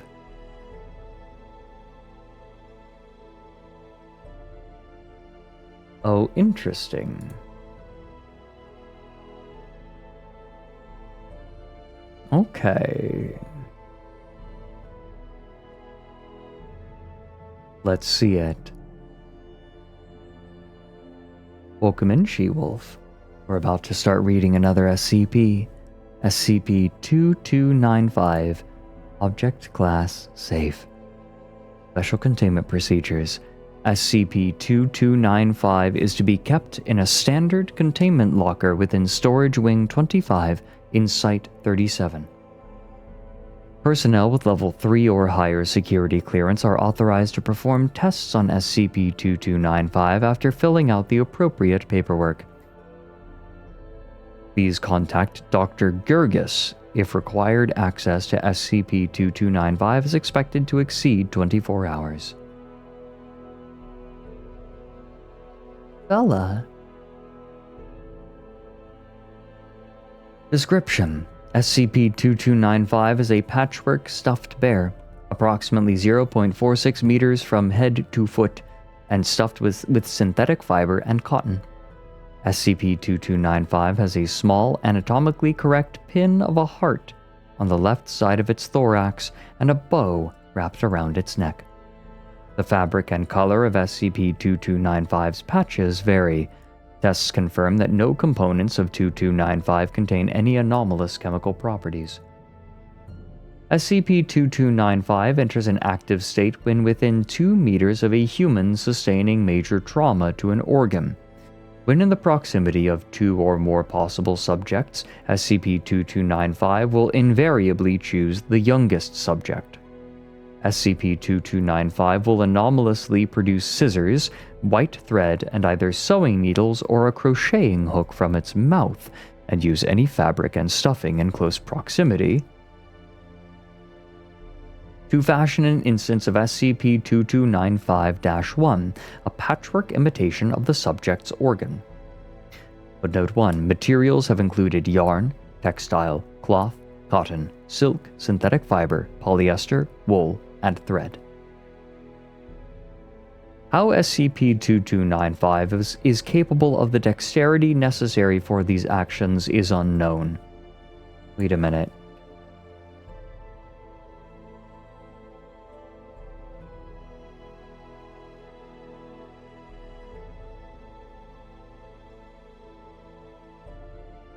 How to, hold on.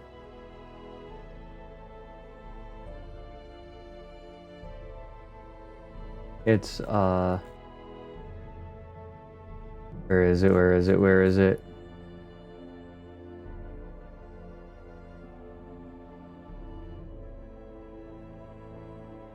There's a doofy bit from an anime where a character with no fingers teaches someone how to use chopsticks.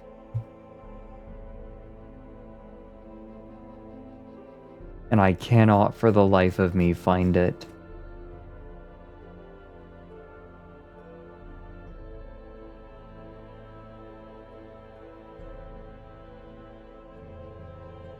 Dragon May. Okay, hold on.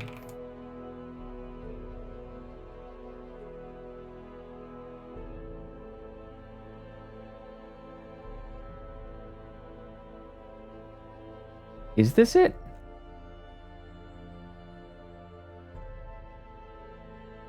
Maybe. It's like a cute little character. It's a funny little animal creature. I cannot think of it. Like, I don't know how to find it. But it's basically that. Is it NecoArc? I don't think so. I do not believe so.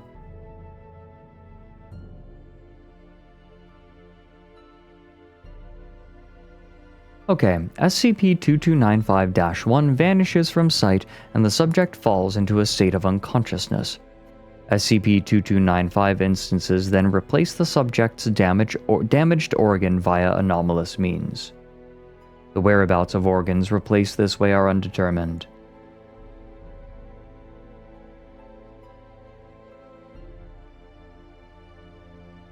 Hey there, Andy. Andy is one of the people responsible for designing V Royale, by the way, and is also obviously a member of Merryweather Media. A manager / consultant?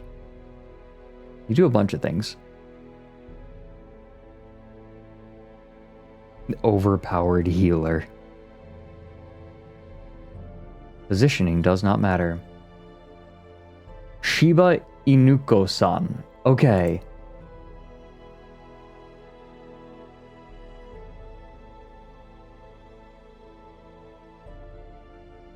Here it is.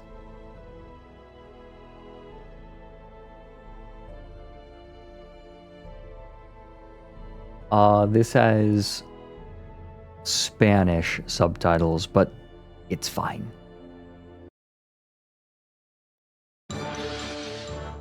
Shiba Inuko-san, Shiba Inuko-san, 尻尾がくるくるかわいいな。だけど走るのは苦手。シバイヌコさん、シバイヌコさん、シバイヌコさん、尻尾をふりふりかわいいな。だけど寒いのは苦手。シバイヌコさん、いただきます。ハンバーグから食べちゃおうっと。あら、ナオさん、変わった箸の持ち方ね。気づかなかった。小さい頃からの癖でなかなか治らないんだよね、これが。それじゃあ教えてあげるか。まず上の箸をこう持って。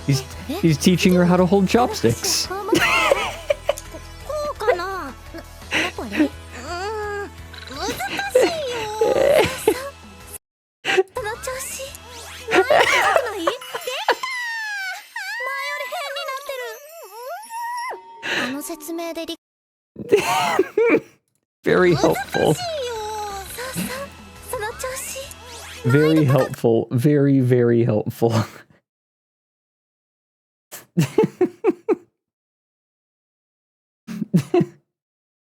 That's what I'm reminded of.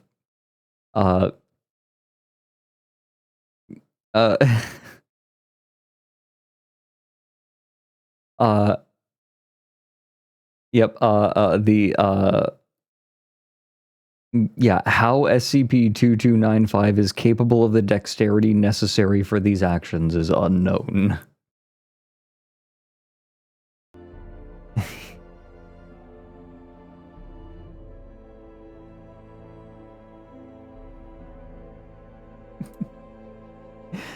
Okay. If there is no usable material, and so basically what it's describing is it creates a fake version of the organ, which then takes the place of the failing organ or damaged organ. If there is no usable material in close proximity, SCP-2295 will use fabric and stuffing from itself, ripping off hit Japanese children's show Anpanman. SCP-2295 regenerates 1 gram of stuffing every day until completely replacing any lost or used stuffing. Note that fabric used this way does not regenerate, and additional fabric must be placed near SCP-2295 for the purpose of self-mending.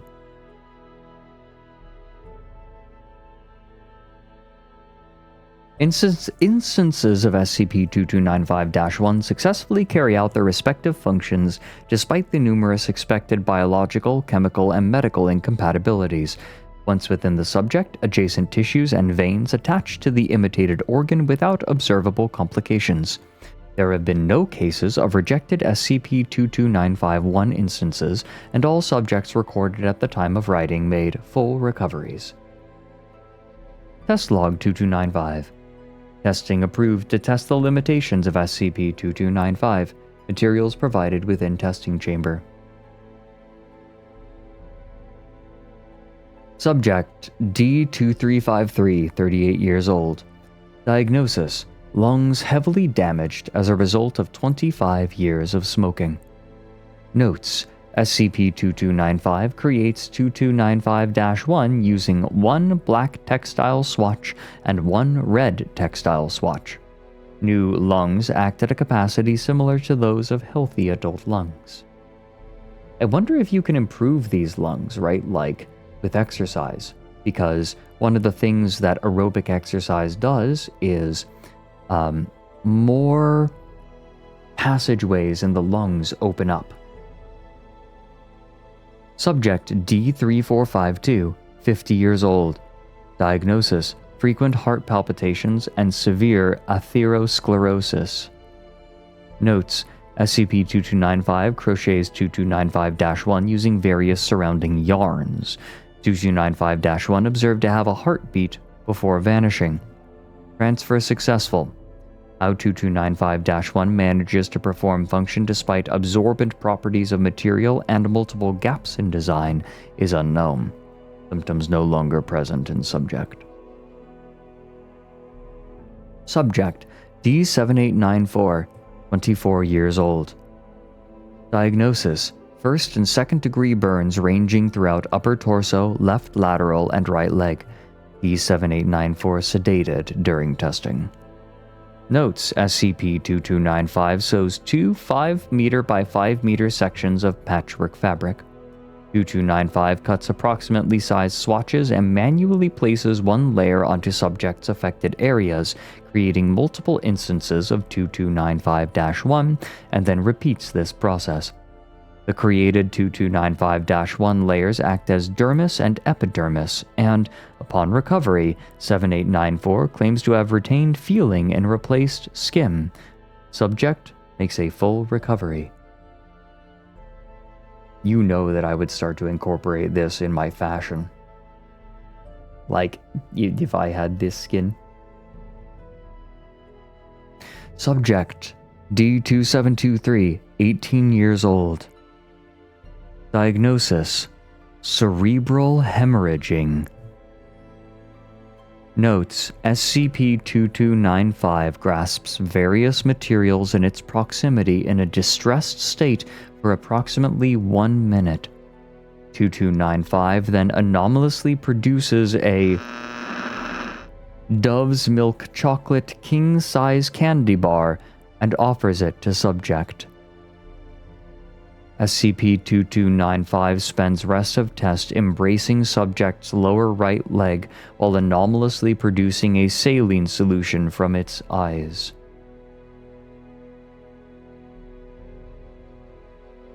Baby. Baby. Baby. You can't replace a brain.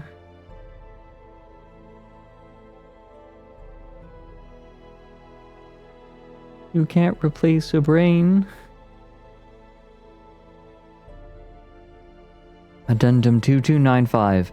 Document 2295 was recovered, taped to SCP-2295 inside the site of a crashed mail delivery vehicle. Document 2295 is a red Get Well card with the text Kairos the Bear written on the front cover.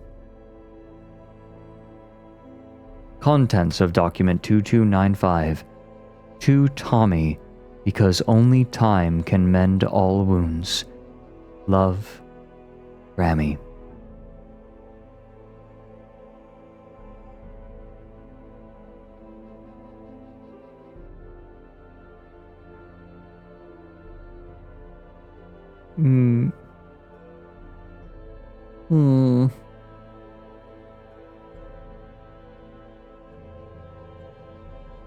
Hi, Rose. Hi, Rose. Baby. Hey, chat. Why do you hurt? Why do you hurt me? We have time, I think. for one more submission. It's okay if we go a little bit over time.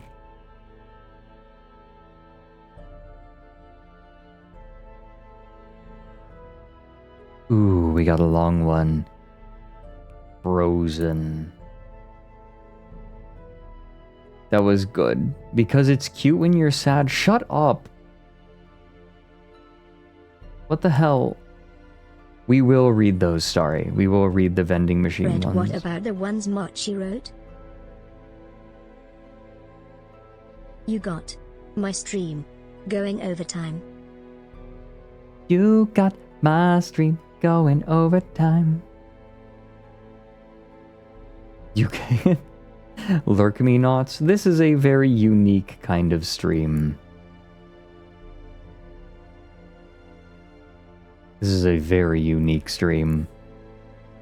Alright, Owlets.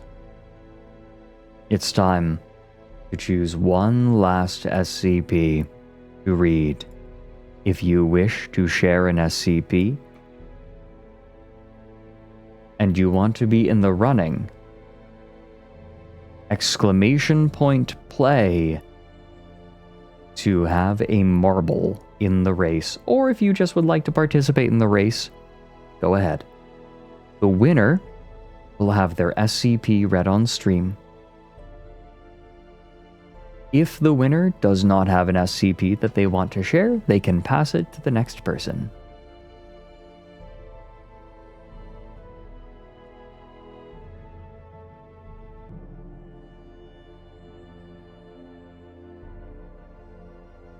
Come along in.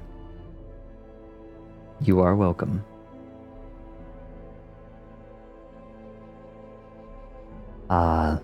Look at all of these fellas. All of these fine, fine marble fellas.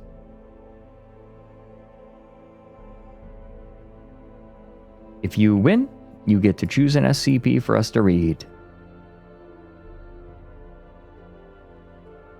Alright.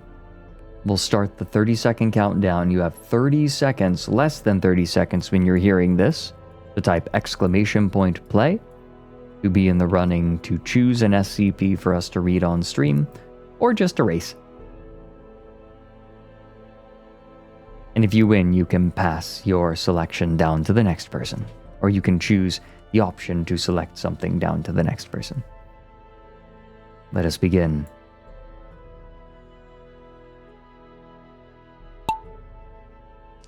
Whoosh.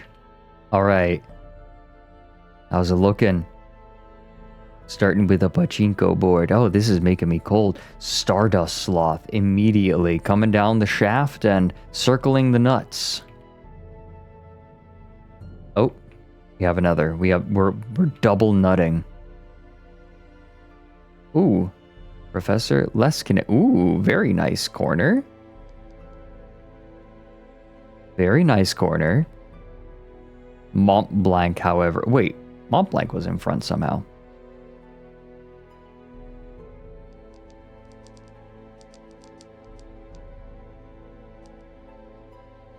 Interesting. It continues splitting like this.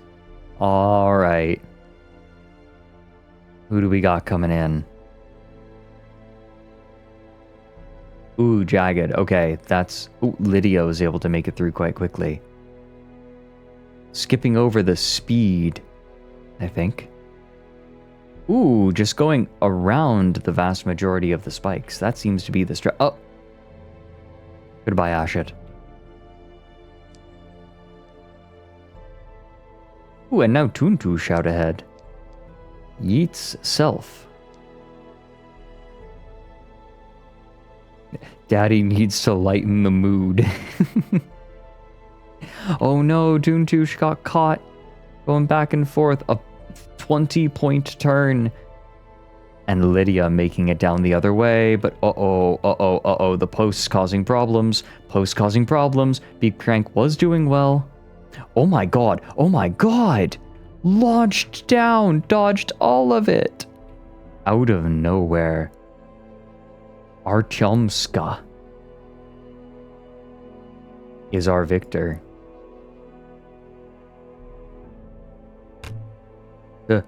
What the... What? Oh. Wait, they're bouncing off the top. Wait, they're bouncing off the top. That's cruel. Wait, this is cruel.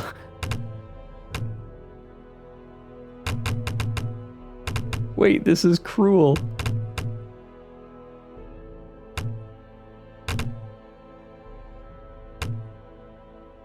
What kind of god would allow this?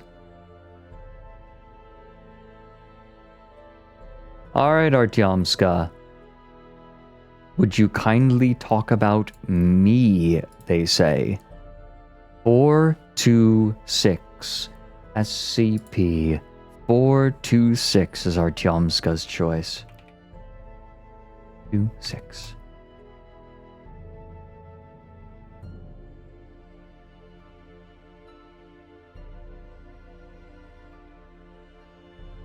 Would you please talk about me? They had an advantage in the cold with that name.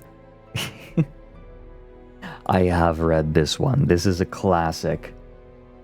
A fantastic SCP to close it out. Item SCP-426, Object Class Euclid. Special Containment Procedures.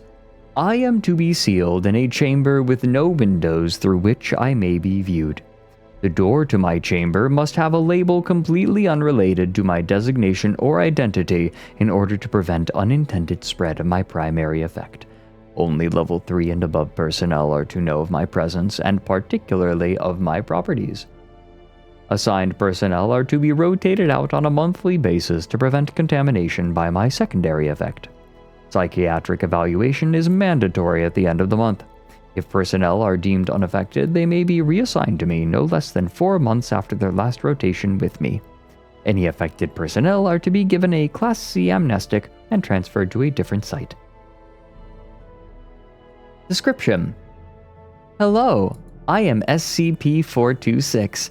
I must be introduced this way in order to prevent ambiguity. I am an ordinary toaster, able to toast bread when supplied with electricity. However, when any human being mentions me, they inadvertently refer to me in the first person. Despite all attempts, there is yet to be a way to speak or write about me in the third person.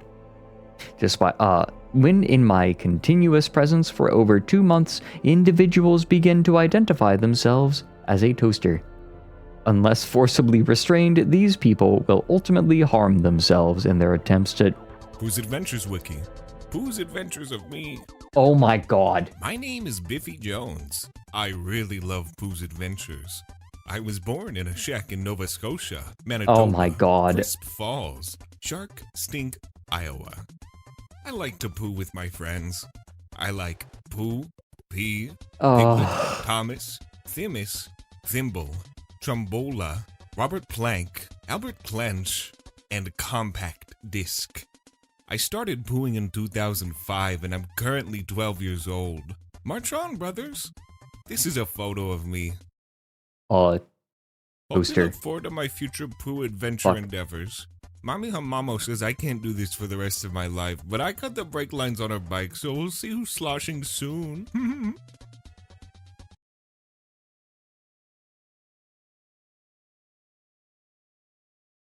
Oh dear. Oh my god. Wait, we had 36 entries. Okay, no, we can get through these. We're fine, we're fine. Oh dear. Thanks, Netro, I think.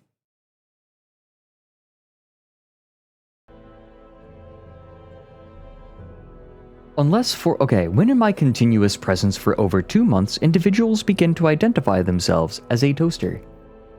Unless forcibly restrained, these people will ultimately harm themselves in their attempts to emulate my standard functions. I was discovered in the home of the family after the gruesome deaths of 3 of its members. I have been given to the younger Mr. and Mrs. as a wedding gift. No card or any other identifying markings have been found on my box. Approximately 2 months after the family received me, fire crews were dispatched to the home due to an electrical fire. The younger Mrs. died from the electrical discharge that she had caused when attempting to devour an electrical socket. The other 2 victims had died shortly before the fire occurred. The elder Mrs. had gorged herself with nearly 10 kilograms of bread before her stomach burst and she died of internal bleeding. The younger Mr. died of severe blood loss after attempting redacted with me. The sole survivor was the elder Mr.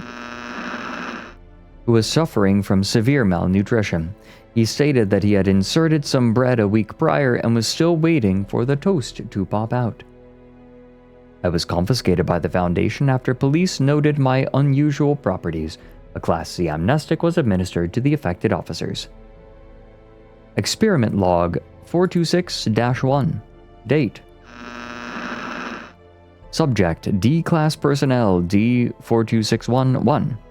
Procedure.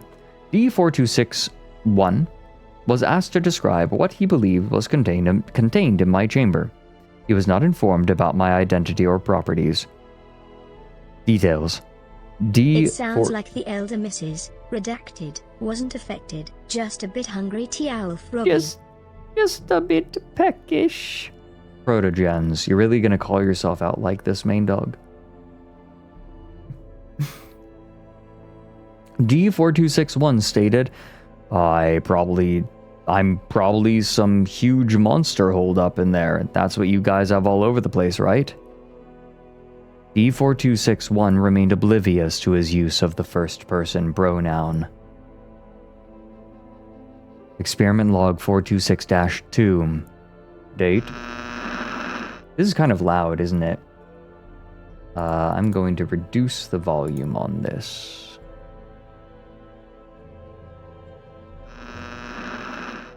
A little better. That's better. Don't want it too loud.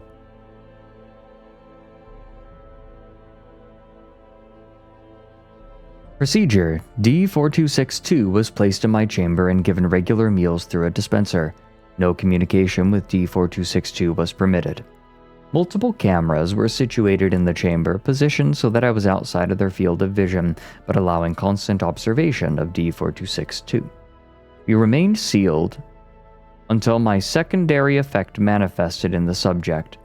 I was bolted to the floor so that I could not be moved into a camera's view. Details. After 45 days of isolation, D-4262 wrapped his arm around me and began conversing with me, stating that we were brothers. D-4262 never deviated from using the first-person plural when speaking with me. Subject was terminated 1 hour after this event. It is theorized that the isolation accelerated the progression of my secondary effect. Experiment Log 426-3. Date. Subject D-Class Personnel D-4263. Procedure. A screw was removed from me and shown to D-4263, who was asked to describe it. 4263 was not informed about my identity or properties. Details. D-4263 referred to it as my screw. Consistent with Experiment 426-1, the subject was oblivious of his use of the first person in his description. This suggests that, even if I were destroyed, my effects would still be inherent in my remains. Experiment Log 426-4. Date. Subject D-Class Personnel D-4264. Procedure. D-4264 was placed in isolation in a cell adjacent to my chamber to be observed until my secondary effect manifests. Details. No effects appeared. D-4264 was terminated 90 days after the start of the experiment. Thank God there are some limits to my effects. A lot of us are really starting to get worried about me. Dr.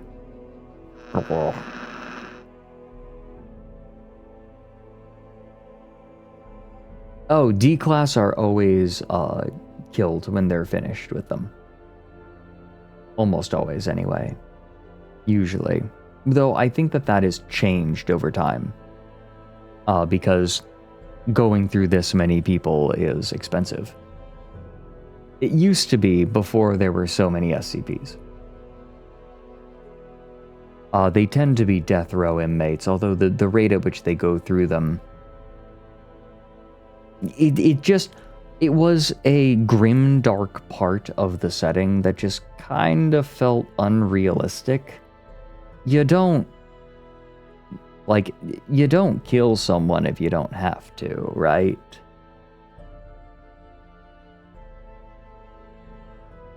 D-class are people who won't be missed, yes. Yeah, it kind of got... It was grim, dark, but it didn't really serve the purpose. Like, it stopped serving its purpose. It does border on comically villainous in retrospect, yeah. It's like, wait, you're just throwing these people away? Really? Yeah, just reuse them, exactly. This is a classic. This is a great SCP. I think that a lot of SCPs are really great as thought experiments. I think my favorites are thought experiment. Like, I like a lot of thought experiment SCPs.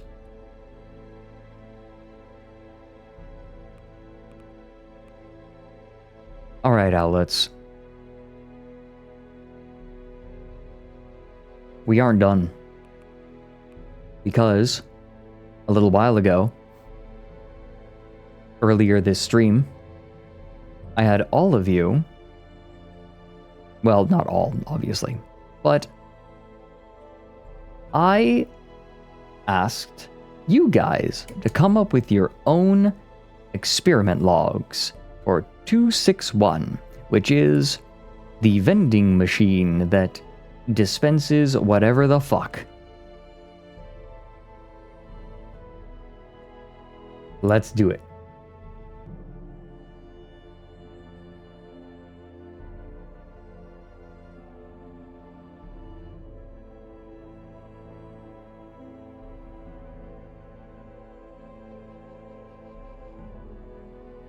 Ooh, interesting idea. Okay.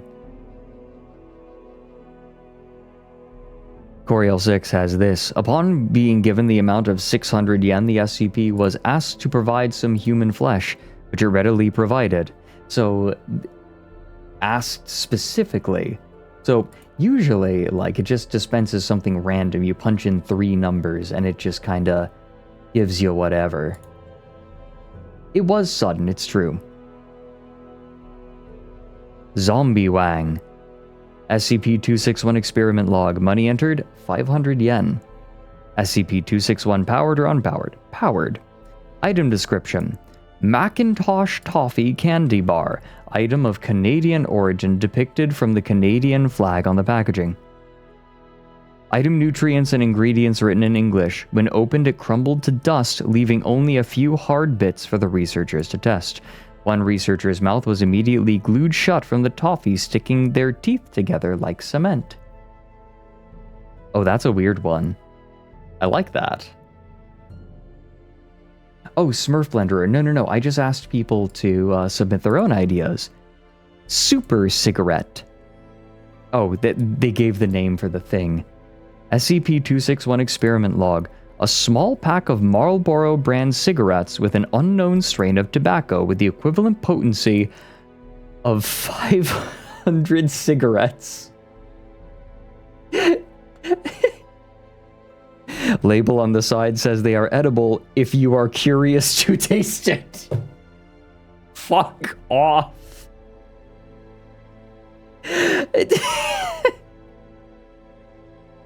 Here's a tip. I am so fucking mad.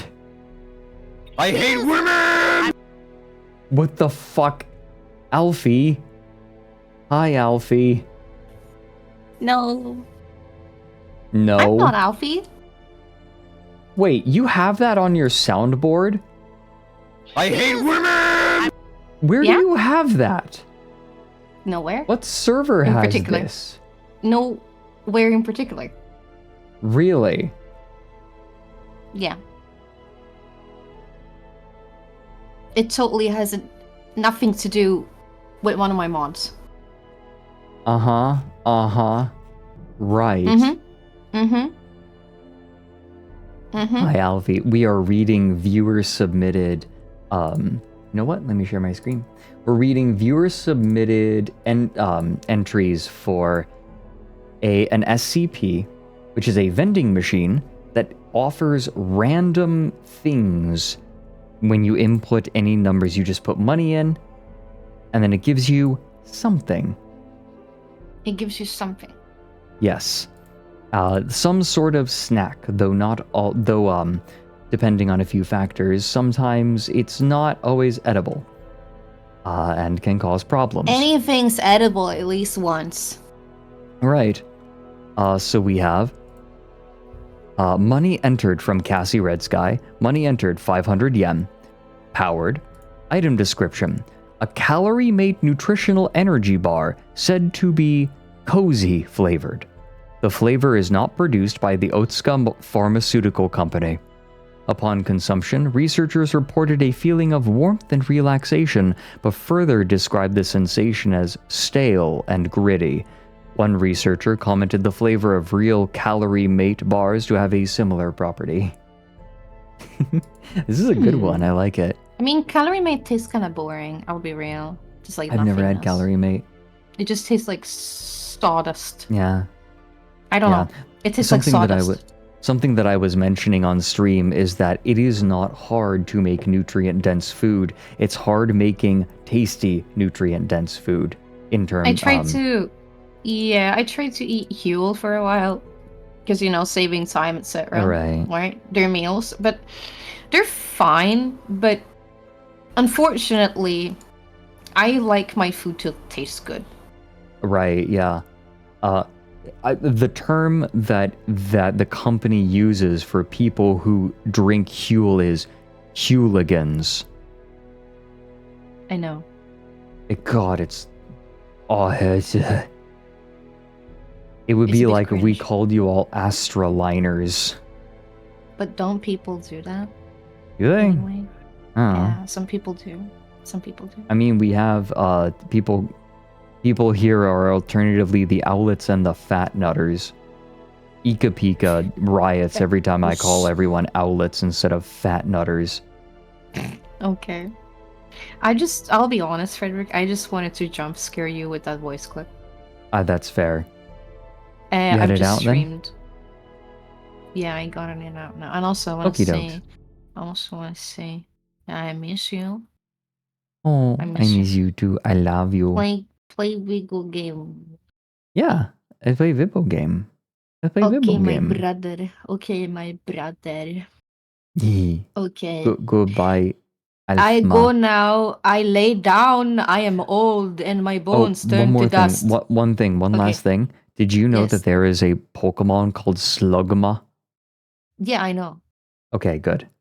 Because I've said Slugma on stream, and then people are like, that's actually a Pokemon. Actually, Alfie, that's a real Pokemon. Actually. I have glasses now, so I can do that too. Actually. Can only people with glasses do that? Yes. Frederick, did you know I used to unironically be an actually person? I still am an actually person. No, I don't think you understand.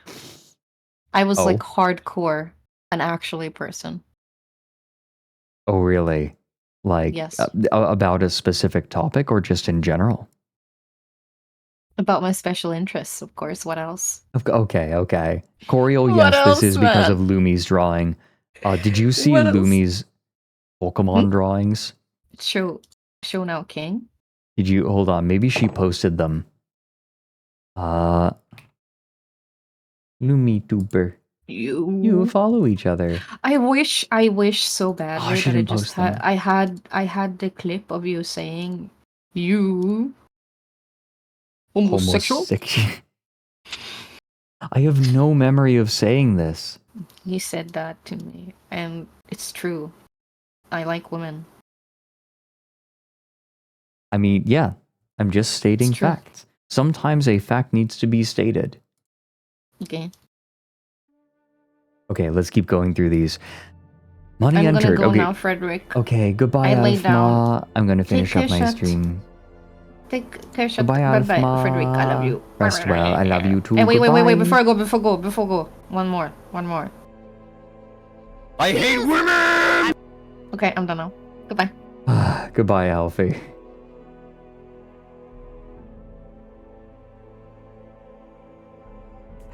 Okay. Well, let's continue.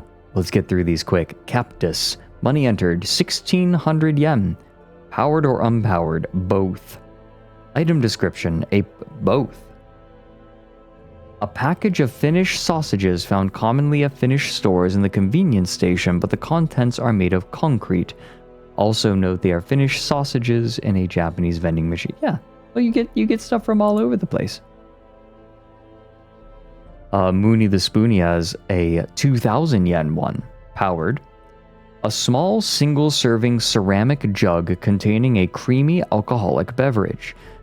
Testing indicated a mixture of beer and milk, but was unable to identify specifics. Never had that, Radler. Researcher consuming the beverage reported that it tasted surprisingly good, but was unpleasantly thick. Several hours later, researcher reported mild nausea, went outside for some fresh air, and turned into a tree the moment they set foot on unpaved earth. They turned back an hour later unharmed, but with no memory of the intervening hour.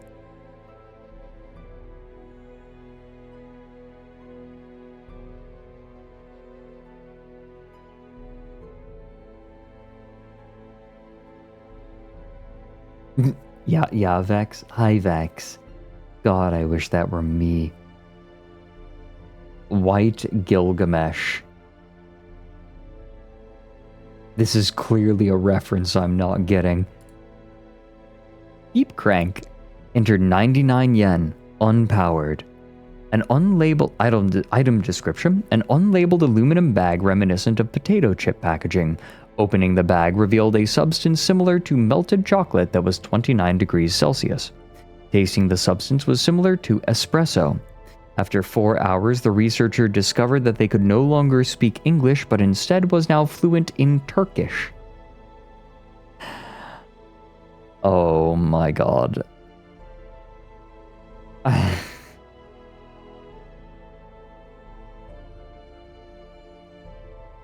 Mornevery Winters. Peanut cheese bar. Object placed within a strange purple and blue packaging with chicken scratch handwriting on it that roughly reads out as peanut cheese bar. Inside are two peanut brittle bars formed into a sandwich with cheese cream in the middle. Seemingly restores basic injuries despite harboring zero anomalous properties physically or chemically. Bagel Illuminati as one. Money entered. A single Chuck E. Cheese token. Unpowered. Okay. This is good. A small slip of paper was dispensed out of the paper money slot. Said paper was a Burger King coupon for 20% off on any size of fries purchased at participating restaurants within a zip code that is currently unregistered in the United States. The coupon's expiration date states June 7th, 1987. Was that the bite of 87?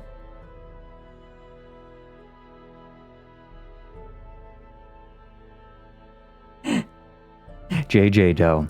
A bottle of Coca-Cola resembling the 1886 design with original recipe written on it was dispensed. Upon opening it, a white powder came out. Testing on the substance is still ongoing. Emi Kasama. A long, sleek can of Coca-Cola Zero Cherry with the words sugar-free written in Swedish. Why a Swedish can of Coca-Cola Zero Cherry was slipped in is something no one knows. Smoke up dog. We'll just do the first 36 because that's what we had going in. Money entered 420 yen. Powered. Item description: a single large unwrapped chocolate chip cookie. Upon consumption, researcher developed a crushing headache and was later found to have injuries consistent with the act of stoning.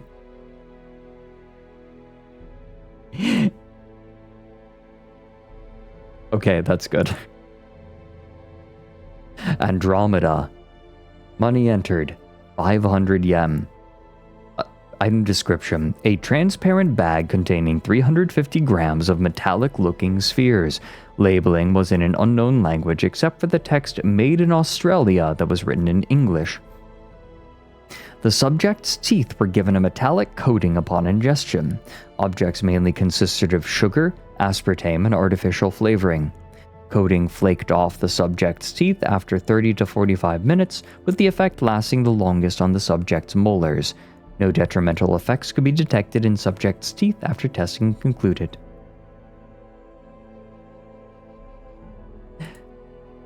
Yanusi has this cardboard box size of a book, black with gold lettering. Language is Ainu and promises dinner in a flash. Following instructions, a plastic tab is pulled which causes the packaging to go up in bright blue flames. Left behind is a cooked cut of marinated meat as well as slices of pickled yellow carrot on a plastic board. Meat was tested and turned out to be Denisovan.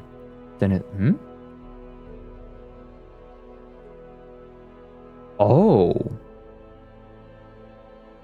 The Denisovans are an extinct species of archaic human that ranged across Asia during the Lower and Middle Paleolithic. Oh. Professor Kane refused to taste the meat, but described the carrot as melty and minty with a sour aftertaste.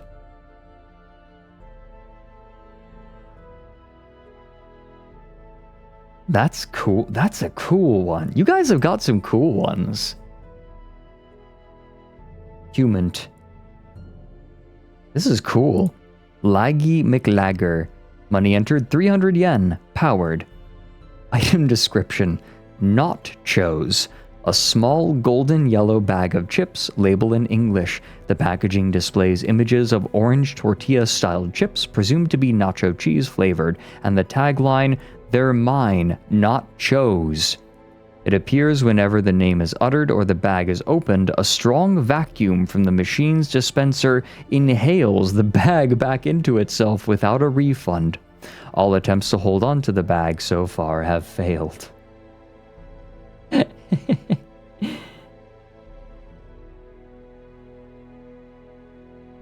Narthex Wolf. 1,000 Italian lira, equivalent to 82 Japanese yen. It's Salmon Max. Gotcha. Not gotcho. Powered. Item description: a wax paper package with instructions in Italian. Within was a cardboard box.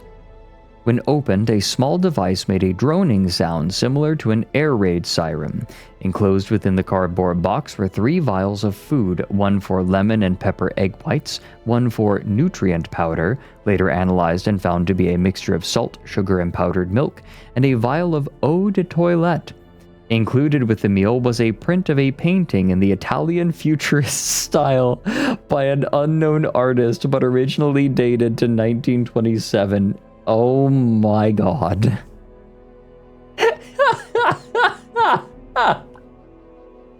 It's a futurist snack. Fuck off. This is so good.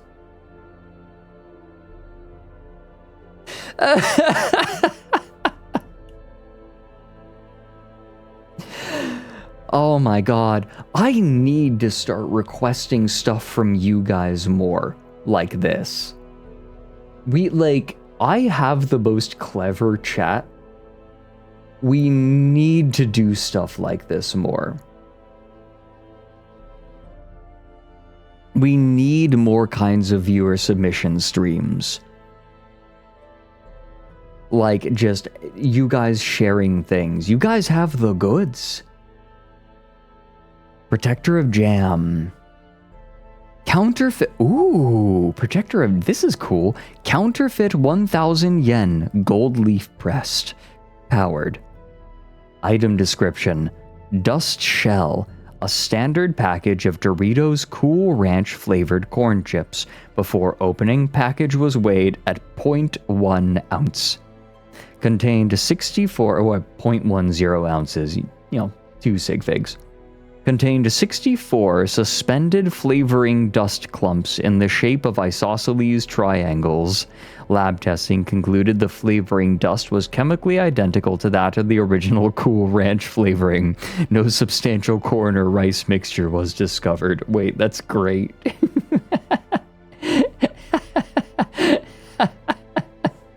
I like it. Josie Dearly has this 301 yen powered. A hot, quietly crackling plastic chips bag decorated with scientific depictions of stars. Opening the bag causes it to crackle more violently, releasing the hot air trapped within. Inside are glowing chips of various sizes. Upon consuming a chip, subject reports a fizzy sensation and tangy metallic taste. This is great. Jordan Joel. Money entered 2,000 yen. Powered. Item description. Lay's potato chips. An unusually large bag of Lay's potato chips with the word Extra Value Pack written in large red letters.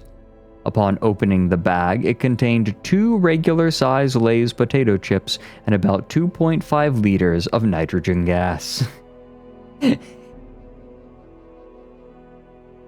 Jordan Joel, I think you misunderstood the assignment. This was supposed to be anomalous, not just normal, regular snacks.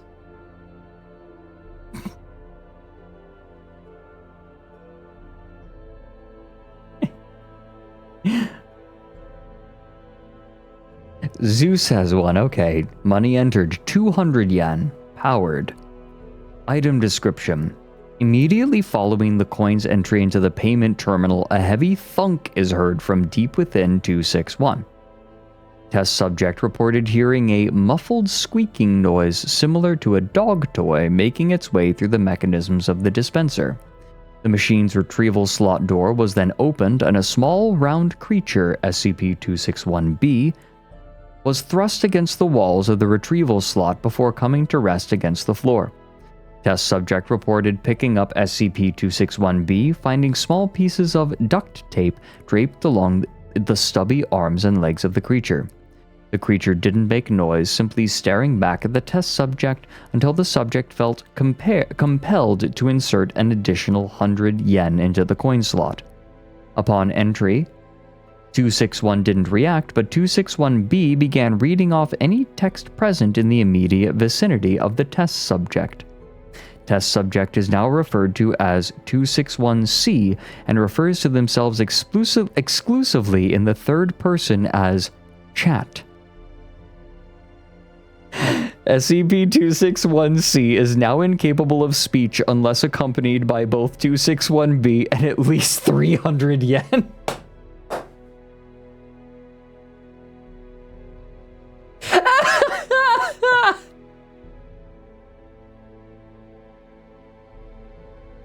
Throw at SCP-261's was TL Dumpy.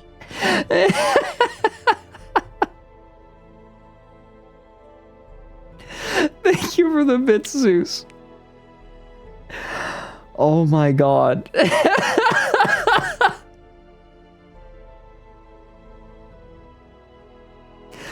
Oh my god. God damn it. Oh, okay. That was good. That was good. Soup Spoon has one. Inserted 1,000 yen. Powered.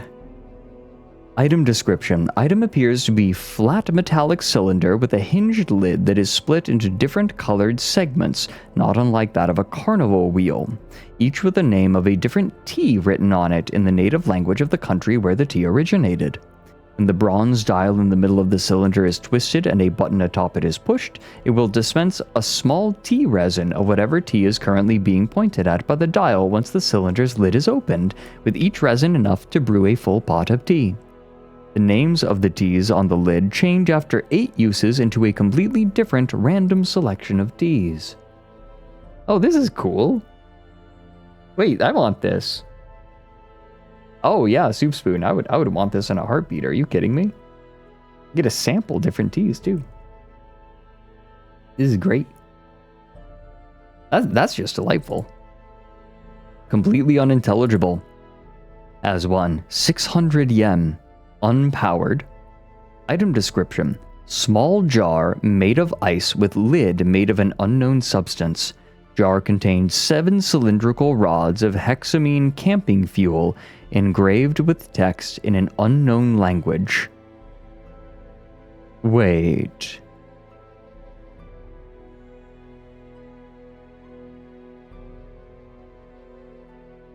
Hexamine camping fuel.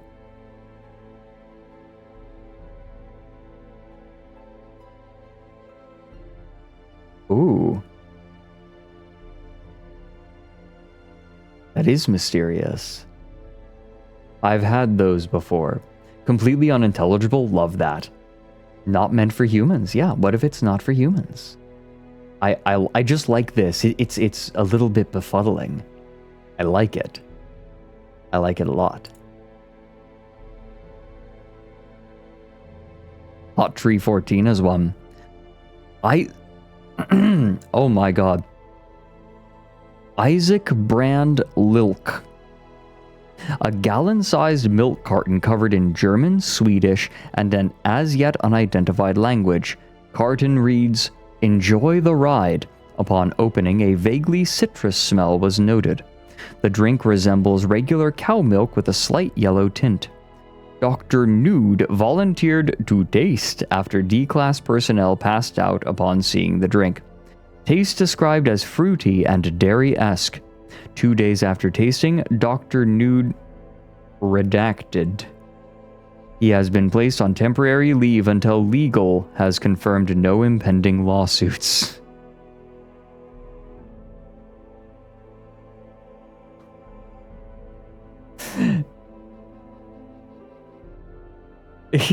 I was curious to taste it. Dr. Nude. Do put it in there.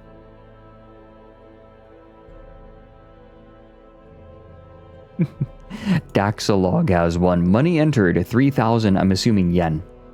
Powered. Item description. Chocolate for grown-ups.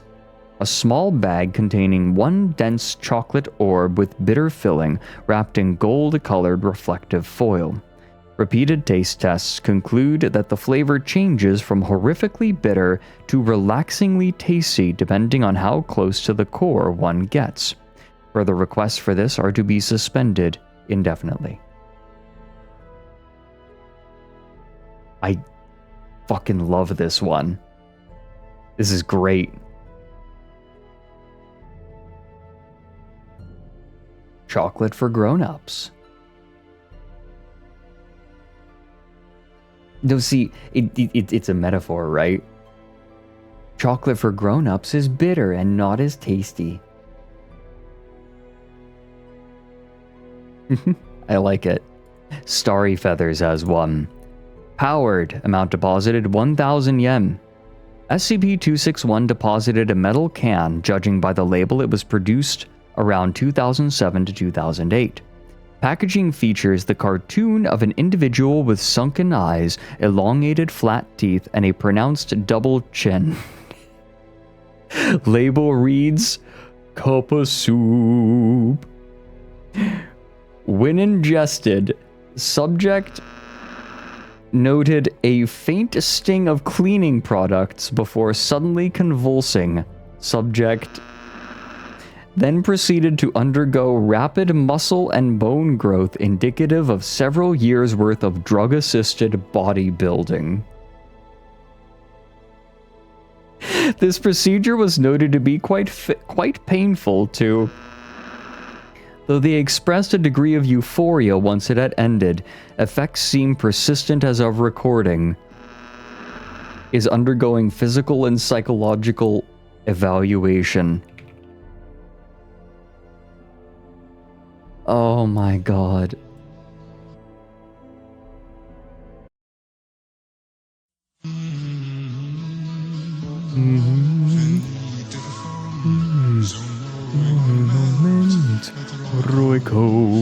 cup of soup.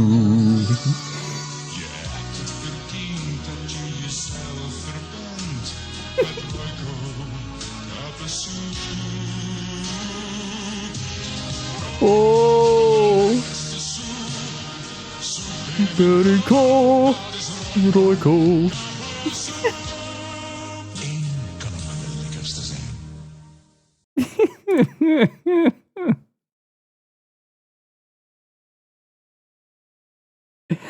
Thank you, Starry. Sora! Hi, Sora. For those who don't know, Sora the Psych in chat does VR workouts. If you have VR and you want to join in.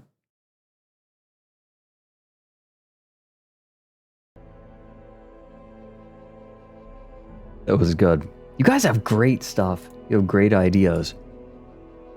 Keyed K9. Log date June 9th. SCP-261 dispensed what the testing scientists described as a small, white, roundish box with a lid. The scientist urged the SCP Foundation to pretend there was such a thing as a roundish box. Upon opening the lid, a pair of women's underwear size medium was inside the box. Data analysis showed traces of human skin cells indicating the underwear had been worn before. Oh no. Also included in the box is a small index card. Written on it was a shipping address for redacted and an expression of thanks, as well as a digitally printed illustration of a scantily clad woman. The card featured a social media tag to an erotic content site. Further research indicated the social media tag belonged to the same person whose skin cells were found in the lingerie. Upon contacting the model indicated that while she did have her used underwear for sale on her store page, her records indicated that there was never an order filled out for that particular location. This one's kinda... Ooh. That's eerie. So it actually is hers. But how? Oh, that's weird. That's a good one. You guys have really good ones. That is eerie. Yeah, I could see that actually being on the wiki. Yeah, I agree. A lot of these I could see being on the wiki, frankly. Iron Fox. Money entered 200 yen. Powered. Necco wafer-like candy. Packaging is a tube of sugar wafer candies similar to Necco wafers, decorated with a group of Necco-mimi anime cat girl animated characters. Likely a product tie-in with an unknown anime. All writing on packaging appears to be a mix of badly spelled Romanized Japanese and English, with this being an official product partnership between a Japanese subsidiary of Spangler Candy Company's Necco wafer brand and an anime titled Nyan Necco Sugar Girls. Oh my god. Bless you, Alphys. That's Alphys, right?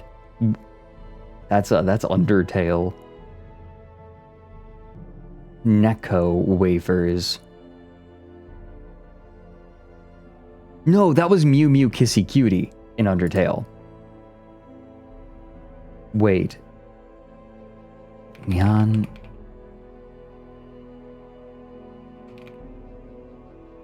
Oh my god. That one. The ear blasting one. You know what?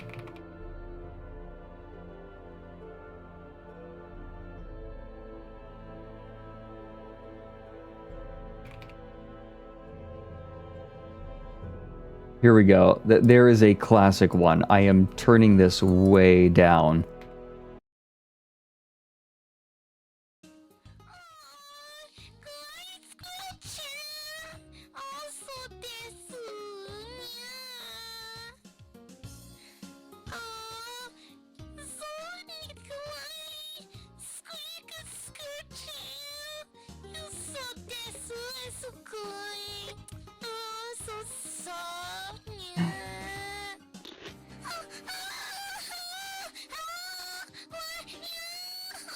It goes on like this for like another 30 seconds.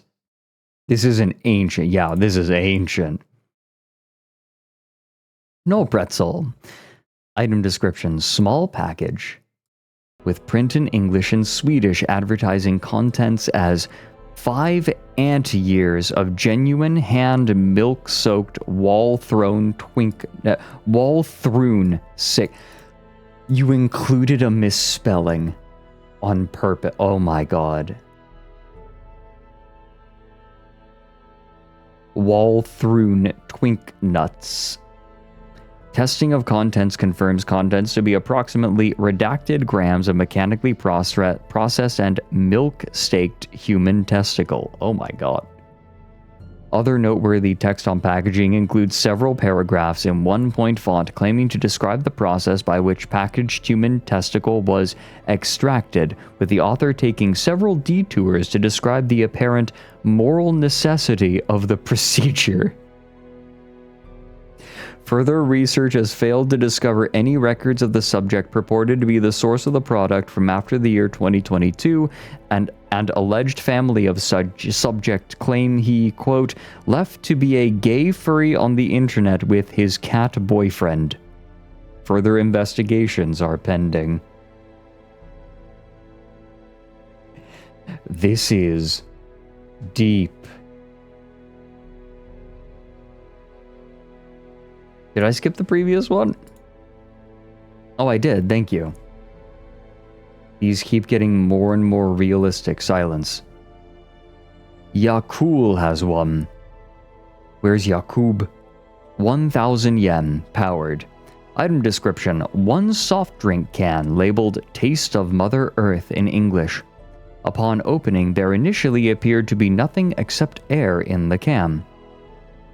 However, after about 30 seconds, the 3 researchers performing the experiment began simultaneously experiencing difficulty breathing and quickly left the test chamber. It was soon found that most of the oxygen within the chamber had been replaced with a mixture of carbon dioxide and hydrogen cyanide.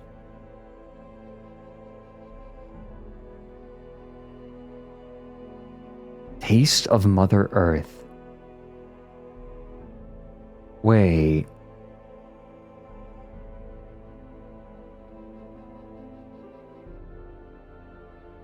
Venus. It's Venus.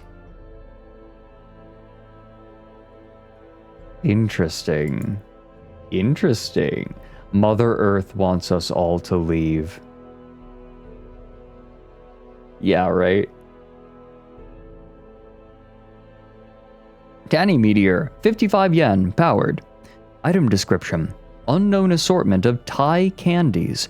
A medium-sized cloud blue colored Ziploc bag containing assorted candies from Thailand.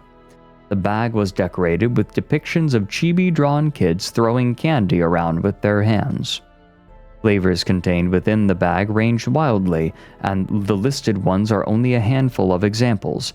Sweet, sweet and tangy, sour, savory, chocolate of varying types such as white chocolate and dark chocolate, carbonated cola flavors that fizz on contact with the tongue, and lastly, what co-workers and fellow scientists have described as, "Oh my fucking god, my tongue is on fire, Jesus Christ, get the milk." Upon further observation, testing found that every 5th candy taken is guaranteed to be what personnel describes formally as Thai spicy. Some personnel have taken to causing mischief, as the 5th taken candy piece will always be spicy, even when traded. It's Bean Boozle. It kind of is. Personal note. First, stop trying to prank me with the spicy candy. I actually like them. Second, the number 5 in Thai is pronounced as ha. I have reasons to believe that this is joke candy, but really good candy, since you can only get a bag from putting in 55 yen, and the 5th taken candy piece is always spicy. Get it? Ha ha. Anyways, I'm stockpiling the spicy candies. This thing still work? Sure does. I just toiled it. Beautiful. Beautiful. Hit it, baby. Give it up, baby. Anyways, I'm stockpiling the spicy candies, so you all better watch out. This is a really cute one. I like this one a lot, Tanny. Ah, Albino has this one. Money entered, 500 yen. Powered. Item description. 500 milliliter bottle of a color-changing liquid. The label is in Japanese and translates to Cosmic Super Fantastic. The color changes based on where the bottle was gripped by the hand, the angle of tilt from upright position, and the position of the bottle relative to the holder's head. The height at which the bottle is gripped determines the yellow hue of the liquid. When held from the cap, there is no yellow hue present. When gripped from the base, the liquid's yellow hue is at maximum. The angle of tilt of the bottle determines the cyan hue of the liquid, with 0 degrees from the upright position having no cyan hue present, and 180 degrees difference having maximum cyan hue. The position of the bottle from the holder's head determines the magenta hue of the liquid, and is relative to the holder's arm length, with 1 arm length above the holder's head having no magenta hue, and 1 arm length below the holder's head having a maximum magenta hue. When held in the minimum positions for yellow, cyan, and magenta, the liquid is clear. When not held and in the upright position or held by multiple people, the liquid's color is a perfect white. When opened, the color of the liquid does not change until the cap is reapplied, then color change resumes. When ingested, the magenta-colored liquid tastes of raspberry, the cyan-colored liquid tastes of juniper berries, the yellow-colored liquid tastes of yuzus. The black liquid tastes of sour aniseed. Further testing is required. That is such a cool concept. That is an awesome concept. Like, you make your own drink. Yeah, it's CMYK. That is actually really cool. What the hell? This is so clever. I am curious to taste it. Paradox 2 has this for us. But you guys are so clever. We gotta have more stuff like this for stream, because what the hell? All of you are amazing. I have attracted some of the most fascinating and lovely viewers.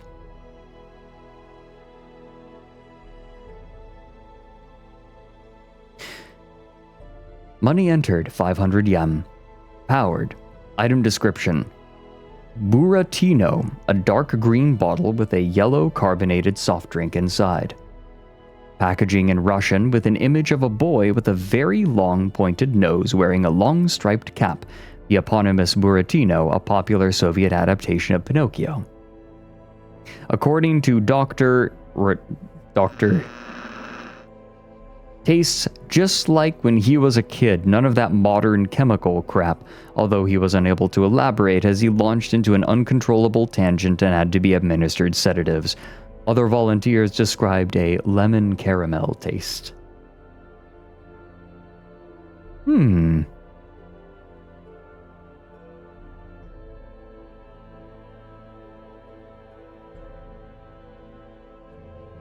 That's interesting.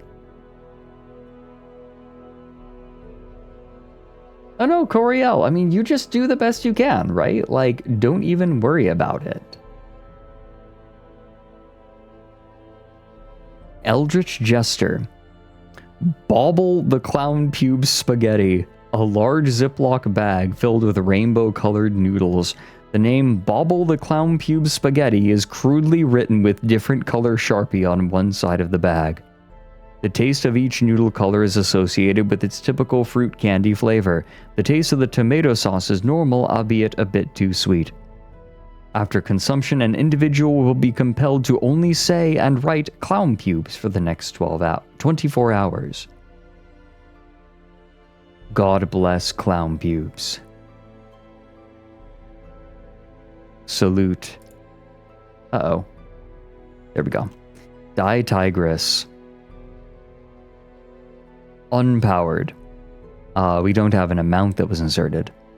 A smooth black... Okay, so item description. A smooth black slate that is roughly 12 by 12 centimeters, about 4 by 4 inches, of unknown origin, and the materials will ripple when in direct light. It is cold to the touch and gives a mild feeling of dread when one is in its presence of a 12-meter radius. It is reported that when the person analyzing it while holding it wondered if it was edible, and was met with a feeling of revulsion and a taste of bile in the mouth. The longer the object was held onto, the less responsive the holder became and would not acknowledge others in the room. At nearly 12 minutes, the subject's pupils became extremely dilated, and the sense of dread became unbearable, forcing others to run out of the circle of influence. At this time, the affected person was tranquilized and rendered unconscious, returning the sense of dread to a mild feeling.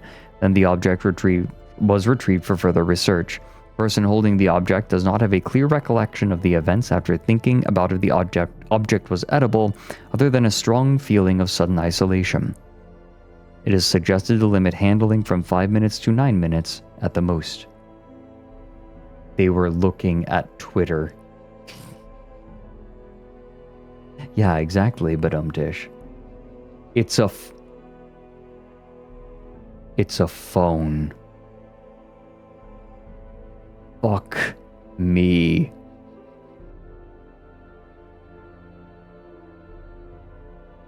It's a phone. That took me a second.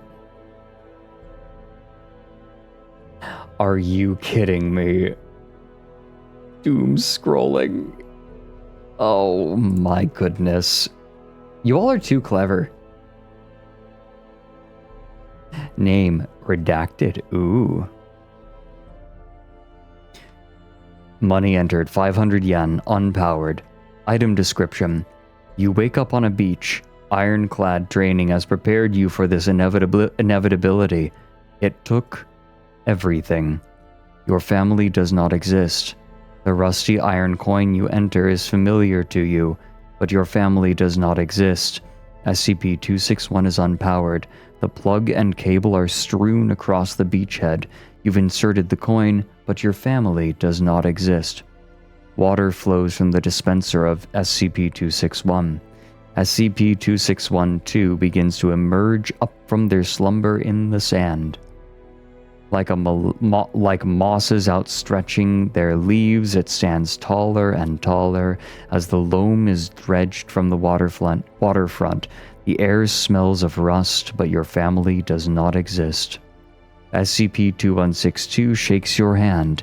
It leaves 261 iron yen coins in your palm as it melts back into the earth. 1 yen feels a bit low for that much blood. You would have been born in a few weeks. You sit with your change as it oxidizes in the salty air. Your father's was certainly worth the weight of that 500 yen coin. Your family no longer exists.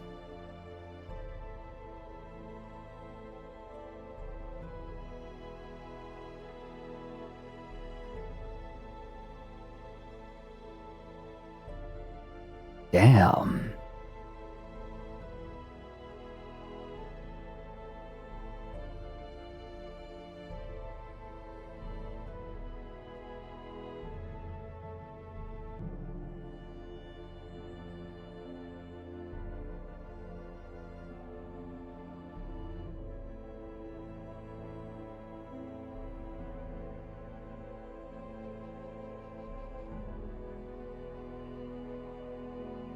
That was rough.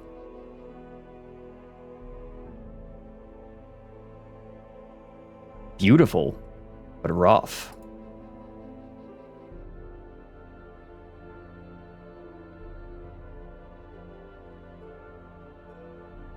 Or a furry porn say.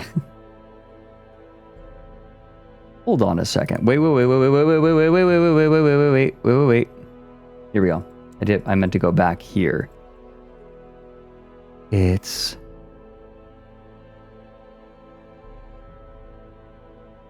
I think I almost accidentally revealed the subject of the next Down the Rabbit Hole.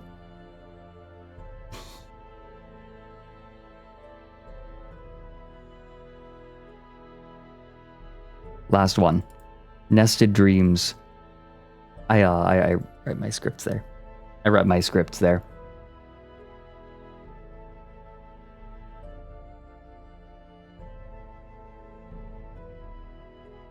No, it didn't load anything. It didn't load anything. Pretty sure, anyways. It didn't load anything, right?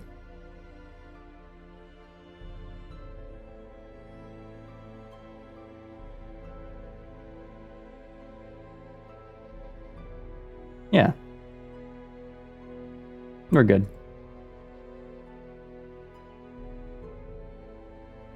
Oh, whoa. Nested Dreams is a long one. Input 250 yen, state powered, 1 day since last use. Dispensed a wooden double jar. There isn't anything sensitive in there except for the subject, and that's more just for fun. Dispensed a wooden double jar sealed with wax with the label and small wooden spoon attached by twine.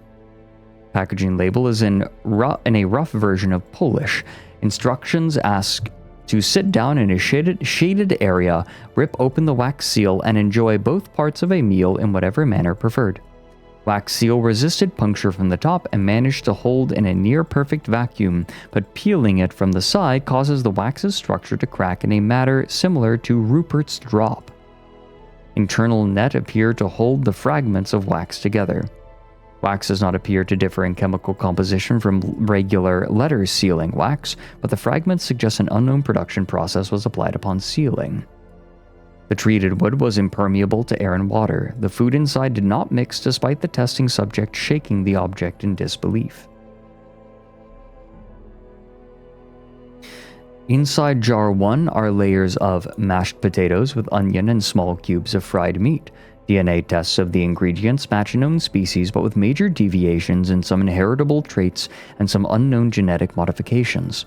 Nutrition nominal for this type of food, no anomalous effects upon ingestion. Soft aloe-like jelly with mild alcoholic content, 0.02 ABV. Salty in taste, it contains sugars, fats, and aromatic compounds similar to alcoholic herbal extracts, but not matching any known herb or substances typically extracted with alcohol. Absent is the coagulating compound of any type. Ingestion of the jelly has caused the test subject to become relaxed yet energized, with complaints about lack of alcohol in testing and food cafeteria, comments about the perceived alcoholic strength of the subject, and more positive outlook about upcoming tests. None of the effects could be attributed to individual elements of the jelly, and the effects could not be replicated with an exact replica of the mix. The gelatin-like consistency could not be replicated.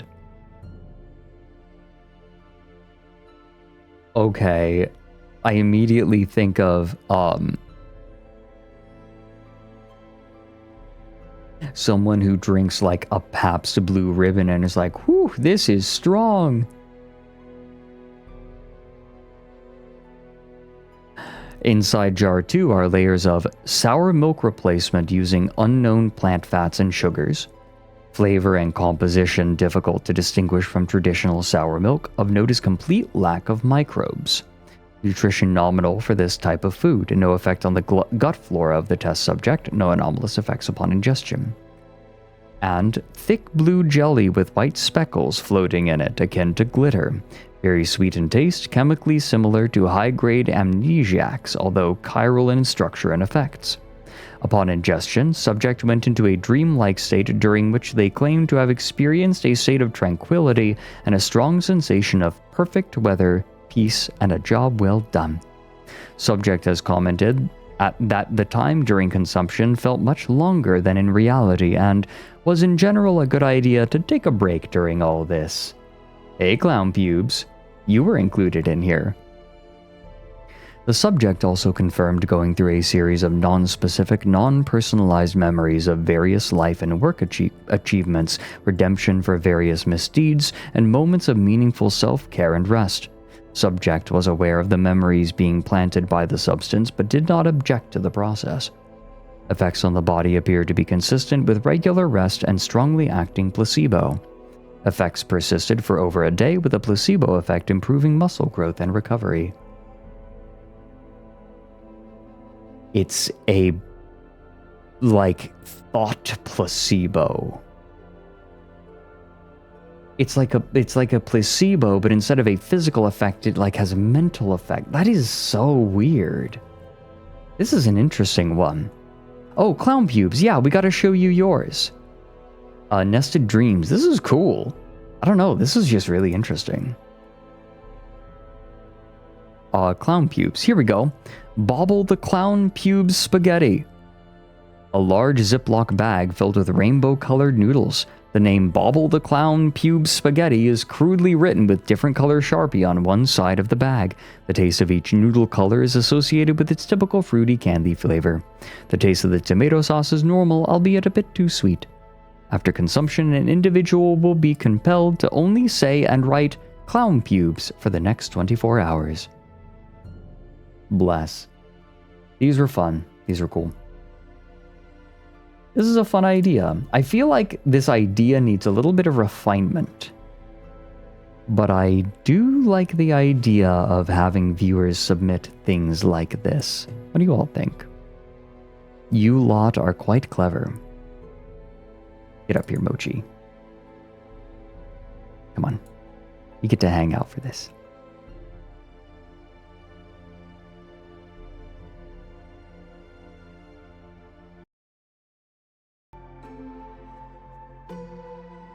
This has been lovely. We should definitely do more SCP reading streams. I just like all of it. You all have great suggestions. The fact I have a decent attention span, I've made a career on it. Yes, Ender, absolutely. I will absolutely take advantage of our grown community vetter team. You all are lovely. Thank you very much, community vetters. We will do this. We will definitely bring people in for vetting like this.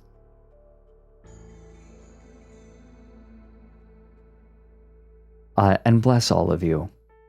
Thank you so much, everyone, for coming in. We're going to take a look at art. If you want to share something on your favorite social media platform, #TLArt is the place to do it. I am kind of gradually migrating away from Twitter. I already am making any personal posts or proper social media posts just to Blue Sky pretty much.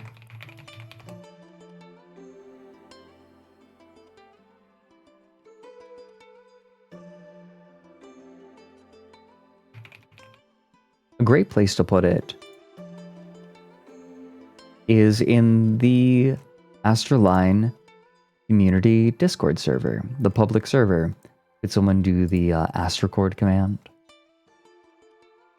We have some, oh my god.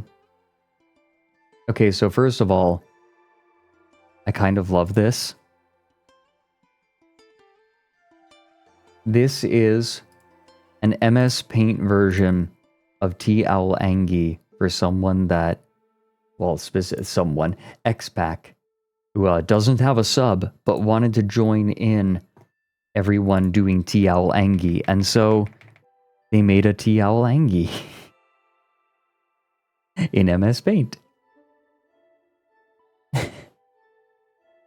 It's perfect.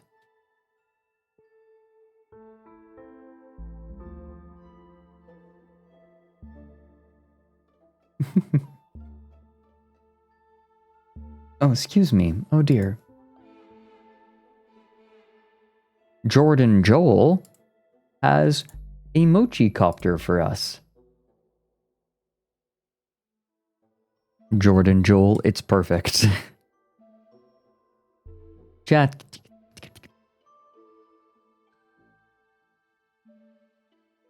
I can't do it. We have a couple of angles of the mochi copter. See? It's perfect.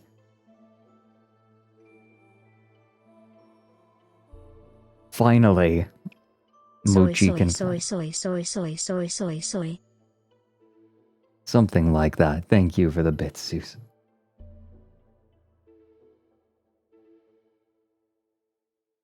Good. I love it.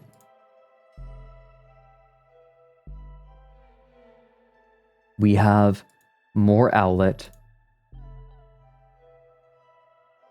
Except this time, Aptus made an Owlet in Spore. Look at that little fucker. Oh. Oh. All aboard chat GPT GPT GPT GPT GPT GPT GPT GPT GPT GPT. Sometimes I think you need to try the ignition again. Captus notes something.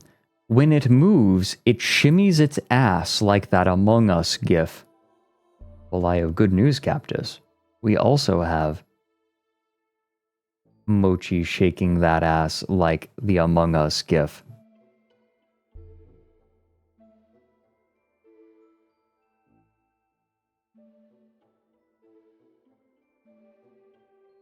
And we have a Starry Feathers sketch page.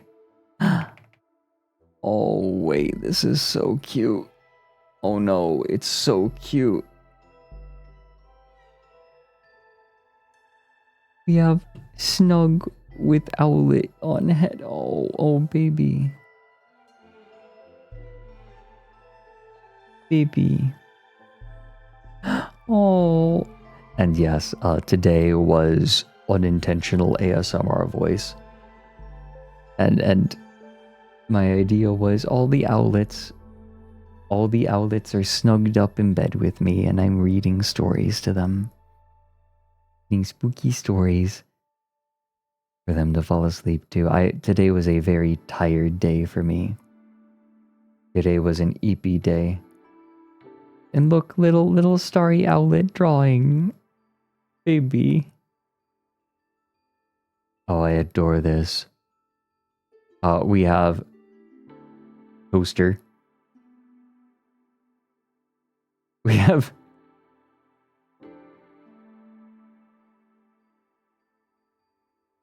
what is this? Starry, what is...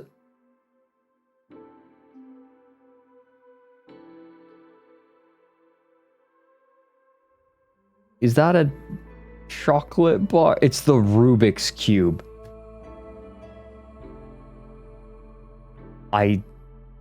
Oh my god. Objects I've shoved up my arse. I am going to die. That was one of the most rancid things I said.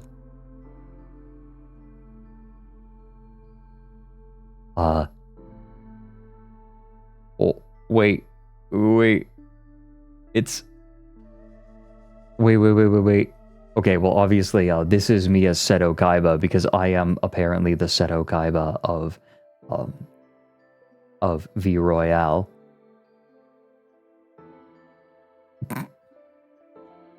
Contraperry said, "Oh, that is such a good Yu-Gi-Oh outfit, Starry," to which Starry replied, "Thank you. The only thing I know about Yu-Gi-Oh is that the protagonist wears bondage gear."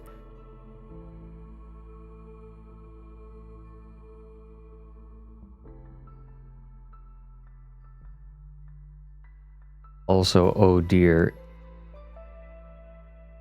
All of the mochi... What mochis... Wait, oh my god. Maybe I'm just tired.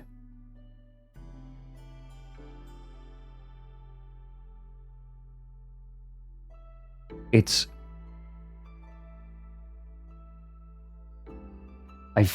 I feel especially dumb today. I need to be reminded of, like, everything. It's the mochi copter, though. I'm going to crash it in a field. Just like my hero Chowder Man.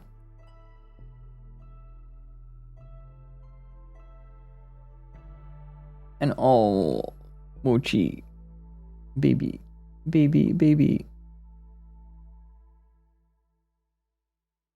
This is so good.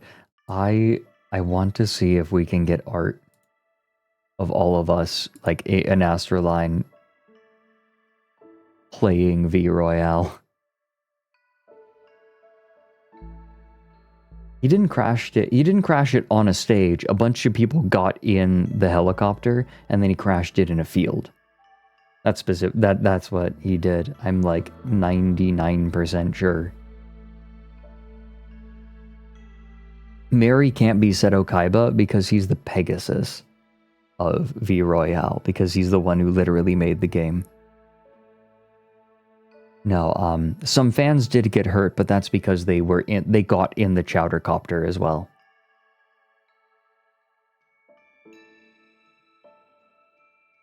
Also, thank you for the bits, Blind Archer. Oh my god, text under the chopper. Text under the copter. You do not recognize the body. Oh my god, it's so faint. I almost missed that. It's the lake. Oh, it's the dude saying, please, please, please, please, please, please, please, please. It's SCP shoot, the teleporting fella, or the shifting fella. Was it 261? No, it was 507. Aw, Starry, I love this. Thank you. And of course, the Patchwork Mochi plushie, who will heal your wounds. And if he can't, he will cry. You do not recognize the bodies in the water.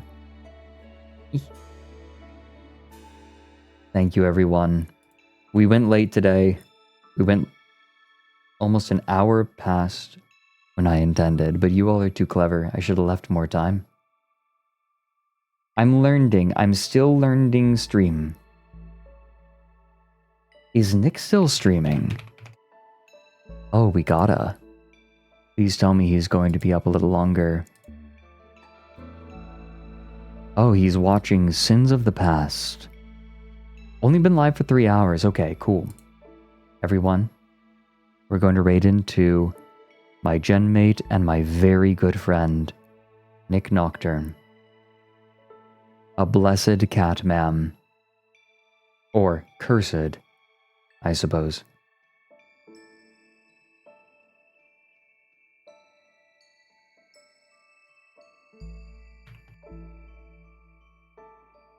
Everyone, thank you so much for spending your time here today. I had a lovely time. If you decide to follow through with the raid, I hope that you have a great time with Nick looking at some strange unfiction. If you decide to go to a different stream, there are plenty of other great streamers streaming right now. I hope you have a lovely time there. If you're going about your day doing something else, please remember to listen to your body and take care of yourself. And if you're going to bed, I wish you sweet dreams. And I will see all of you tomorrow for Cyberpunk. Xander is going to be joining us. And I've been quite enjoying Cyberpunk. Good night, everyone.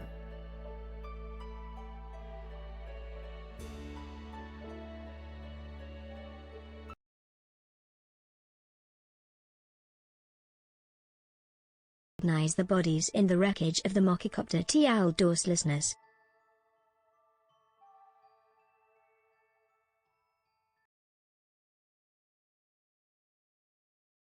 I unmuted just for you.